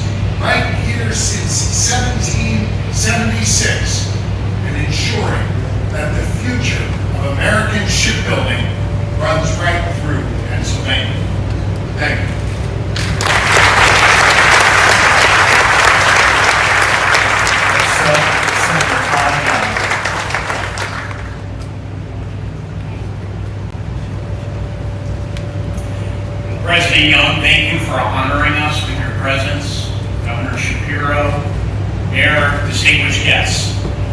Let's make American ships again, and let's do it with the help of our friends, South Koreans. Those of us in Congress are doing our part to realize President Trump's vision of restoring American maritime dominance. I'm doing it in a bipartisan fashion. In fact, I deliver words to you on behalf of myself, Congressman Kelly, Senator Kelly, and Congressman Garamondi. And together we aim to advance the Ships for America Act in coming weeks or perhaps months. But we're going to do it with your support. Folks, it is important that we supercharge this initiative, this announcement here today across the entire country, so that we can once again restore America's economic security and our national security. In Congress, we plan on giving the administration the tools and the resources to do just that. We will do it by inviting in more private capital to revitalize our shipyards. We will do it by standing up more workforce training programs, including union labor, to ensure that we have the skilled labor to build these vessels. We will do it by training more merchant mariners so that we can move U.S. cargo on U.S. flag and U.S. crewed vessels. We will do it by putting more of these vessels in American water and American shipyards. So I am proud to be here today. I am proud to see this broader initiative continue to advance. Count on Republicans and Democrats alike to see this across the finish line. God bless.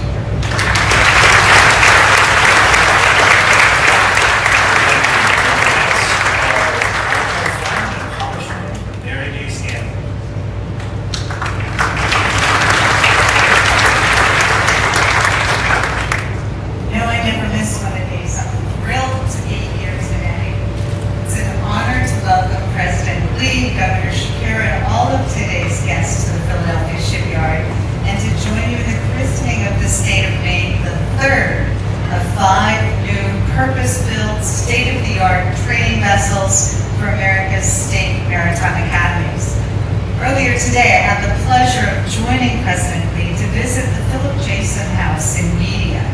Jason lived here in this region and in Delaware County. He was one of the founders of the Korean Republic.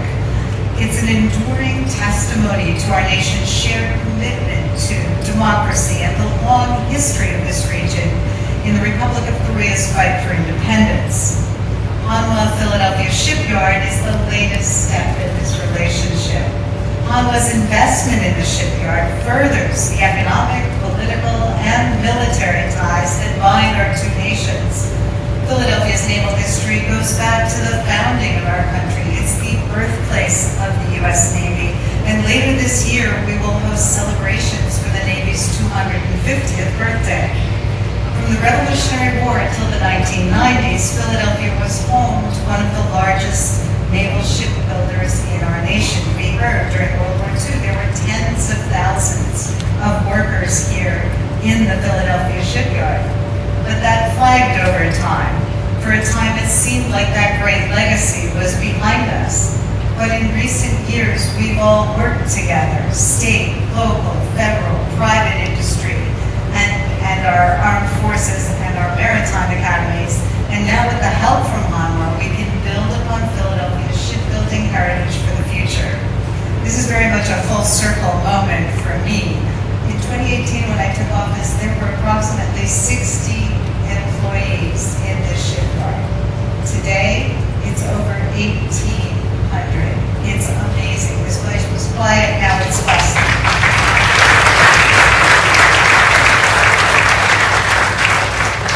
Also thrilled that Secretary Chow could join us today because she had such an essential role in bringing the shipyard contract for the 5 multi-mission maritime training vessels. I don't know if she recalls, but I did lobby her in an elevator once, and we were so excited when we received that contract and to see each of these ships moving forward. We also celebrate the apprentice program, which has been growing by leaps and bounds every time I come down opportunities they see. So right now, shipbuilding is one of our most pressing national security and industrial challenges, and Hanwha and the Republic of Korea have been committed partners to helping the U.S. re-energize a healthy, competitive domestic shipbuilding sector. Simply put, the U.S. must make more ships, and there's no better place to do that than right here in Philadelphia. Just over 100 years ago, Philadelphia helped give birth to the Republic of Korea by hosting the first Korean Congress. So it's with particular pride that we welcome President Lee and Hanwha to Philadelphia to help spur the rebirth of our shipbuilding industry. So with that, thank you to everyone here, our dignitaries, thank you to TOTE and the Maritime Administration, and thank you to all the workers here for another successful delivery of the state of Maine. Thank you. Next up, Senator Acting Mayor Administrator.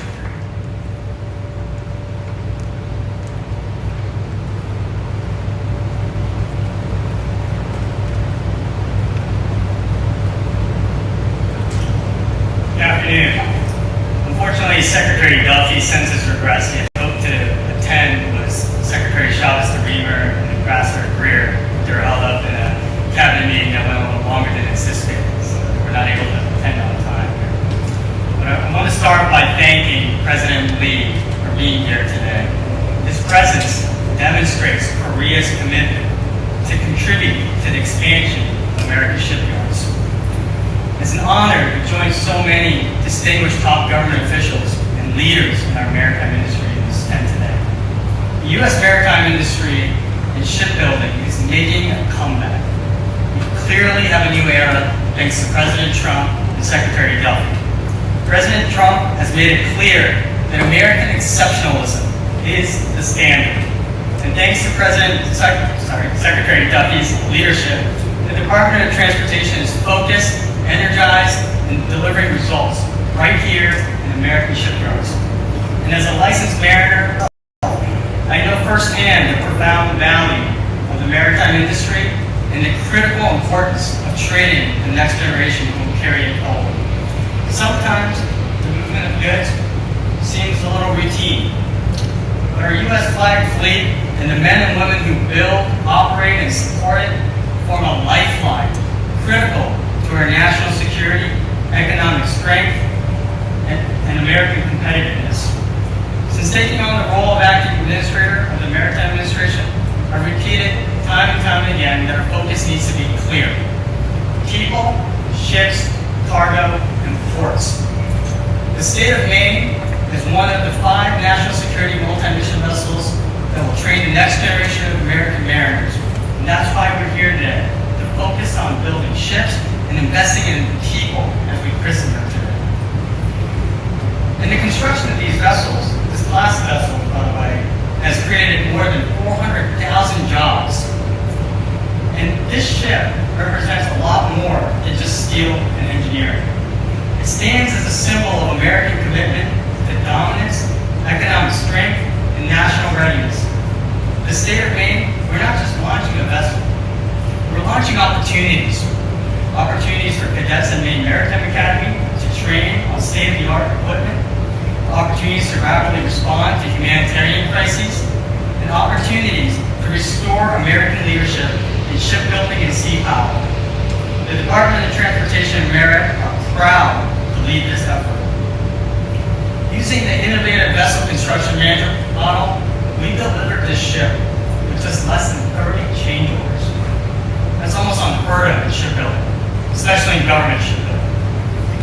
That efficiency has saved taxpayers hundreds of millions of dollars and years of time. This is how we rebuild an industry, by unleashing innovation, cutting red tape, making smart investments, and forging strong partnerships. The United States used to be one of the world's largest shipbuilders. Today, the U.S. share of the market has declined to just 0.1%. In 2022, U.S. shipyards produced just 5 large commercial vessels. China built nearly 1,800. Let that sink in.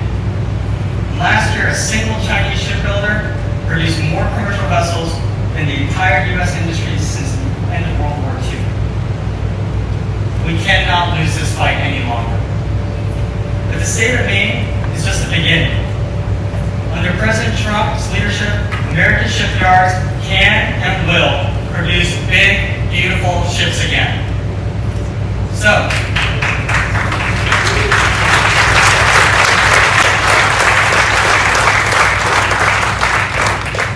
in closing, I want to remind everyone that this is how we rebuild an industry. We unleash this innovation, and we have strong partnerships, and we cannot do it alone. So to the teams at Hanwha, Cook Services, and Maine Maritime Academy, well done, and thank you for your partnership. To the workers, the welders, the machinists here at this yard, well done. America thanks you for your service. Together, we're not just building ships, we're building the future of American maritime right here at home.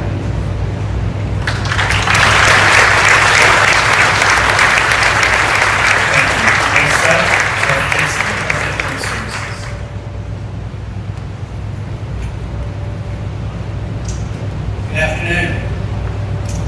First, President Lee, distinguished guests, everyone here today, even I see all of you in the back, making this a memorable event, taking the story with you after we conclude today, extremely valuable as we gather to witness yet another significant milestone in the national security multi-mission vessel program. Of course, we celebrate Maine Maritime Academy's receipt of the state of Maine, a state-of-the-art training platform that will provide a world-class cadet training experience. But today's milestone also marks the growth of Hanwha Philly Shipyard and its direct support to the Philadelphia region and economy. The program here has generated hundreds of good-paying American jobs and revitalized the shipbuilding sector right here. By the way, DK, I would give David, his executive team, top scores across the board.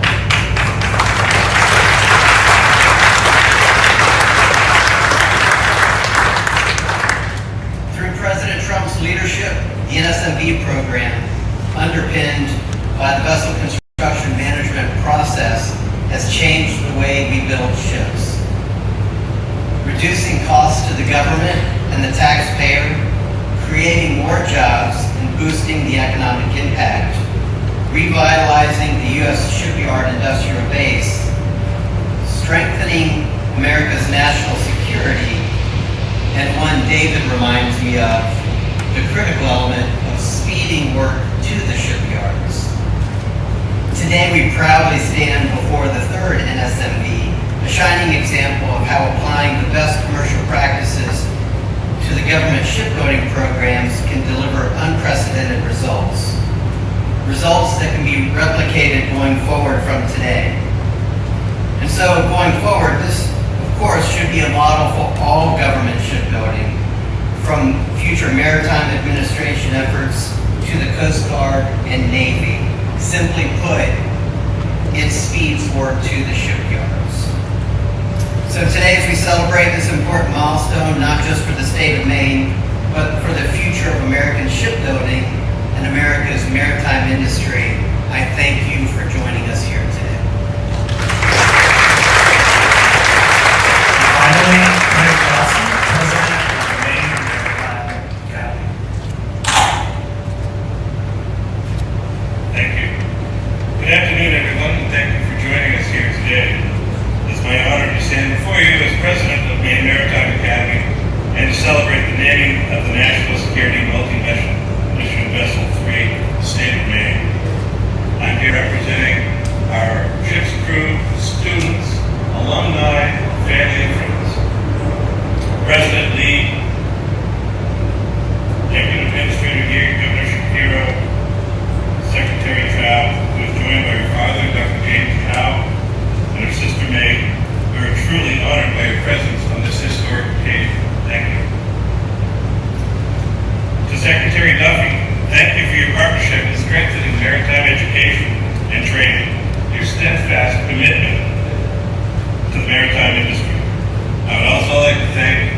Secretary Trump and Secretary Chow for making the NSMV program a reality, one that has already had a significant impact on our industry and increasing the number of merchant barriers. I would be remiss if we did not recognize a great advocate for both Maine and Maine Maritime Academy and maritime industry as a whole, Senator Susan Collins, whose leadership has made this vessel, her name, her birth at Cascade possible.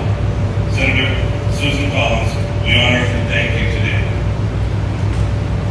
As we christen the new state of Maine, the fifth vessel to carry this proud name, representing generations of men and women who sailed before, we reaffirm our mission and dedication to the sea and the industry that it sustains. Maine Maritime has a long tradition of producing mariners, and over the last 4 decades, we've also trained shipbuilders, people managing cargo, nuclear power, marine engineering, business leaders, and scientists. This purpose-built vessel will open new doors to our students, faculty, and staff, opportunities anything we've seen in the history of Maine Maritime. To MARAD, our tremendous partner in this, ANMA, Group CEO Kim Rowan, and CEO David Kim, President Dixon,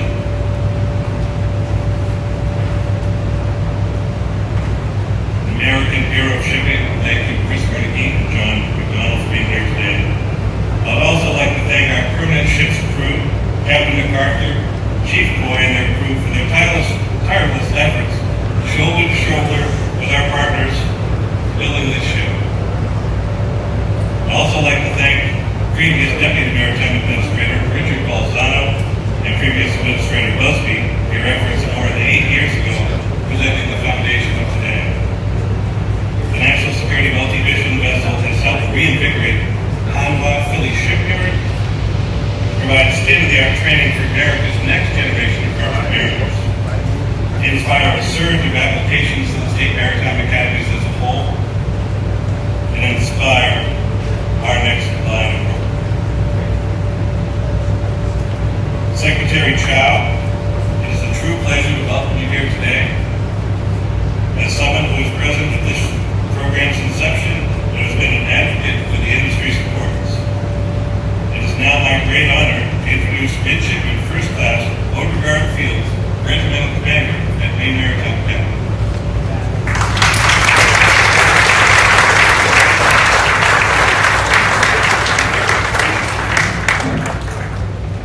Good afternoon. It is a privilege to stand before you today, representing the Regiment of Midshipmen and student body at Maine Maritime Academy. I want to acknowledge the distinguished President Lee of South Korea and the First Lady, state and local officials, leaders from the Maritime Administration, and our partners at Hanwha Philly Shipyard, TOW, and leaders within the industry. Equally important, I want to acknowledge those closest to us as students, my classmates, our professors, the State of Maine crew, and the incredibly strong Maine Maritime Academy family. Each of you are a part of what makes the Maine Maritime experience possible. My studies in Cascade, Maine have covered all the practical elements of safe navigation in preparation for my career at sea. Yet, in addition to the hands-on education, MA has developed in me and my classmates the skills of a good leader, a great citizen, and a strong community builder, and traits such as empathy, courage, and a cool head under pressure, all of which are required for a life on the ocean. The NSMV program, introducing purpose-built ships designed to train the mariners and leaders of the 21st century, reflects the core directives that I have seen in our curriculum and culture in Cascade. There are many people who have worked tirelessly to bring this program to life, but none more so than Madam Secretary Chow. 8 years ago, she was the driving voice behind a fleet of purpose-built ships. Together with Senator Sue Collins, they made that dream a reality. Secretary Chow's career is marked by historic leadership as the first Asian American woman appointed to a president's cabinet in America's history. Her decades of service advancing transportation, labor, and the maritime industry are extraordinary. With her foresight, the NSMV program was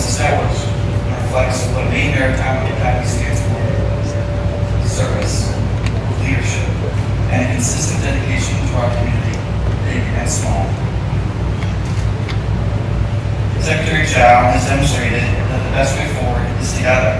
And, like on the water, we find our strength when we grow as one. Now, speakers on the dash will please stand and face the ship. It is my distinct honor to introduce the 18th U.S. Secretary of Transportation and the 24th U.S. Secretary of Labor, the Honorable Elaine Chao.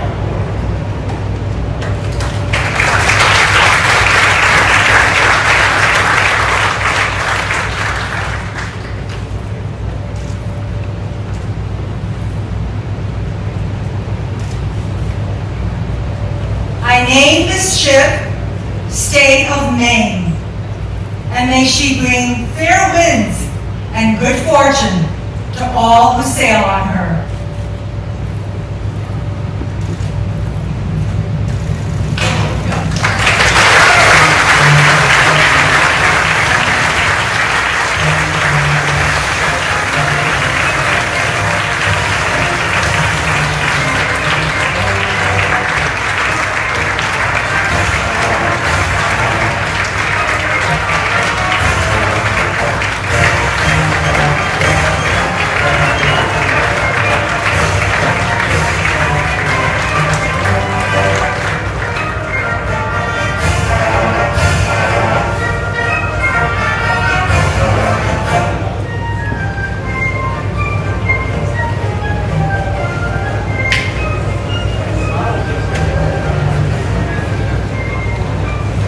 Ladies and gentlemen, this concludes our ceremony. At this time, distinguished guests from both countries will exit first for their next engagement. Once they have departed, the doors will close briefly and reopen in approximately 5 minutes for the ship tours. When the doors reopen, guests wishing to join the ship tour are asked to proceed directly to the tour area. Access to other areas is not permitted. Shuttle buses to the main gate will begin operating in 30 minutes. Please note, walking to the gate is not permitted. Shuttle service is required. If you are not touring the ship, we invite you to remain seated and comfortable.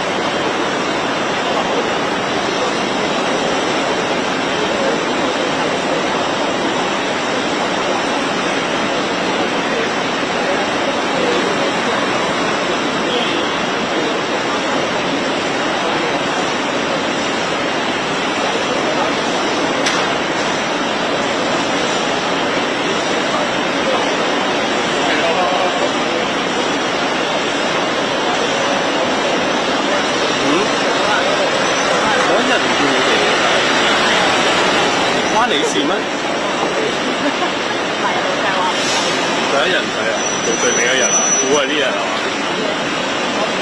啲人話咩啊？啱，梗係啦，我就係話第一日唔見你嘅，第一日我哋冇嗰邊啊嘛排隊嘛，跟住諗住我老細話揾呢邊，我唔見呢邊有人喎。唔係啊，我有俾嘢。有咩？我嚟呢啲攞咩票？我咪攞哦，係咯，所以我哋唔見9點半喎，應該都係，應該都係日日都係佢10點停喎。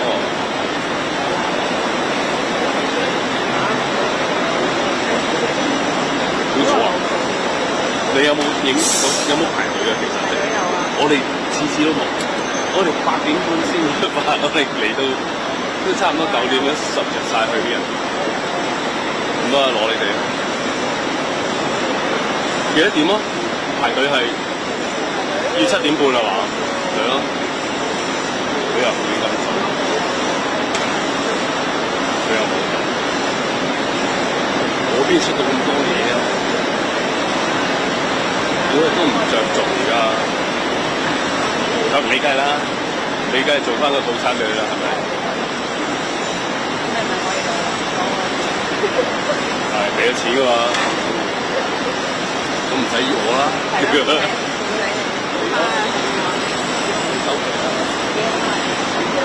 玩佢咁咯，點有咩做咩？咁老細見到你哋話拍貓點醬，佢又話想拍貓點醬。邊個拍㗎？唔係你哋拍㗎，唔係你拍。Alice 拍，唔關事。咁佢一早講咗，佢一早講咗㗎。佢一早講咗話想做㗎，佢中意貓嘛，我老細。睇咩啦？佢好似唔係狗人嚟嘅，應該係貓人，貓奴嚟嘅。熊貓，唔係貓，蛇，鹽蛇。太重口味哦，屌！哇，仆街啦！阿長就阿星咩有個比賽啊嘛，因為近排你有冇去拍啊？嗰個人扮關溝嗰啲咁啊，係啊嗰啲戇鳩嗰個啊，好好笑嗰隻雀真係。我哋嗰陣時去打網球，朝早喺個樹頂嗰度，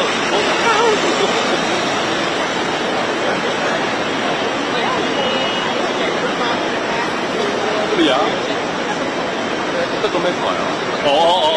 冇咁你煙常咯，當雜谷啦，煙常翻啲，唔係即係一個係咯，有啲咁嘅比賽咯。你嗱，如果日本人啱㗎呢啲扮雀叫呢啲好笑啊嘛，你啱㗎，輕鬆嘅，扮雀叫比賽。係啊，你要揾啲專家啦，當然啲打雀高手啊，大把啦。即係打雀好難嘅啊，冇可能嘅。佢影住棵樹當係啊，條鳩鳩。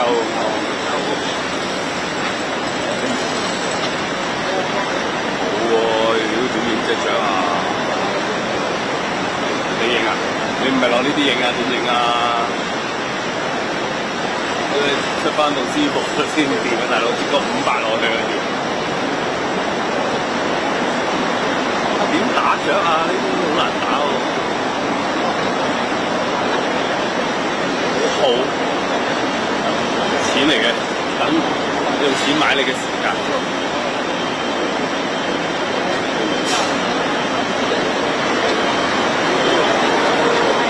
希望佢睇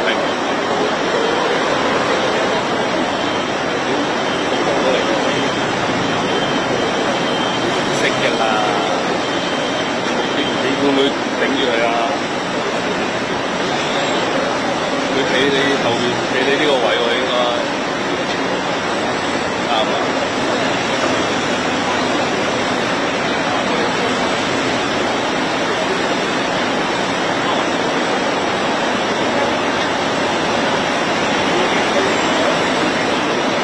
諗緊動喐唔喐？呢度跟住走過嚟，但係呢度其他人，佢哋好中意呢啲嘢。我好耐，我次次都已經係啦，我已經次次都係啦。今日見到有個空位咁着數，之前冇㗎，唔該晒。預感到我會嚟，發生社嗰度，發生社係難睇咯，唔識啊嘛？都係後生，唔係，高嗰個。佢哋比較低，佢哋比較靜啲嘅嗰班。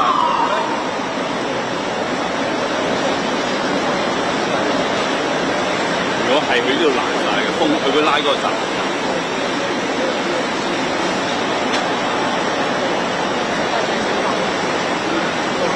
導人得阿煙，應該係。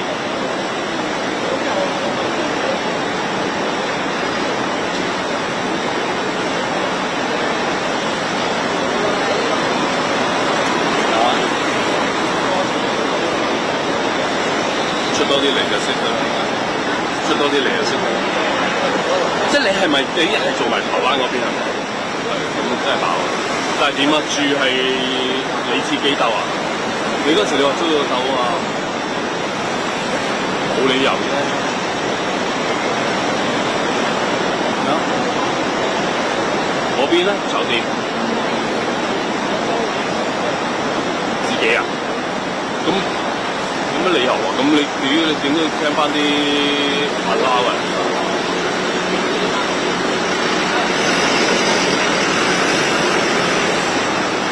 又未至於啊！你咪長咁做啊嘛？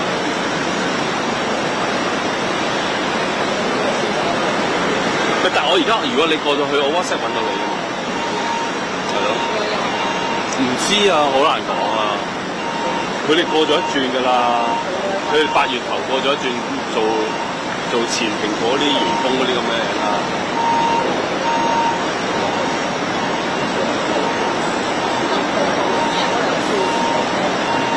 佢哋分得好似，真係好鬼奇怪嘅。NQ 係嘛？邊個揾你先？就咁話得啦，係啊。狠啲啊！狠啲。但你自己拍埋，都係㗎啦。嗰邊鋪睇交情啦。點解咧？即係佢哋自己飛過嚟，跟住你做 organizer。係㗎，個個都覺得特殊嘅，真係冇。我做唔到嗰啲㗎，我哋做唔到嘅真係。佢冇要求我哋嘅，冇嘅。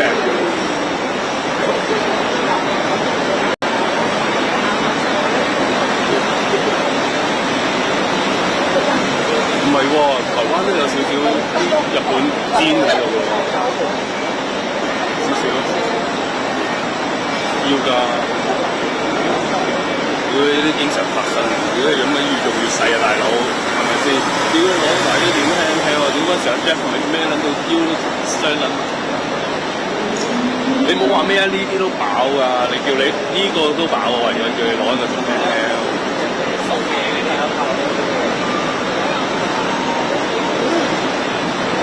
你可以建議嘅，但佢飛過嚟貴嘛佢哋。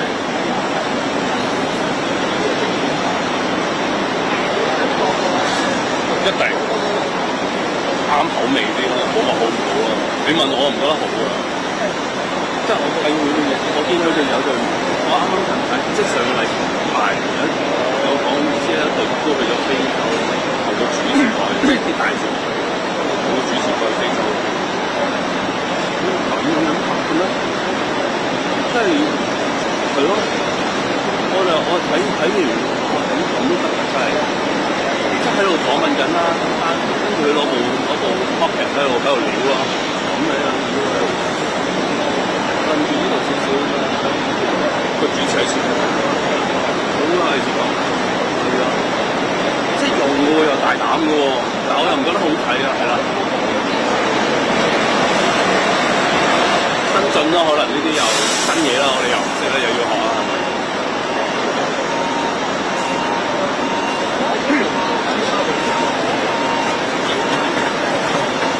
幾好啊！佢好多都好好啊！你唔係㗎，佢哋唔需要識聽，佢哋話自發㗎，全部自發㗎。佢哋自己，佢哋 training 嗰陣時係要佢哋自己揸部機出去拍一個故仔翻嚟，剪翻嚟搞功課，係啦。所以佢哋係好多訓練係自己 pack 故仔。咩？唔會咁樣拍啊！好撚悶，佢哋好長啲 shot，佢哋真係好長嗰啲。即係我之前我去拍個切卡華啊嘛，識㗎？你識係嘛？唔我真係唔識啊！你好叻㗎啦，識真係。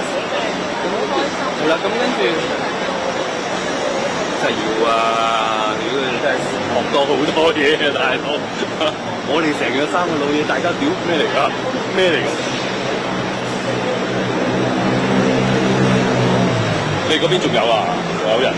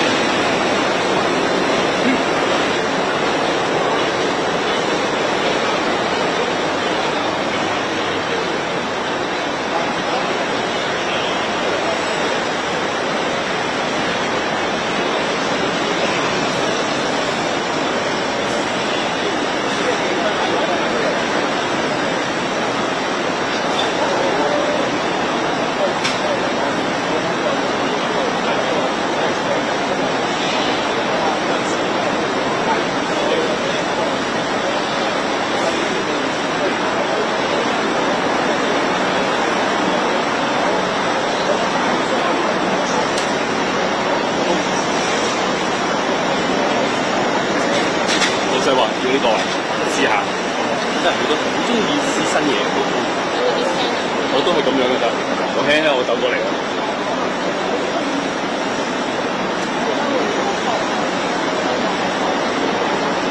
屌仆街啦！佢呢度頂，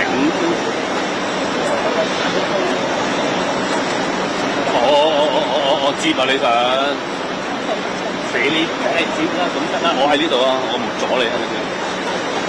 呢唔阻你啊！嗰度排到咩？唔屌啊！我呢度，我以為你喺嗰邊街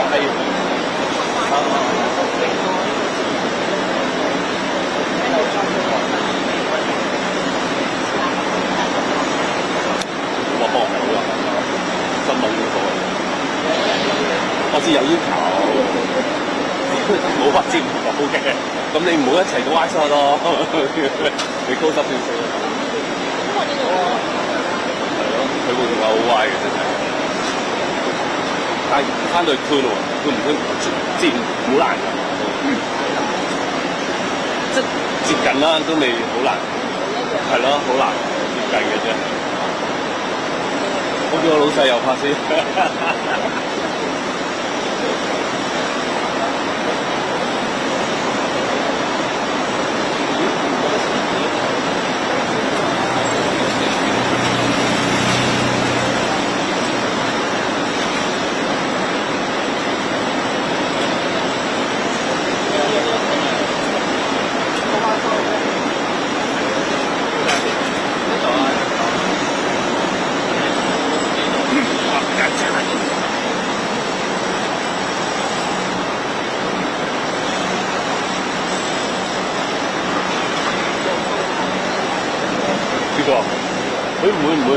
我拉後咗嗰張睇。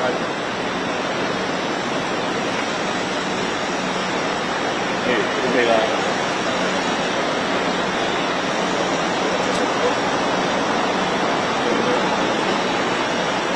9點半啦咩？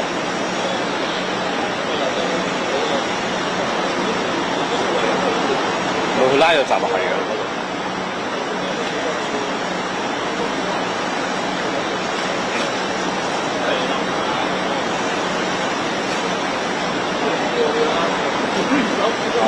叫老細做嘢俾大家。